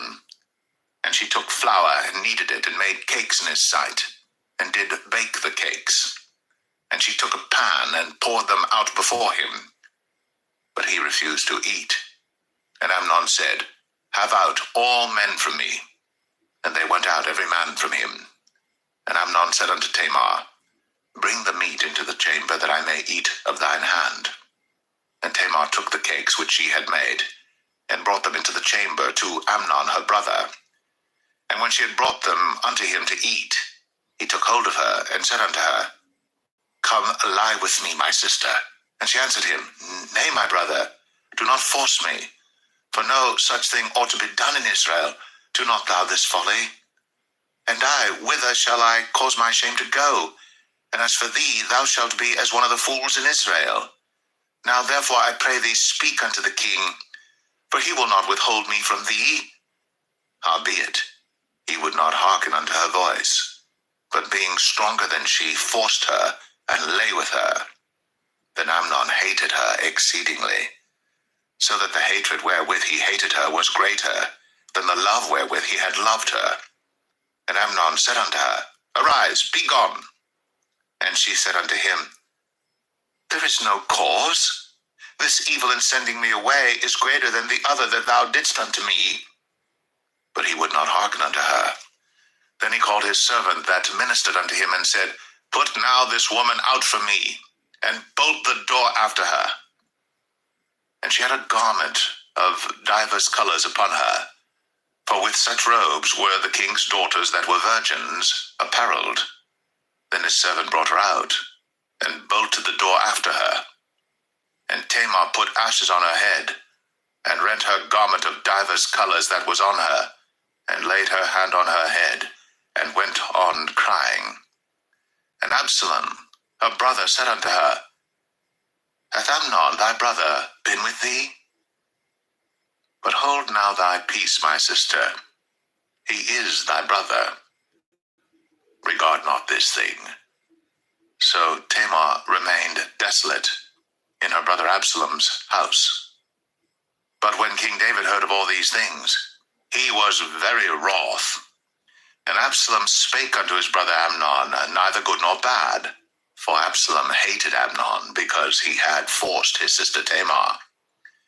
And it came to pass after 2 full years, that Absalom had sheep shearers in Baal Hazor, which is beside Ephraim. And Absalom invited all the king's sons. And Absalom came to the king and said, Behold now, thy servant hath sheep shearers. Let the king, I beseech thee, and his servants go with thy servant. And the king said to Absalom, Nay, my son, let us not all now go, lest we be chargeable unto thee. And he pressed him, howbeit he would not go, but blessed him. Then said Absalom, If not, I pray thee, let my brother Amnon go with us. And the king said unto him, Why should he go with thee? But Absalom pressed him that he let Amnon and all the king's sons go with him. Now Absalom had commanded his servant, saying, Mark ye now, when Amnon's heart is merry with wine, and when I say unto you, Smite Amnon, then kill him. Fear not. Have not I commanded you? Be courageous, and be valiant. And the servants of Absalom did unto Amnon, as Absalom had commanded. Then all the king's sons arose, and every man gat him up upon his mule, and fled. And it came to pass, while they were in the way, that tidings came to David, saying, Absalom hath slain all the king's sons, and there is not one of them left.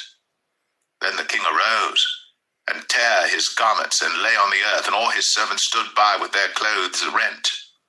And Jonadab, the son of Shemaiah, David's brother, answered and said, Let not my lord suppose that they have slain all the young men, the king's sons, for Amnon only is dead. For by the appointment of Absalom, this hath been determined from the day that he forced his sister Tamar. Now therefore, let not my lord the king take the thing to his heart, to think that all the king's sons are dead, for Amnon only is dead. But Absalom fled, and the young man that kept the watch lifted up his eyes, and looked, and behold, there came much people by the way of the hillside behind him. And Jonadab said unto the king, Behold, the king's sons come, as thy servant said, so it is. And it came to pass, as soon as he had made an end of speaking, that, behold, the king's sons came, and lifted up their voice, and wept. And the king also and all his servants wept very sore.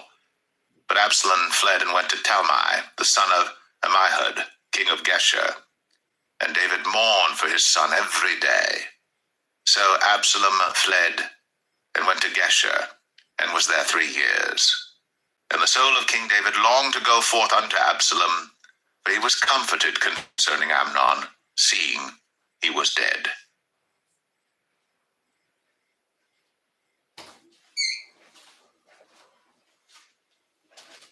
2 Samuel 14.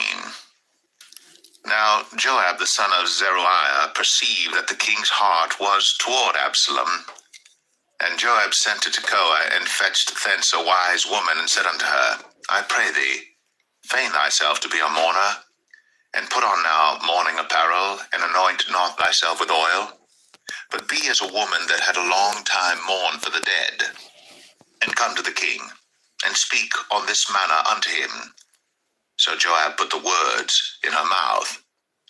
And when the woman of Tekoa spake to the king, she fell on her face to the ground, and did obeisance, and said, Help, O king. And the king said unto her, What aileth thee? And she answered, I am indeed a widow woman, and mine husband is dead. And thy handmaid had 2 sons, and they 2 strove together in the field, and there was none to part them. But the one smote the other, and slew him. And behold, the whole family is risen against thine handmaid. And they said, Deliver him that smote his brother, that we may kill him for the life of his brother whom he slew. And we will destroy the heir also, and so they shall quench my coal which is left, and shall not leave to my husband neither name nor remainder upon the earth. And the king said unto the woman, Go to thine house, and I will give charge concerning thee.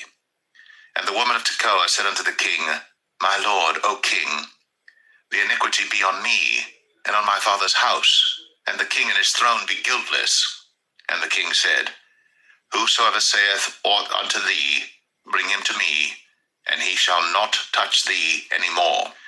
Then said she, I pray thee, let the king remember the Lord thy God, that thou wouldst not suffer the revengers of blood to destroy any more, lest they destroy my son.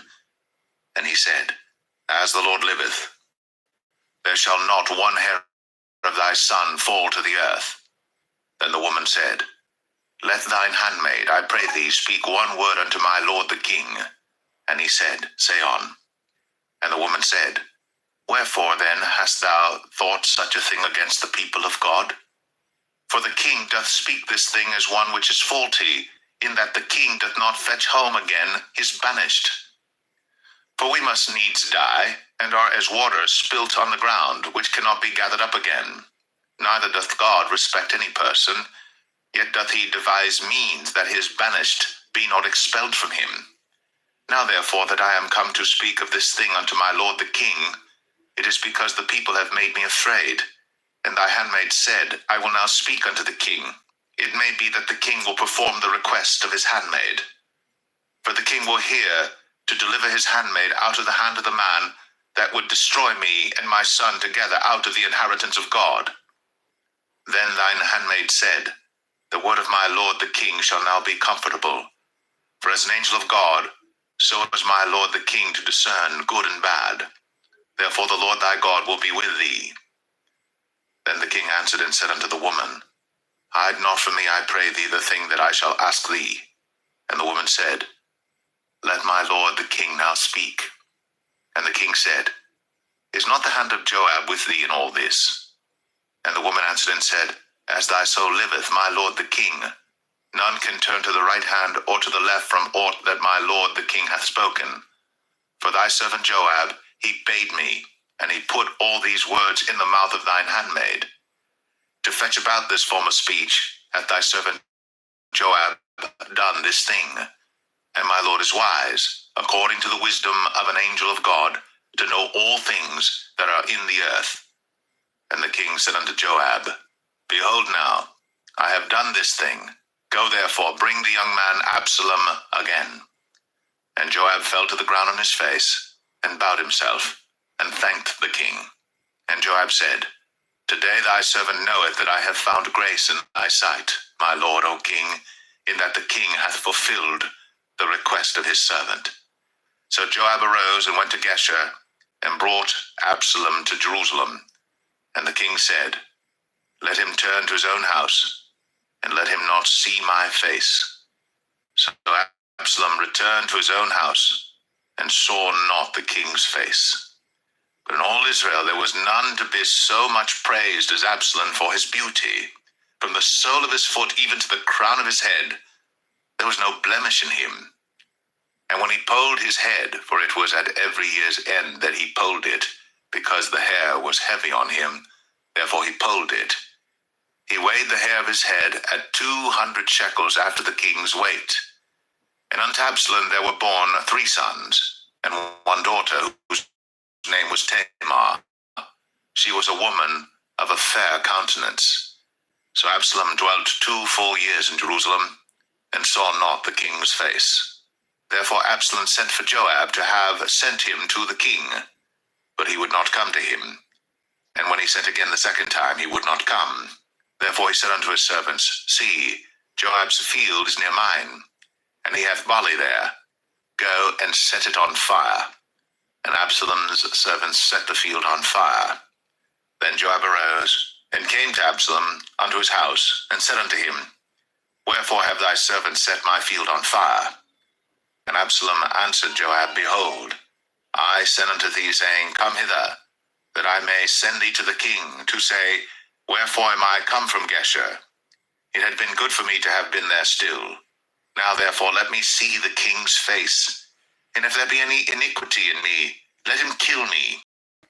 And when he had called for Absalom, he came to the king, and bowed himself on his face to the ground before the king.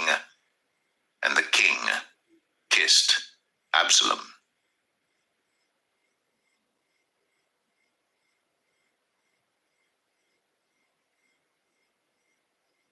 2 Samuel 15. And it came to pass after this, that Absalom prepared him chariots and horses, and 50 men to run before him. And Absalom rose up early, and stood beside the way of the gate. And it was so, that when any man that had a controversy came to the king for judgment, then Absalom called unto him, and said, Of what city art thou? And he said, Thy servant is of one of the tribes of Israel. And Absalom said unto him, See, thy matters are good and right, but there is no man deputed of the king to hear thee. Absalom said moreover, O that I were made judge in the land, that every man which hath any suit or cause might come unto me, and I would do him justice. And it was so, that when any man came nigh to him to do him obeisance, he put forth his hand, and took him, and kissed him. And on this manner did Absalom to all Israel that came to the king for judgment. So Absalom stole the hearts of the men of Israel. And it came to pass after 40 years, that Absalom said unto the king, I pray thee, let me go and pay my vow, which I have vowed unto the Lord in Hebron. For thy servant vowed a vow while I abode at Geshur in Syria, saying, If the Lord shall bring me again indeed to Jerusalem, then I will serve the Lord. And the king said unto him, Go in peace. So he arose, and went to Hebron. But Absalom sent spies throughout all the tribes of Israel, saying, As soon as ye hear the sound of the trumpet, then ye shall say, Absalom reigneth in Hebron. And with Absalom went 200 men out of Jerusalem, that were called, and they went in their simplicity, and they knew not anything. And Absalom sent for Ahithophel the Gibeonite, David's counselor, from his city, even from Gilo, while he offered sacrifices. And the conspiracy was strong, for the people increased continually with Absalom. And there came a messenger to David, saying, The hearts of the men of Israel are after Absalom. And David said unto all his servants that were with him at Jerusalem, Arise, and let us flee, for we shall not else escape from Absalom. Make speed to depart, lest he overtake us suddenly, and bring evil upon us, and smite the city with the edge of the sword. And the king's servants said unto the king, Behold, thy servants are ready to do whatsoever my lord the king shall appoint. And the king went forth, and all his household after him. And the king left 10 women which were concubines to keep the house. And the king went forth, and all the people after him, and tarried in a place that was far off. And all his servants passed on beside him, and all the Cherethites, and all the Pelethites, and all the Gittites, 600 men which came after him from Gath, passed on before the king. Then said the king to Ittai the Gittite, Wherefore goest thou also with us? Return to thy place, and abide with the king, for thou art a stranger, and also an exile. Whereas thou camest but yesterday, should I this day make thee go up and down with us? Seeing I go whither I may, return thou, and take back thy brethren. Mercy and truth be with thee. And Ittai answered the king and said, As the Lord liveth, and as my lord the king liveth, surely in what place my lord the king shall be, whether in death or life, even there also will thy servant be. And David said to Ittai, Go and pass over. And Ittai the Gittite passed over, and all his men, and all the little ones that were with him. And all the country wept with a loud voice, and all the people passed over. The king also himself passed over the brook Kidron, and all the people passed over toward the way of the wilderness. And lo, Zadok also, and all the Levites were with him, bearing the ark of the covenant of God. And they set down the ark of God, and Abiathar went up, until all the people had done passing out of the city. And the king said unto Zadok, Carry back the ark of God into the city. If I shall find favor in the eyes of the Lord, he will bring me again, and show me both it and his habitation. But if he thus say, I have no delight in thee, behold, here am I. Let him do to me as seemeth good unto him. The king said also unto Zadok the priest, Art not thou a seer? Return into the city in peace, and your 2 sons with you, Ahimaaz thy son, and Jonathan the son of Abiathar. See, I will tarry in the plain of the wilderness until there come word from you to certify me.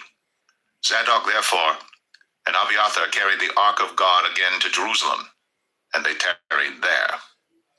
And David went up by the ascent of Mount Olivet, and wept as he went up, and had his head covered, and he went barefoot, and all the people that was with him covered every man his head, and they went up, weeping as they went up.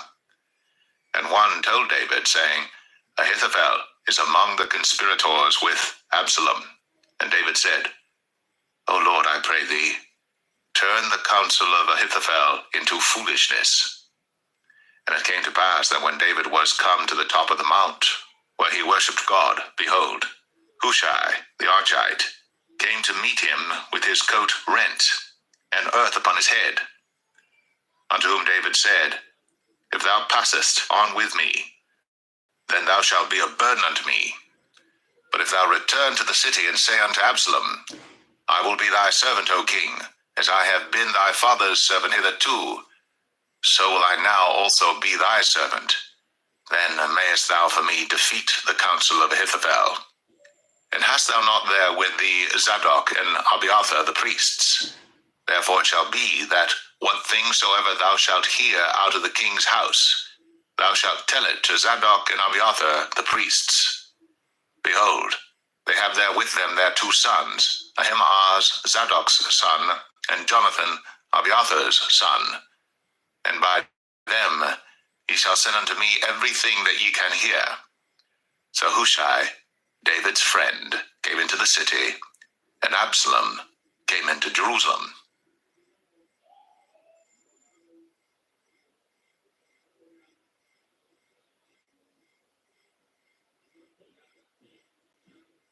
Second Samuel 16. And when David was a little past the top of the hill, behold, Ziba, the servant of Mephibosheth, met him with a couple of asses saddled, and upon them 200 loaves of bread, and 100 bunches of raisins, and 100 of summer fruits, and a bottle of wine. And the king said unto Ziba, What meanest thou by these? And Ziba said, The asses be for the king's household to ride on, and the bread and summer fruit for the young men to eat, and the wine, that such as be faint in the wilderness may drink. And the king said, And where is thy master's son? And Ziba said unto the king, Behold, he abideth at Jerusalem, for he said, Today shall the house of Israel restore me the kingdom of my father. Then said the king to Ziba, Behold, thine are all that pertained unto Mephibosheth. And Ziba said, I humbly beseech thee that I may find grace in thy sight, my lord, O king. And when King David came to Bahurim, behold, thence came out a man of the family of the house of Saul, whose name was Shimei, the son of Gera. He came forth, and cursed still as he came. And he cast stones at David, and at all the servants of King David. And all the people and all the mighty men were on his right hand and on his left. And thus said Shimei, when he cursed, Come out, thou bloody man, and thou man of Belial.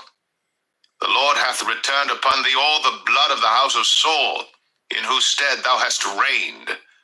And the Lord hath delivered the kingdom into the hand of Absalom thy son, and behold, thou art taken in thy mischief, because thou art a bloody man.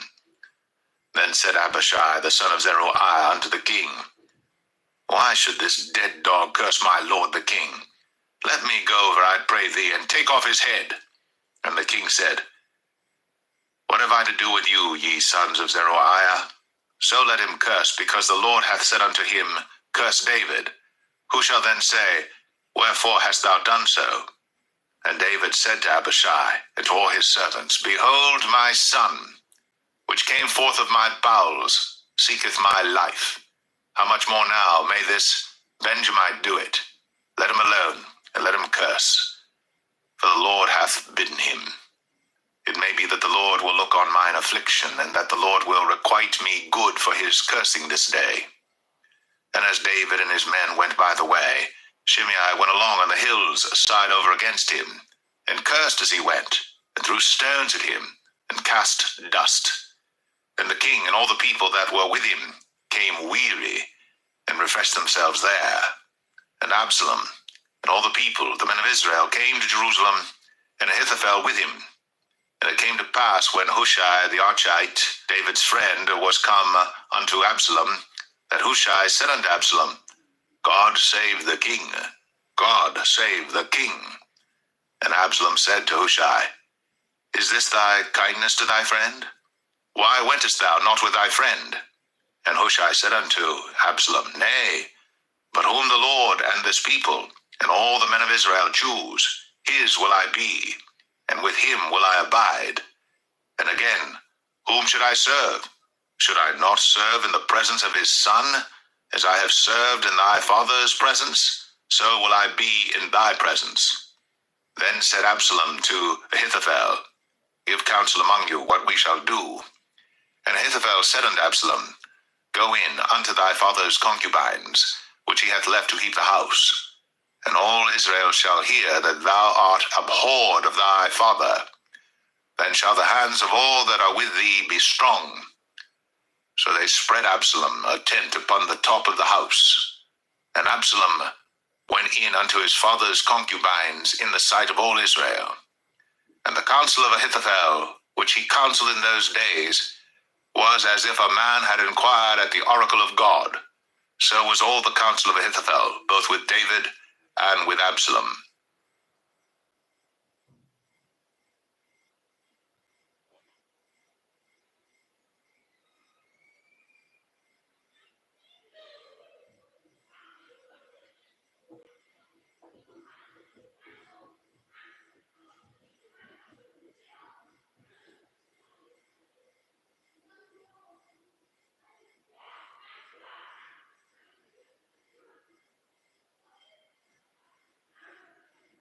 Second Samuel 17.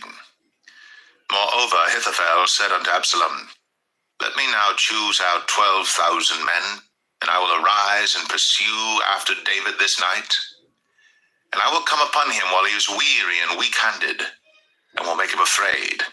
And all the people that are with him shall flee, and I will smite the king only. And I will bring back all the people unto thee. The man whom thou seekest is as if all returned, so all the people shall be in peace. And the saying pleased Absalom well, and all the elders of Israel. Then said Absalom, Call now Hushai the Archite also, and let us hear likewise what he saith. And when Hushai was come to Absalom, Absalom spake unto him, saying, Ahithophel hath spoken after this manner. Shall we do after his saying? If not, speak thou. And Hushai said unto Absalom, The counsel that Ahithophel hath given is not good at this time. For, said Hushai, Thou knowest thy father and his men, that they be mighty men, and they be chafed in their minds, as a bear robbed of her whelps in the field.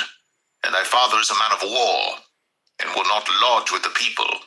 Behold, He is hidden now in some pit or in some other place, and it will come to pass, when some of them be overthrown at the first, that whosoever heareth it will say, There is a slaughter among the people that follow Absalom.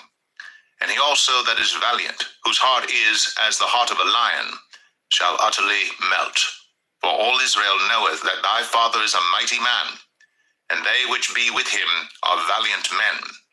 Therefore I counsel that all Israel be generally gathered unto thee, from Dan even to Beersheba, as the sand that is by the sea for multitude, and that thou go to battle in thine own person. So shall we come upon him in some place where he shall be found, and we will light upon him as the dew falleth on the ground, and of him, and of all the men that are with him, there shall not be left so much as one. Moreover, if he be gotten into a city, then shall all Israel bring ropes to that city, and we will draw it into the river, until there be not one small stone found there. And Absalom and all the men of Israel said, The counsel of Hushai the Archite is better than the counsel of Ahithophel. For the Lord had appointed to defeat the good counsel of Ahithophel, to the intent that the Lord might bring evil upon Absalom. Then said Hushai unto Zadok and to Abiathar the priests, Thus and thus did Ahithophel counsel Absalom and the elders of Israel, and thus have I counseled. Now therefore send quickly and tell David, saying, Lodge not this night in the plains of the wilderness, but speedily pass over, lest the king be swallowed up, and all the people that are with him. Now Jonathan and Ahimaaz stayed by En-Rogel, for they might not be seen to come into the city. And a wench went and told them, and they went and told King David. Nevertheless a lad saw them and told Absalom. But they went both of them away quickly, and came to a man's house in Bahurim, which had a well in his court, whither they went down. And the woman took and spread a covering over the well's mouth, and spread ground corn thereon, and the thing was not known. And when Absalom's servants came to the woman to the house, they said, Where is Ahimaaz and Jonathan? And the woman said unto them, They be gone over the brook of water. And when they had sought and could not find them, they returned to Jerusalem. And it came to pass after they were departed, that they came up out of the well, and went and told to King David, and said unto David, Arise, and pass quickly over the water, for thus hath Ahithophel counseled against you. Then David arose, and all the people that were with him, and they passed over Jordan.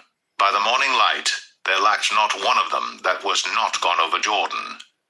And when Ahithophel saw that his counsel was not followed, he saddled his ass and arose, and gat him home to his house, to his city, and put his household in order, and hanged himself, and died, and was buried in the sepulchre of his father. Then David came to Mahanaim, and Absalom passed over Jordan, he and all the men of Israel with him. And Absalom made Amasa captain of the host instead of Joab, which Amasa was a man's son, whose name was Ithra, an Israelite, that went in to Abigail, the daughter of Nahash, sister to Zeruiah, Joab's mother. So Israel and Absalom pitched in the land of Gilead.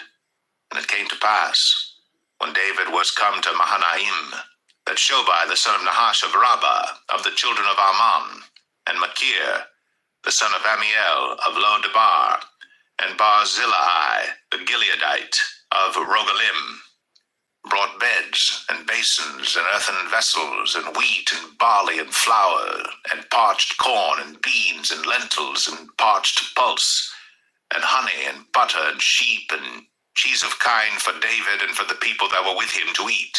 For they said, The people is hungry and weary and thirsty in the wilderness.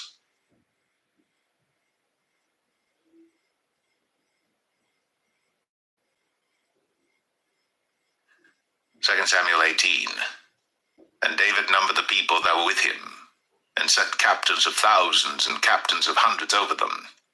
And David sent forth a third part of the people under the hand of Joab, and a third part under the hand of Abishai the son of Zeruiah, Joab's brother, and a third part under the hand of Ittai the Gittite. And the king said unto the people, I will surely go forth with you myself also. But the people answered, Thou shalt not go forth, for if we flee away, they will not care for us, neither if half of us die, will they care for us. But now thou art worth 10,000 of us. Therefore now it is better that thou succor us out of the city. And the king said unto them, What seemeth you best, I will do. And the king stood by the gate side, and all the people came out by hundreds and by thousands. And the king commanded Joab and Abishai and Ittai, saying, Deal gently for my sake with the young man, even with Absalom. And all the people heard when the king gave all the captains charge concerning Absalom. So the people went out into the field against Israel, and the battle was in the wood of Ephraim, where the people of Israel were slain before the servants of David, and there was there a great slaughter that day of 20,000 men. For the battle was there scattered over the face of all the country, and the wood devoured more people that day than the sword devoured. And Absalom met the servants of David, and Absalom rode upon a mule, and the mule went under the thick boughs of a great oak, and his head caught hold of the oak, and he was taken up between the heaven and the earth, and the mule that was under him went away. And a certain man saw it, and told Joab, and said, Behold, I saw Absalom hanged in an oak.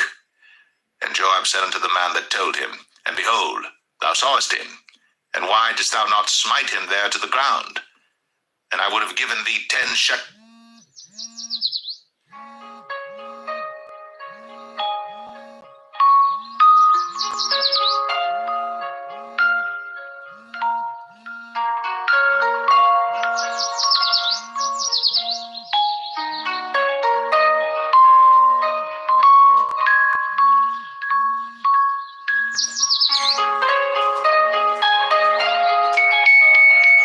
Of silver and a girdle.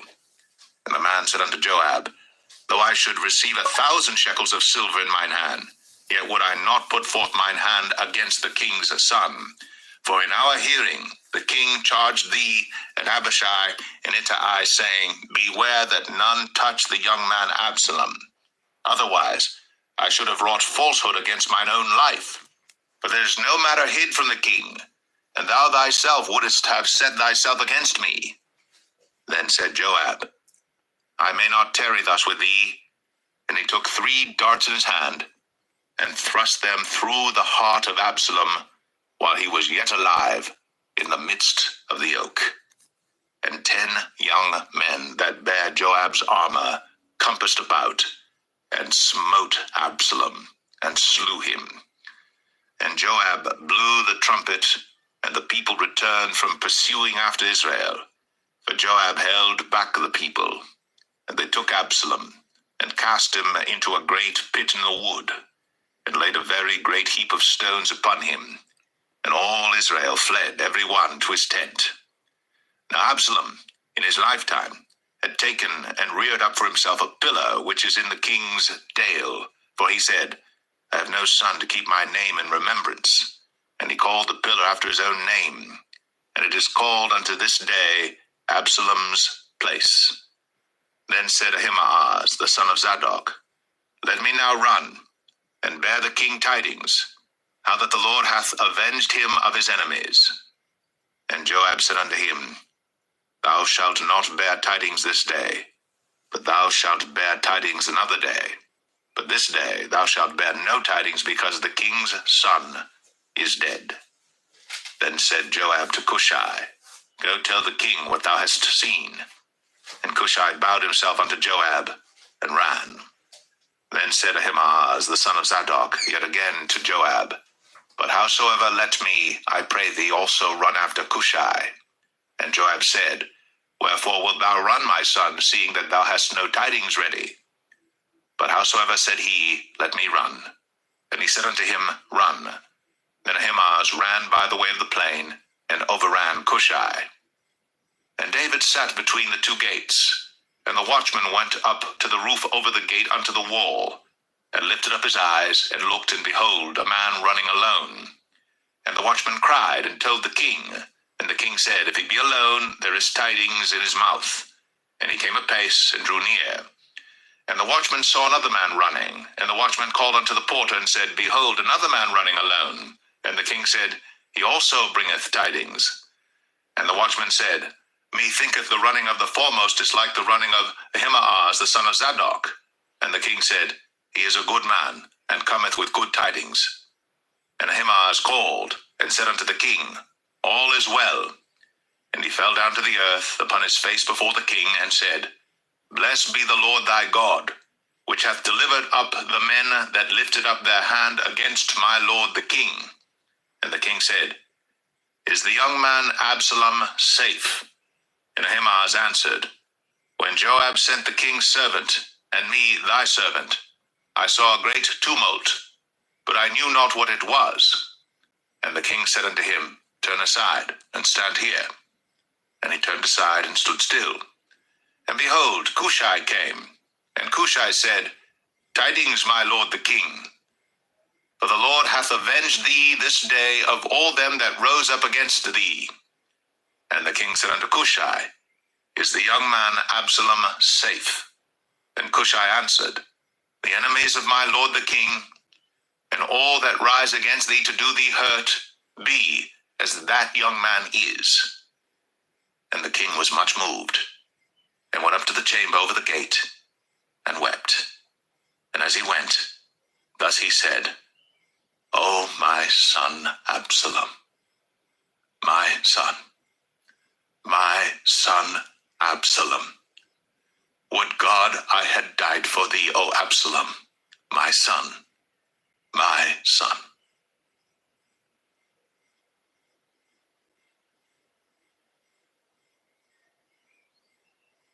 2 Samuel 19. And it was told Joab, Behold, the king weepeth and mourneth for Absalom. And the victory that day was turned into mourning unto all the people, for the people heard say that day how the king was grieved for his son.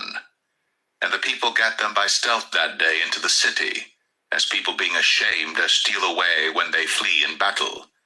But the king covered his face. And the king cried with a loud voice, O my son Absalom, O Absalom, my son, my son. And Joab came into the house to the king, and said, Thou hast shamed this day the faces of all thy servants, which this day have saved thy life, and the lives of thy sons and of thy daughters, and the lives of thy wives, and the lives of thy concubines, in that thou lovest thine enemies, and hatest thy friends. For thou hast declared this day that thou regardest neither princes nor servants. For this day I perceive that if Absalom had lived, and all we had died this day, then it had pleased thee well. Now therefore arise, go forth, and speak comfortably unto thy servants. For I swear by the Lord, if thou go not forth, there will not tarry one with thee this night. And that will be worse unto thee than all the evil that befell thee from thy youth until now. Then the king arose and sat in the gate. And they told unto all the people, saying, Behold, the king doth sit in the gate. And all the people came before the king, for Israel had fled every man to his tent. And all the people were at strife throughout all the tribes of Israel, saying, The king saved us out of the hand of our enemies, and he delivered us out of the hand of the Philistines, and now he is fled out of the land for Absalom. And Absalom, whom we anointed over us, is dead in battle. Now therefore, why speak ye not a word of bringing the king back? And King David sent to Zadok and to Abiathar the priests, saying, Speak unto the elders of Judah, saying, Why are ye the last to bring the king back to his house, seeing the speech of all Israel is come to the king, even to his house? Ye are my brethren, ye are my bones and my flesh. Wherefore then are ye the last to bring back the king? And say ye to Amasa, Art thou not of my bone and of my flesh? God do so to me, and more also, if thou be not captain of the host before me continually in the room of Joab. And he bowed the heart of all the men of Judah, even as the heart of one man, so that they sent this word unto the king, Return thou and all thy servants. So the king returned, and came to Jordan, and Judah came to Gilgal, to go to meet the king, to conduct the king over Jordan. And Shimei the son of Gera, a Benjamite, which was of Bahurim, hasted and came down with the men of Judah to meet King David. And there were 1,000 men of Benjamin with him, and Ziba the servant of the house of Saul, and his 15 sons and his 20 servants with him, and they went over Jordan before the king. And there went over a ferry boat to carry over the king's household, and to do what he thought good. And Shimei the son of Gera fell down before the king as he was come over Jordan, and said unto the king, Let not my lord impute iniquity unto me, neither do thou remember that which thy servant did perversely the day that my lord the king went out of Jerusalem, that the king should take it to his heart. For thy servant doth know that I have sinned. Therefore, behold, I am come the first this day of all the house of Joseph, to go down to meet my lord the king.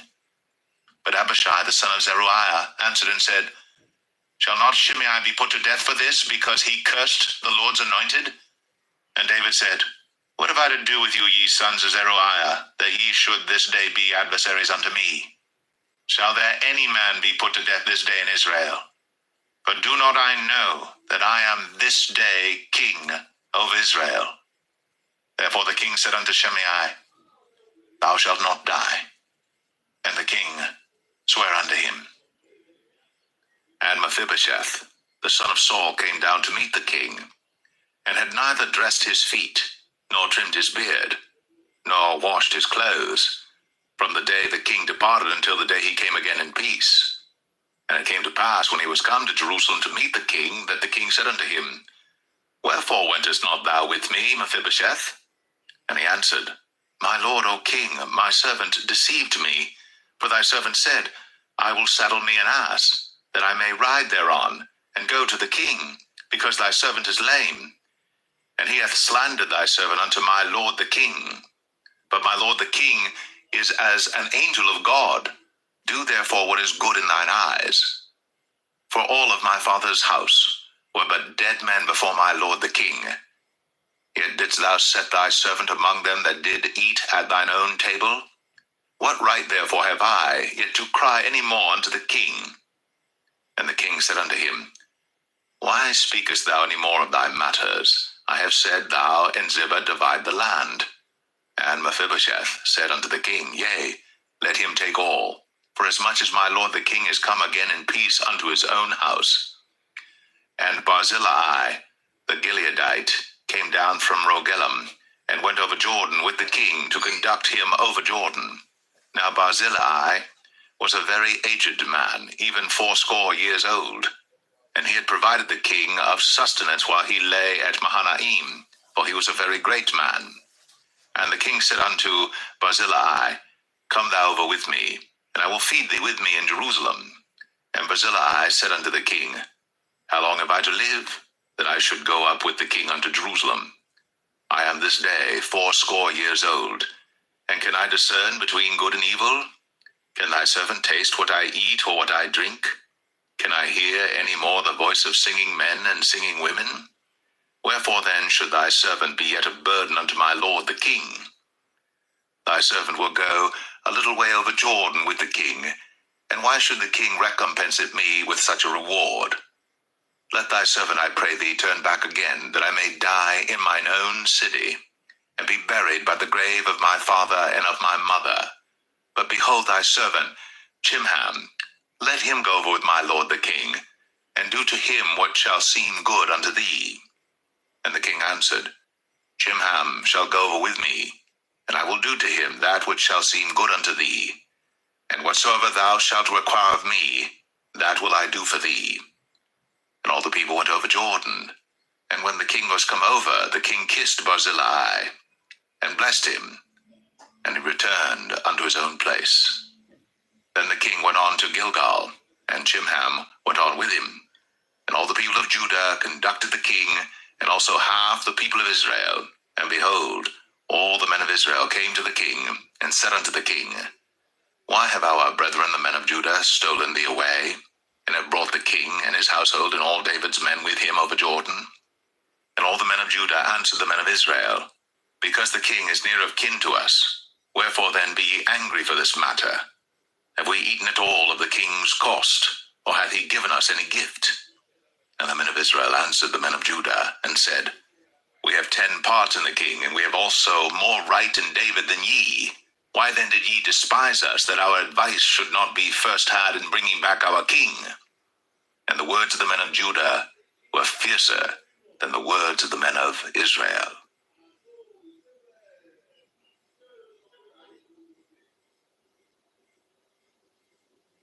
2 Samuel 20. And there happened to be there a man of Belial, whose name was Sheba, the son of Bichri, a Benjamite. And he blew a trumpet and said, We have no part in David, neither have we inheritance in the son of Jesse. Every man to his tents, O Israel.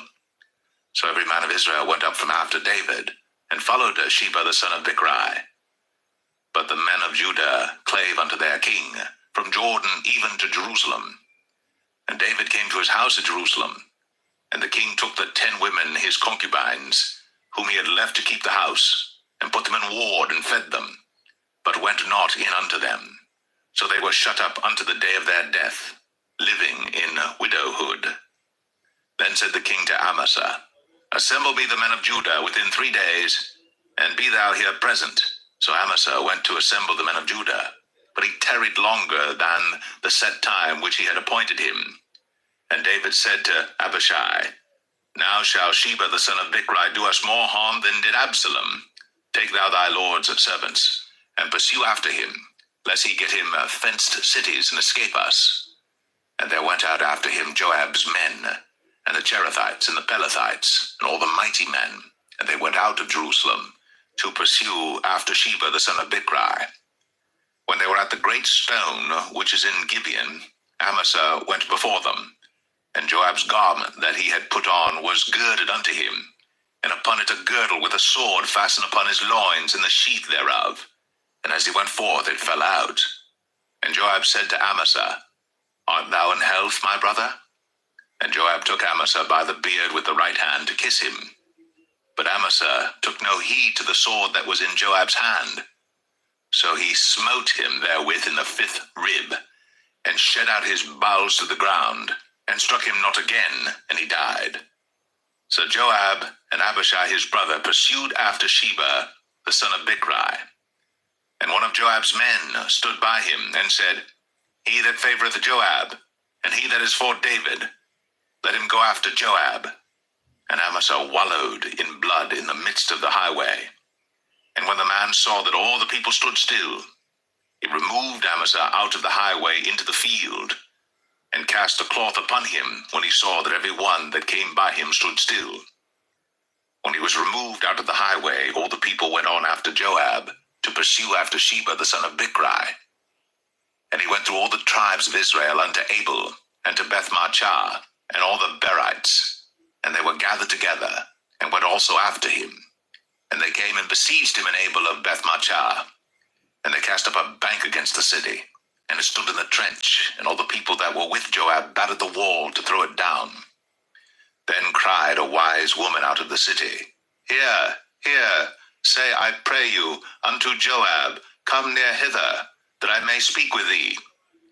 And when he was come near unto her, the woman said, Art thou Joab? And he answered, I am he. Then she said unto him, Hear the words of thine handmaid. And he answered, I do hear. Then she spake, saying, They were wont to speak in old time, saying, They shall surely ask counsel at Abel. And so they ended the matter. I am one of them that are peaceable and faithful in Israel. Thou seekest to destroy a city and a mother in Israel. Why wilt thou swallow up the inheritance of the Lord? And Joab answered and said, Far be it from me that I should swallow up or destroy. The matter is not so. But a man of Mount Ephraim, Sheba, the son of Bichri by name, hath lifted up his hand against the king, even against David. Deliver him only, and I will depart from the city. And the woman said unto Joab, Behold, his head shall be thrown to thee over the wall. Then the woman went unto all the people in her wisdom, and they cut off the head of Sheba the son of Bichri, and cast it out to Joab. And he blew a trumpet, and they retired from the city, every man to his tent. And Joab returned to Jerusalem unto the king. Now Joab was over all the host of Israel, and Benaiah the son of Jehoiada was over the Cherethites and over the Pelethites, and Adoram was over the tribute, and Jehoshaphat the son of Ahilud was recorder, and Sheba was scribe, and Zadok and Abiathar were priests, and Ira also the Jerite. was a chief ruler about David.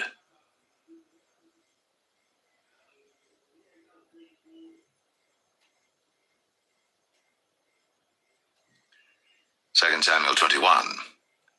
Then there was a famine in the days of David 3 years, year after year. And David inquired of the Lord. And the Lord answered, It is for Saul and for his bloody house, because he slew the Gibeonites. And the king called the Gibeonites and said unto them, Now the Gibeonites were not of the children of Israel, but of the remnant of the Amorites. And the children of Israel had sworn unto them. And Saul sought to slay them in his zeal to the children of Israel and Judah. Wherefore David said unto the Gibeonites, What shall I do for you? And wherewith shall I make the atonement, that ye may bless the inheritance of the Lord? And the Gibeonites said unto him, We will have no silver nor gold of Saul, nor of his house, neither for us shalt thou kill any man in Israel. And he said, What ye shall say, that will I do for you.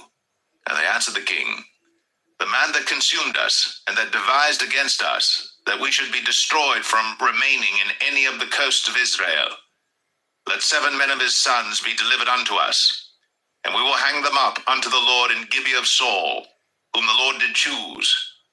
And the king said, I will give them. But the king spared Mephibosheth, the son of Jonathan, the son of Saul, because of the Lord's oath that was between them, between David and Jonathan, the son of Saul.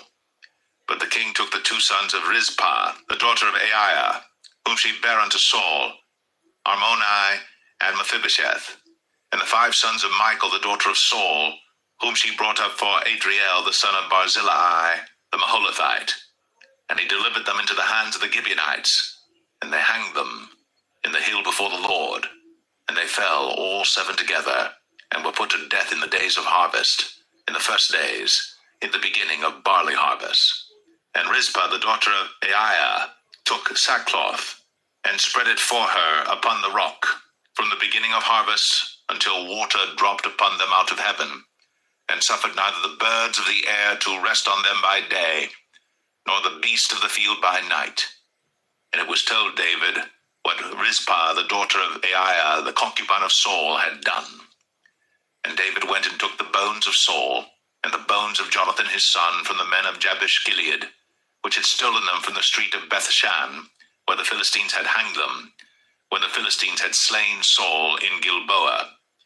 And he brought up from thence the bones of Saul, and the bones of Jonathan his son, and they gathered the bones of them that were hanged. And the bones of Saul and Jonathan his son buried they in the country of Benjamin and Zelah, in the sepulchre of Kish his father.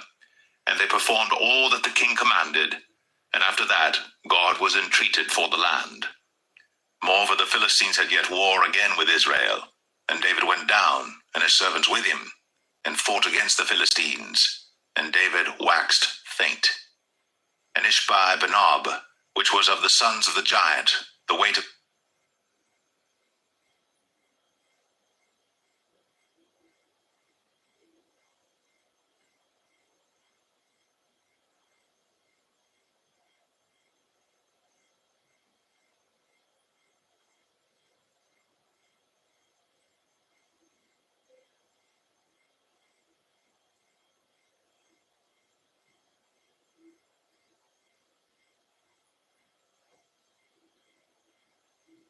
whose spear weighed 300 shekels of brass in weight, he being girded with a new sword, thought to have slain David.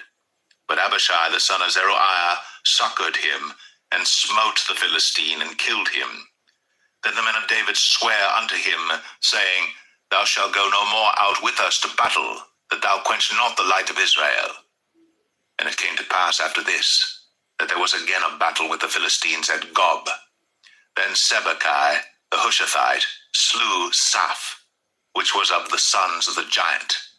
And there was again a battle in Gob with the Philistines, where Elhanan the son of Jareh-Oregim, a Bethlehemite, slew the brother of Goliath the Gittite, the staff of whose spear was like a weaver's beam. And there was yet a battle in Gath, where was a man of great stature, that had on every hand 6 fingers, and on every foot 6 toes, 24 in number. And he also was born to the giant. And when he defied Israel, Jonathan the son of Shemaiah, the brother of David, slew him. These 4 were born to the giant in Gath, and fell by the hand of David, and by the hand of his servants.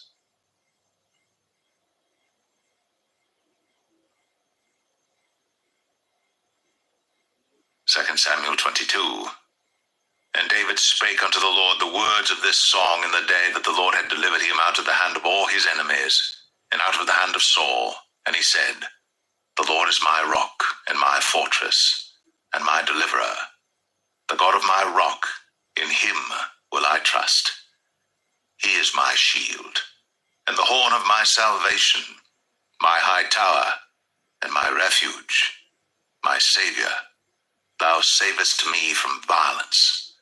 I will call on the Lord, who is worthy to be praised. So shall I be saved from mine enemies. When the waves of death compassed me, the floods of ungodly men made me afraid. The sorrows of hell compassed me about. The snares of death prevented me. In my distress I called upon the Lord, and cried to my God, and he did hear my voice out of his temple, and my cry did enter into his ears.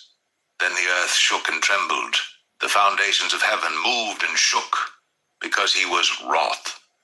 There went up a smoke out of his nostrils, and fire out of his mouth devoured. Coals were kindled by it. He bowed the heavens also, and came down, and darkness was under his feet. And he rode upon a cherub, and did fly, and he was seen upon the wings of the wind. And he made darkness pavilions round about him, dark waters, and thick clouds of the skies. Through the brightness before him were coals of fire kindled. The Lord thundered from heaven, and the Most High uttered his voice, and he sent out arrows and scattered them, lightning and discomfited them. And the channels of the sea appeared. The foundations of the world were discovered, at the rebuking of the Lord, at the blast of the breath of his nostrils. He sent from above, he took me, he drew me out of many waters. He delivered me from my strong enemy, and from them that hated me, for they were too strong for me. They prevented me in the day of my calamity, but the Lord was my stay. He brought me forth also into a large place. He delivered me because he delighted in me. The Lord rewarded me according to my righteousness, according to the cleanness of my hands hath he recompensed me. For I have kept the ways of the Lord, and have not wickedly departed from my God.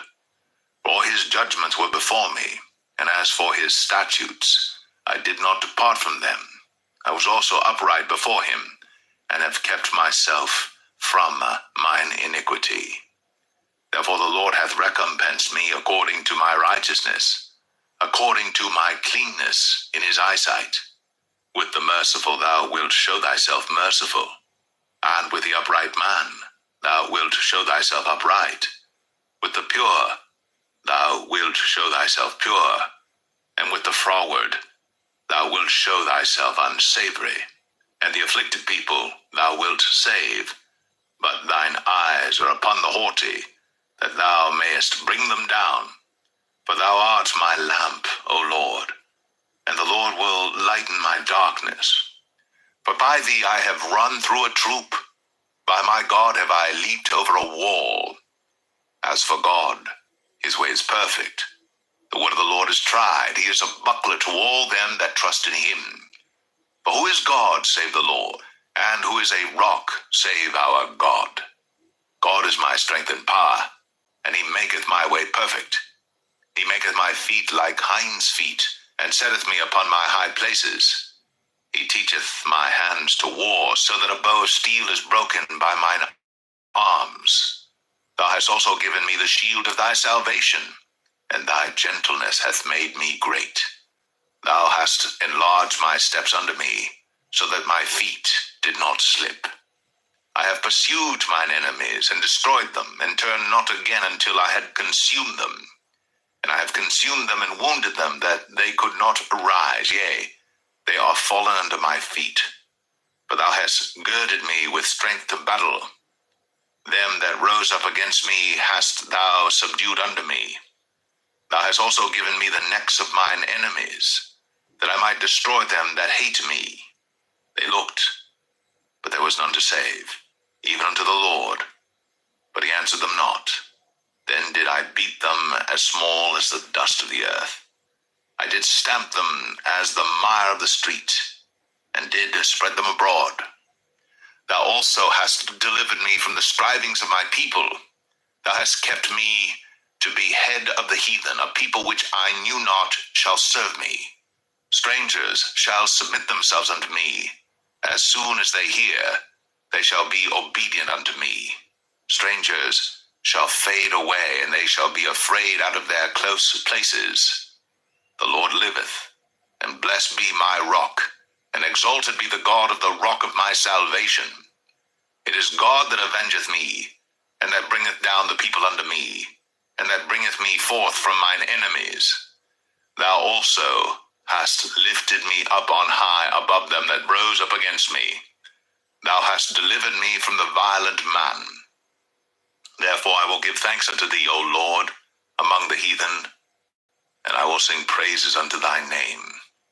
He is the tower of salvation for his king, and showeth mercy to his anointed, unto David, and to his seed forevermore.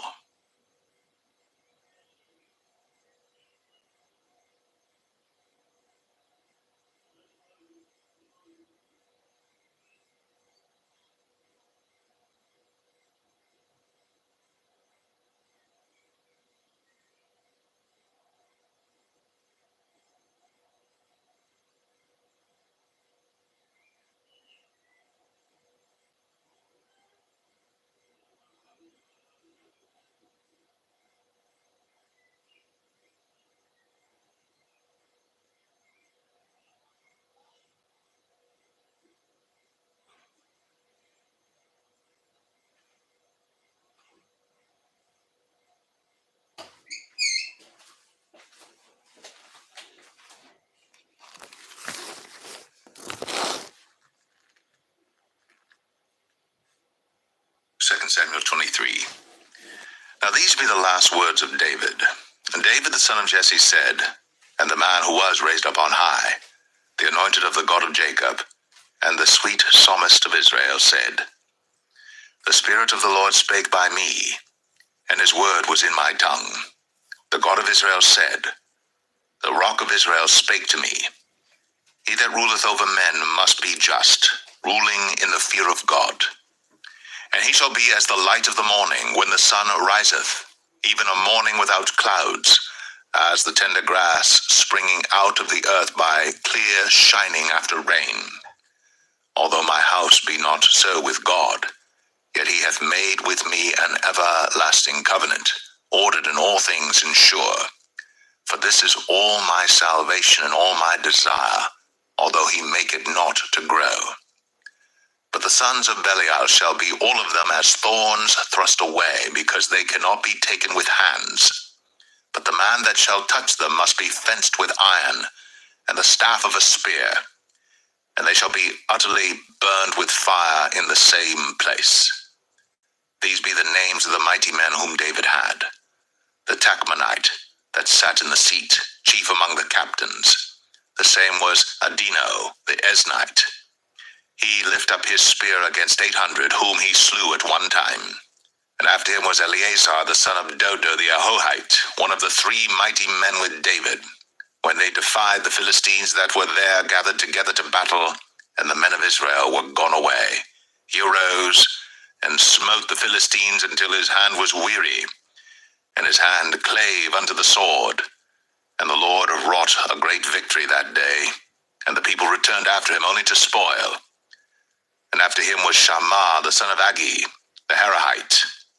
And the Philistines were gathered together into a troop, where was a piece of ground full of lentils, and the people fled from the Philistines.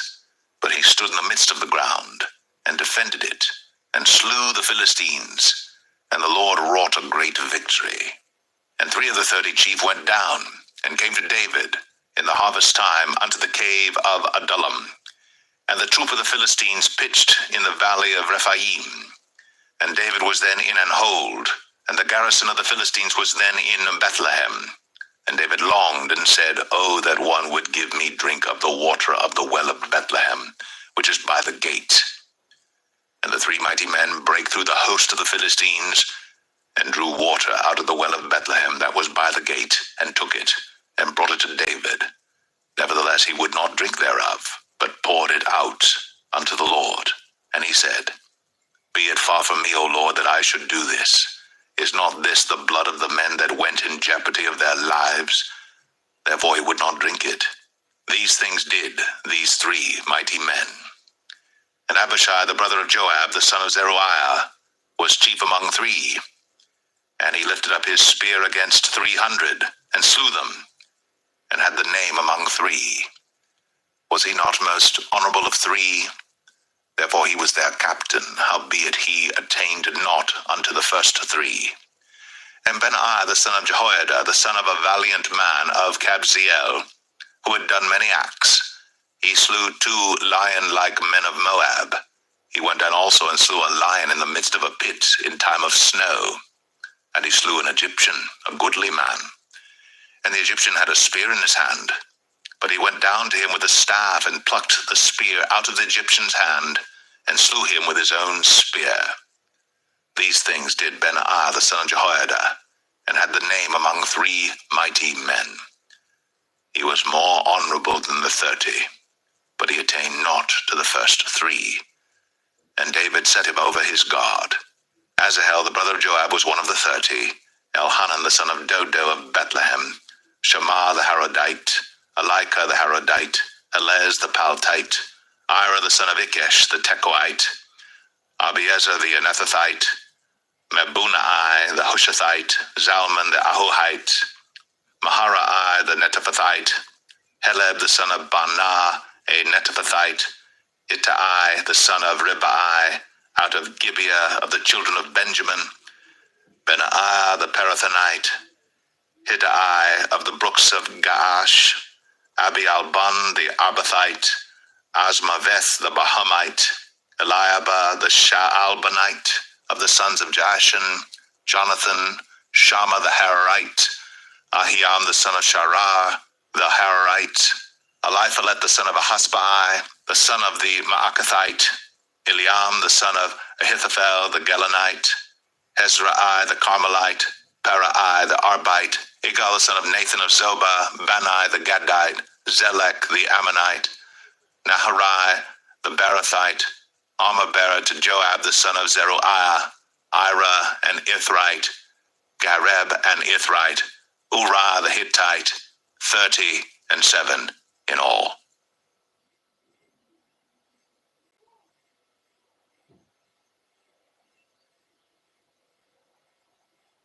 2 Samuel 24.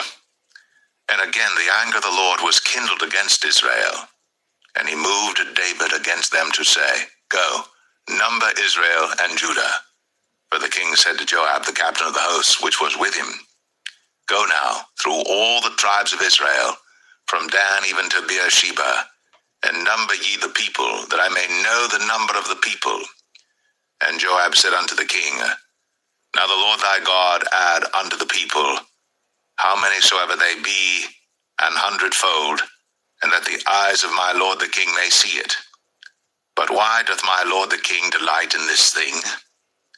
Notwithstanding the king's word prevailed against Joab and against the captains of the host. And Joab and the captains of the host went out from the presence of the king to number the people of Israel. And they passed over Jordan, and pitched in Aroer, on the right side of the city that lieth in the midst of the river of Gad, and toward Jazer. Then they came to Gilead, and to the land of Tatim Hoshai, and they came to Dan Jaan, and about to Zidon, and came to the stronghold of Tyre, and to all the cities of the Hivites and of the Canaanites. And they went out to the south of Judah, even to Beersheba. So when they had gone through all the land, they came to Jerusalem at the end of 9 months and 20 days. And Joab gave up the sum of the number of the people unto the king. And there were in Israel 800,000 valiant men that drew the sword, and the men of Judah were 500,000 men. And David's heart smote him after that he had numbered the people. And David said unto the Lord, I have sinned greatly in that I have done. And now I beseech thee, O Lord, take away the iniquity of thy servant, for I have done very foolishly.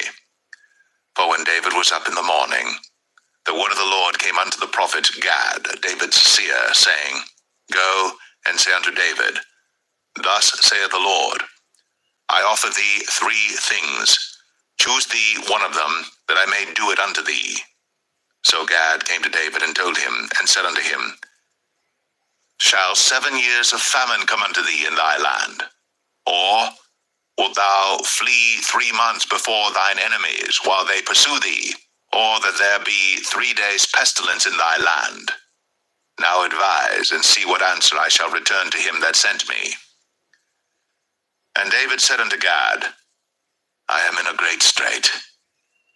Let us fall now into the hand of the Lord, for his mercies are great, and let me not fall into the hand of man.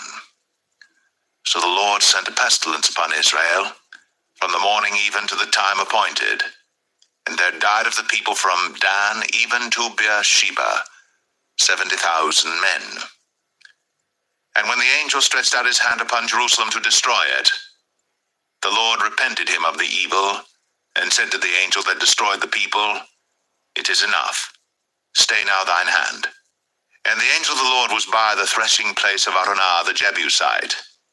And David spake unto the Lord when he saw the angel that smote the people, and said, Lo, I have sinned, and I have done wickedly. But these sheep, what have they done?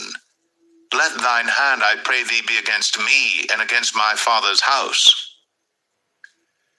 And Gad came that day to David, and said unto him, Go up, rear an altar unto the Lord in the threshing floor of Araunah the Jebusite.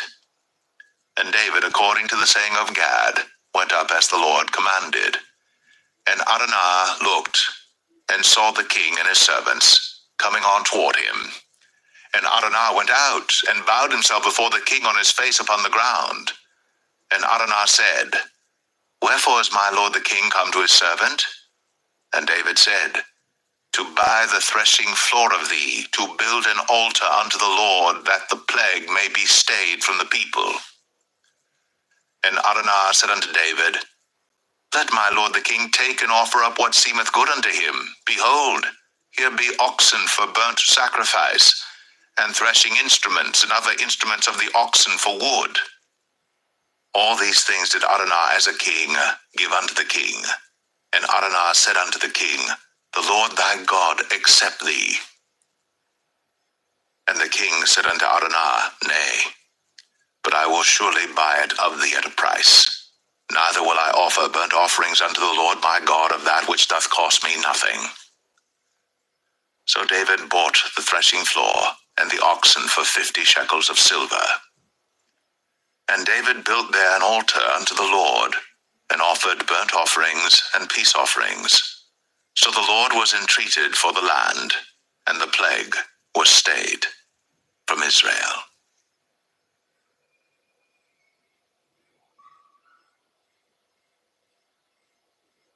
The first book of Kings, chapter 1.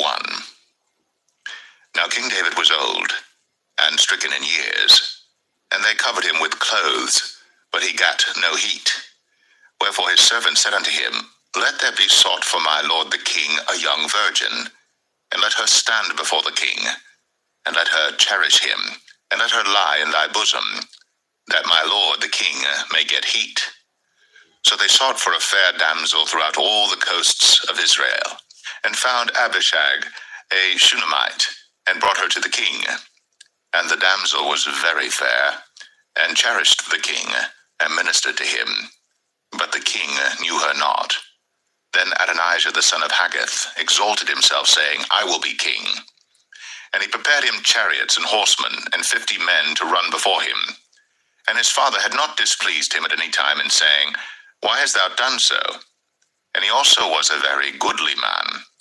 And his mother bare him after Absalom. And he conferred with Joab the son of Zeruiah, and with Abiathar the priest, and they, following Adonijah, helped him. But Zadok the priest, And Benaiah the son of Jehoiada, and Nathan the prophet, and Shimei, and Rei, and the mighty men which belonged to David, were not with Adonijah.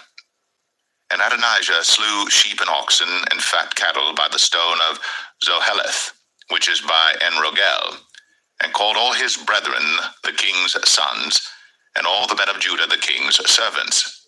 But Nathan the prophet, and Benaiah, and the mighty men, and Solomon his brother, he called not. Wherefore Nathan spake unto Bathsheba, the mother of Solomon, saying, Hast thou not heard that Adonijah the son of Haggith doth reign, and David our Lord knoweth it not? Now therefore come, let me, I pray thee, give thee counsel, that thou mayest save thine own life, and the life of thy son Solomon. Go and get thee in unto King David, and say unto him, Didst not thou, my lord, O king, swear unto thine handmaid, saying, Assuredly Solomon thy son shall reign after me, and he shall sit upon my throne. Why then doth Adonijah reign? Behold, while thou yet talkest there with the king, I also will come in after thee, and confirm thy words. And Bathsheba went in unto the king into the chamber, and the king was very old, and Abishag the Shunammite ministered unto the king. And Bathsheba bowed, and did obeisance unto the king. And the king said, What wouldst thou? And she said unto him, My lord, thou swearest by the Lord thy God unto thine handmaid, saying, Assuredly Solomon thy son shall reign after me, and he shall sit upon my throne. And now, behold, Adonijah reigneth, and now, my lord the king, thou knowest it not. And he hath slain oxen and fat cattle, and sheep in abundance, and hath called all the sons of the king, and Abiathar the priest, and Joab the captain of the host. But Solomon thy servant hath he not called. And thou, my lord, O king, the eyes of all Israel are upon thee, that thou shouldst tell them who shall sit on the throne of my lord the king after him. Otherwise it shall come to pass, when my lord the king shall sleep with his fathers, that I and my son Solomon shall be counted offenders. And lo, while she yet talked with the king, Nathan the prophet also came in. And they told the king, saying, Behold, Nathan the prophet. And when he was come in before the king, he bowed himself before the king with his face to the ground. And Nathan said, My lord, O king, hast thou said, Adonijah shall reign after me, and he shall sit upon my throne? For he is gone down this day, and hath slain oxen and fat cattle and sheep in abundance, and hath called all the king's sons, and the captains of the host, and Abiathar the priest, and behold, they eat and drink before him, and say, God save King Adonijah. But me, even me thy servant, and Zadok the priest, and Benaiah the son of Jehoiada, and thy servant Solomon hath he not called. Is this thing done by my lord the king, and thou hast not showed it unto thy servant, who should sit on the throne of my lord the king after him? Then King David answered and said, Call me Bathsheba. And she came into the king's presence, and stood before the king.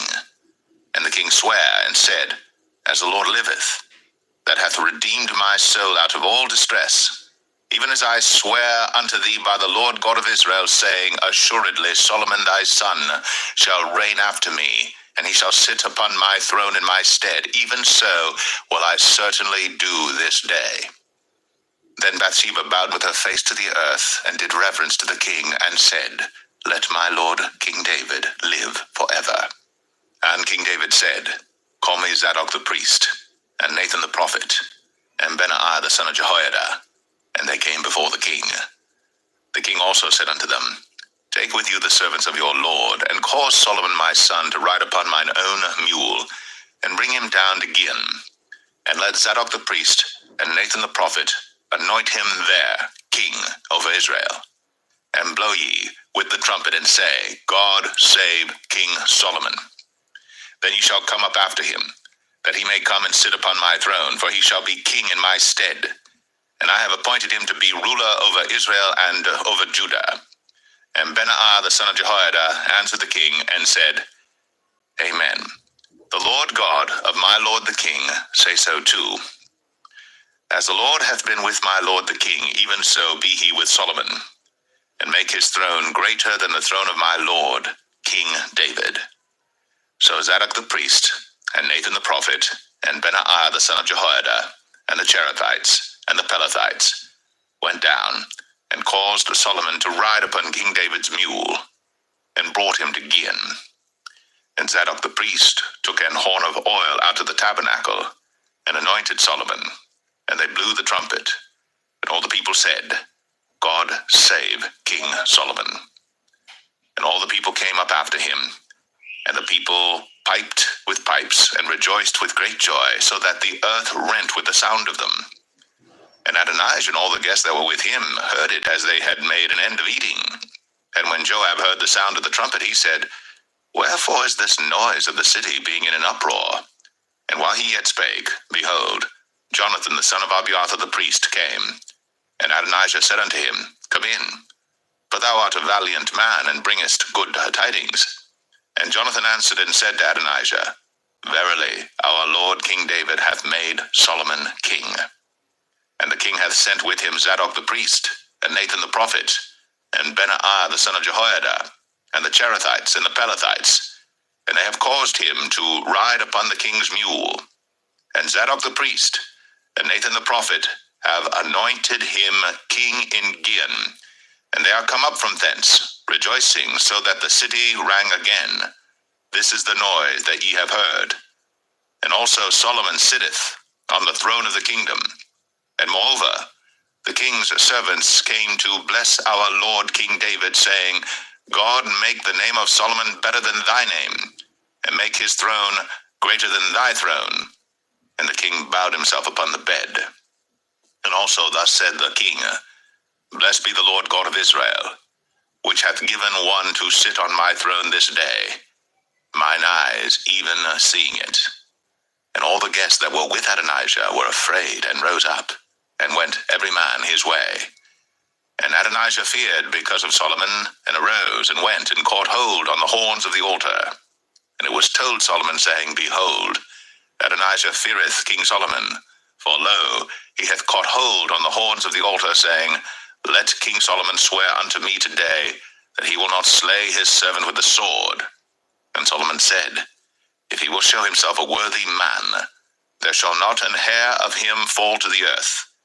But if wickedness shall be found in him, he shall die. So King Solomon sent, and they brought him down from the altar, and he came and bowed himself to King Solomon. And Solomon said unto him, Go to thine house.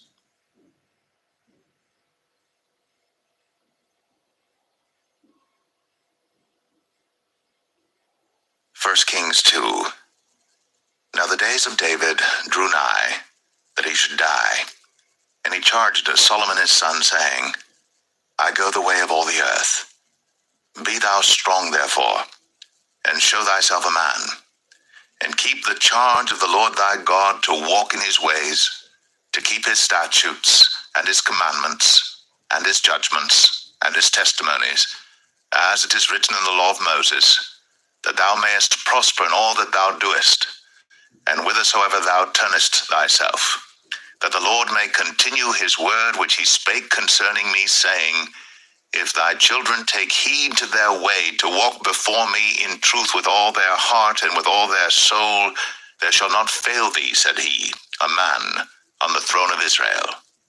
Moreover, thou knowest also what Joab the son of Zeruiah did to me, and what he did to the two captains of the host of Israel, unto Abner the son of Ner, and unto Amasa the son of Jether, whom he slew, and shed the blood of war in peace, and put the blood of war upon his girdle that was about his loins, and in his shoes that were on his feet.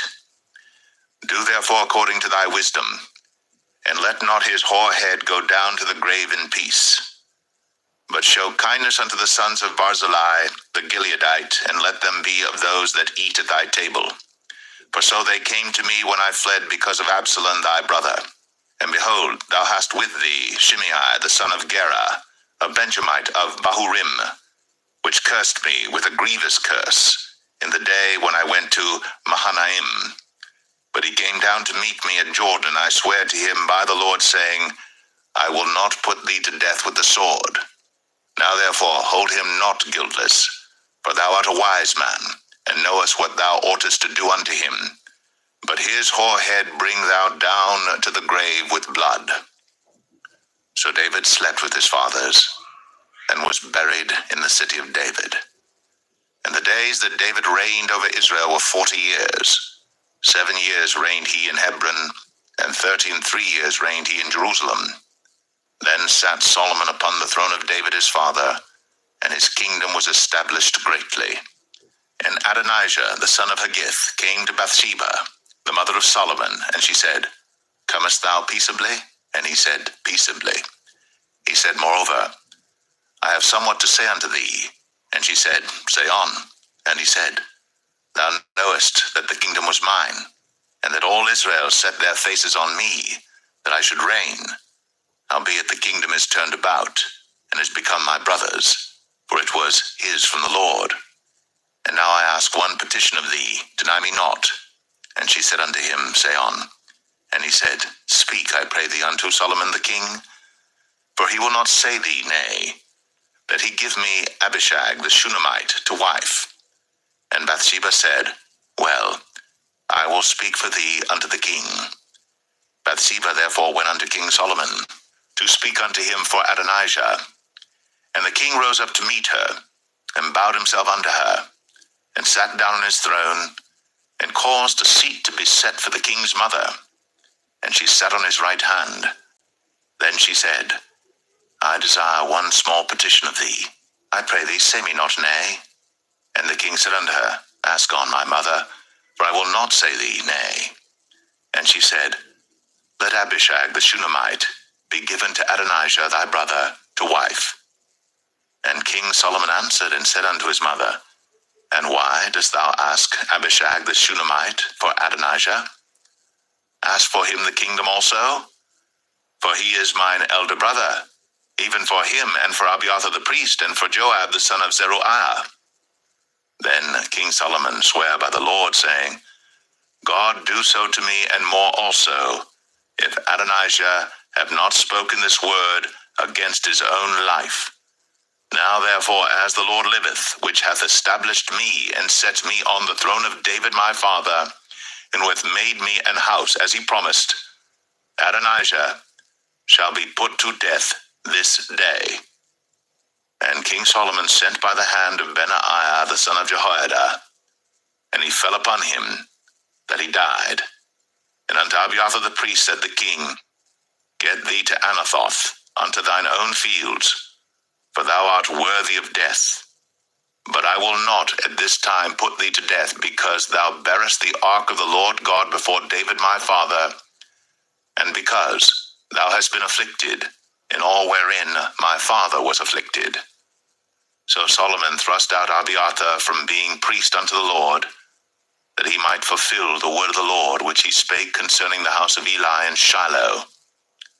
Then tidings came to Joab. But Joab had turned after Adonijah, though he turned not after Absalom. And Joab fled unto the tabernacle of the Lord, and caught hold on the horns of the altar.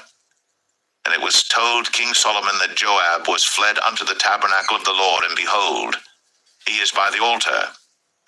Then Solomon sent Benaiah the son of Jehoiada, saying, Go, fall upon him. And Benaiah came to the tabernacle of the Lord, and said unto him, Thus saith the king, Come forth. And he said, Nay, but I will die here. And Benaiah brought the king word again, saying, Thus said Joab. And thus he answered me. And the king said unto him, Do as he hath said, and fall upon him, and bury him, that thou mayest take away the innocent blood, which Joab shed from me, and from the house of my father. And the Lord shall return his blood upon his own head, who fell upon 2 men more righteous and better than he, and slew them with the sword. My father David, not knowing thereof, to wit, Abner the son of Ner, captain of the host of Israel, and Amasa the son of Jether, captain of the host of Judah. Their blood shall therefore return upon the head of Joab, and upon the head of his seed forever. But upon David, and upon his seed, and upon his house, and upon his throne, shall there be peace forever from the Lord. So Benaiah the son of Jehoiada went up, and fell upon him, and slew him. And he was buried in his own house, in the wilderness. And the king put Benaiah the son of Jehoiada in his room over the host, and Zadok the priest did the king put in the room of Abiathar. And the king sent and called for Shimei, and said unto him, Build thee an house in Jerusalem, and dwell there, and go not forth thence any whither. For it shall be, that on the day thou goest out, and passest over the brook Kidron, thou shalt know for certain that thou shalt surely die. Thy blood shall be upon thine own head. And Shimei said unto the king, The saying is good. As my lord the king hath said, so will thy servant do. And Shimei dwelt in Jerusalem many days. And it came to pass at the end of 3 years, that 2 of the servants of Shimei ran away unto Achish, son of Maachah, king of Gath. And they told Shimei, saying, Behold, thy servants be in Gath. And Shimei arose, and saddled his ass, and went to Gath to Achish to seek his servants. And Shimei went, and brought his servants from Gath. And it was told Solomon that Shimei had gone from Jerusalem to Gath, and was come again. And the king sent and called for Shimei, and said unto him, Did I not make thee to swear by the Lord, and protested unto thee, saying, Know for a certain, on the day thou goest out, and walkest abroad any whither, that thou shalt surely die? And thou saidst unto me, The word that I have heard is good. Why then hast thou not kept the oath of the Lord, and the commandment that I have charged thee with? The king said moreover to Shimei, Thou knowest all the wickedness which thine heart is privy to, that thou didst to David my father. Therefore the Lord shall return thy wickedness upon thine own head. And King Solomon shall be blessed, and the throne of David shall be established before the Lord forever. So the king commanded Benaiah the son of Jehoiada, which went out, and fell upon him that he died. And the kingdom was established in the hand of Solomon.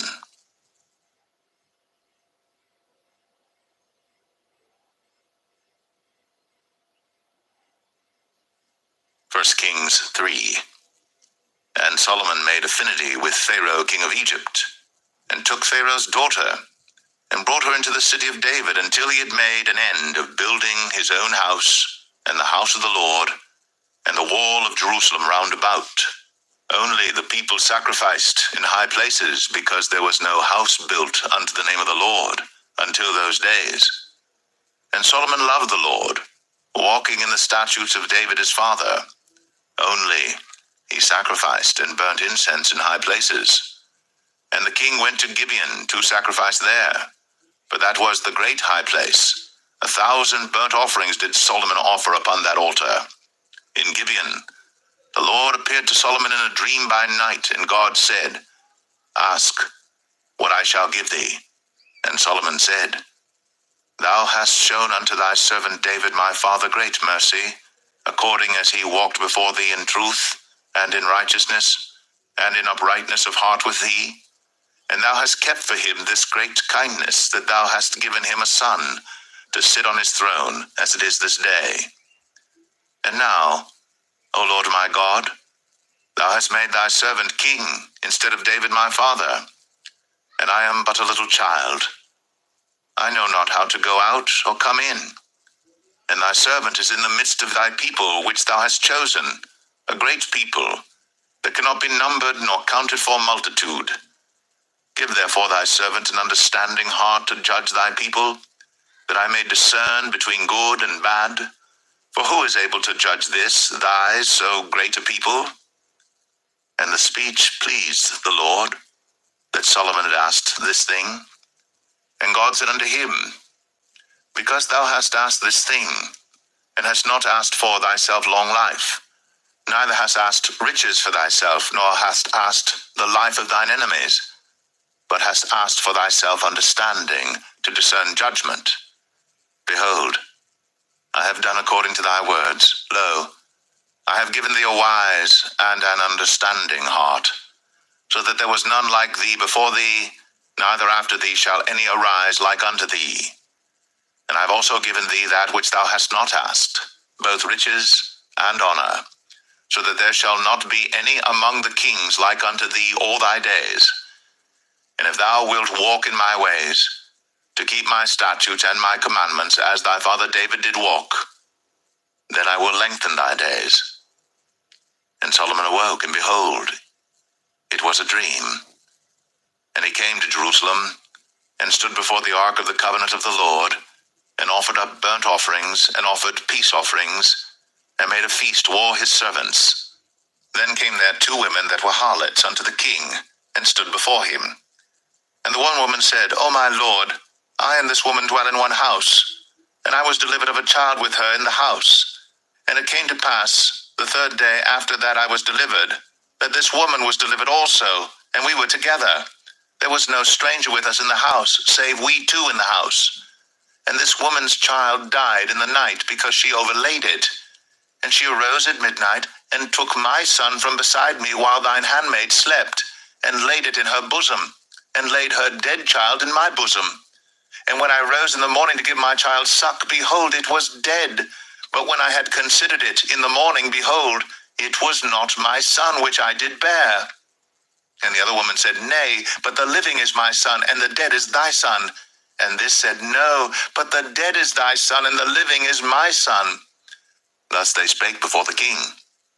Then said the king, The one saith, This is my son that liveth, and thy son is the dead. And the other saith, Nay, but thy son is the dead, and my son is the living. And the king said, Bring me a sword. And they brought a sword before the king.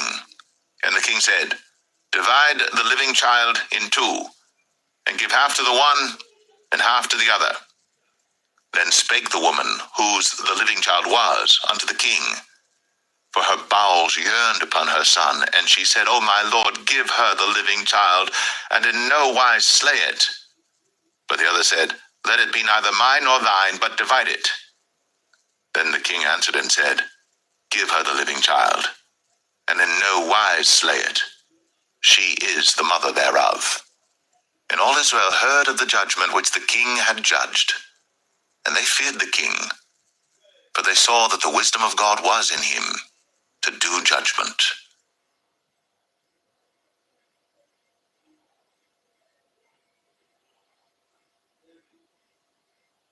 1 Kings 4. So King Solomon was king over all Israel. And these were the princes which he had: Azariah the son of Zadok the priest, Elihoreph and Ahiah the sons of Shisha, scribes, Jehoshaphat the son of Ahilud, the recorder, and Benaiah the son of Jehoiada was over the host, and Zadok and Abiathar were the priests. And Azariah the son of Nathan was over the officers, and Zabud the son of Nathan was principal officer, and the king's friend. And Ahisha was over the household, and Adoniram the son of Abda was over the tribute. And Solomon had 12 officers over all Israel, which provided victuals for the king and his household. Each man his month in a year made provision. And these are their names: the son of Hur in Mount Ephraim, the son of Dekar in Makaz, and in Shaalbim, and in Beth Shemesh, and Elon Bethanan, the son of Hesed in Arabath. To him pertained Socho, in all the land of Hepher, the son of Abinadab, in all the region of Dor, which had Taphath, the daughter of Solomon, to wife. Baanah, the son of Ahilud, to him pertained Tanakh and Megiddo, in all Bethshan, which is by Zartanah beneath Jezreel, from Bethshan to Abel Meholah, even unto the place that is beyond Jokneam. The son of Geber, in Ramoth Gilead, to him pertain the towns of Jair, the son of Manasseh, which are in Gilead. To him also pertain the region of Argob, which is in Bashan, 80 great cities with walls and brazen bars. Ahinadab, the son of Edo, had Mahanaim. Ahimaaz was in Naphtali. He also took Basmath, the daughter of Solomon, to wife. Baanah, the son of Hushai, was in Asher and in Aloth. Jehoshaphat, the son of Paruah, in Issachar. Shimei, the son of Elah, in Benjamin. Geber, the son of Uri, was in the country of Gilead, in the country of Sihon, the king of the Amorites, and of Og, the king of Bashan. And he was the only officer which was in the land. Judah and Israel were many as the sand which is by the sea in multitude, eating and drinking and making merry. And Solomon reigned over all kingdoms from the river unto the land of the Philistines, and unto the border of Egypt they brought presents, and served Solomon all the days of his life. And Solomon's provisions for one day was 30 measures of fine flour, and 80 measures of meal, 10 fat oxen, and 20 oxen out of the pastures, and 100 sheep beside harts and roebucks, and fallow deer and fatted fowl, for he had dominion over all the region on this side the river, from Tifsah even to Azar, over all the kings on this side the river, and he had peace on all sides round about him. And Judah and Israel dwelt safely, every man under his vine and under his fig tree, from Dan even to Beersheba, all the days of Solomon. And Solomon had 40,000 stalls of horses for his chariots, and 12,000 horsemen. And those officers provided victual for King Solomon, and for all that came unto King Solomon's table, every man in his month, they lacked nothing. Barley also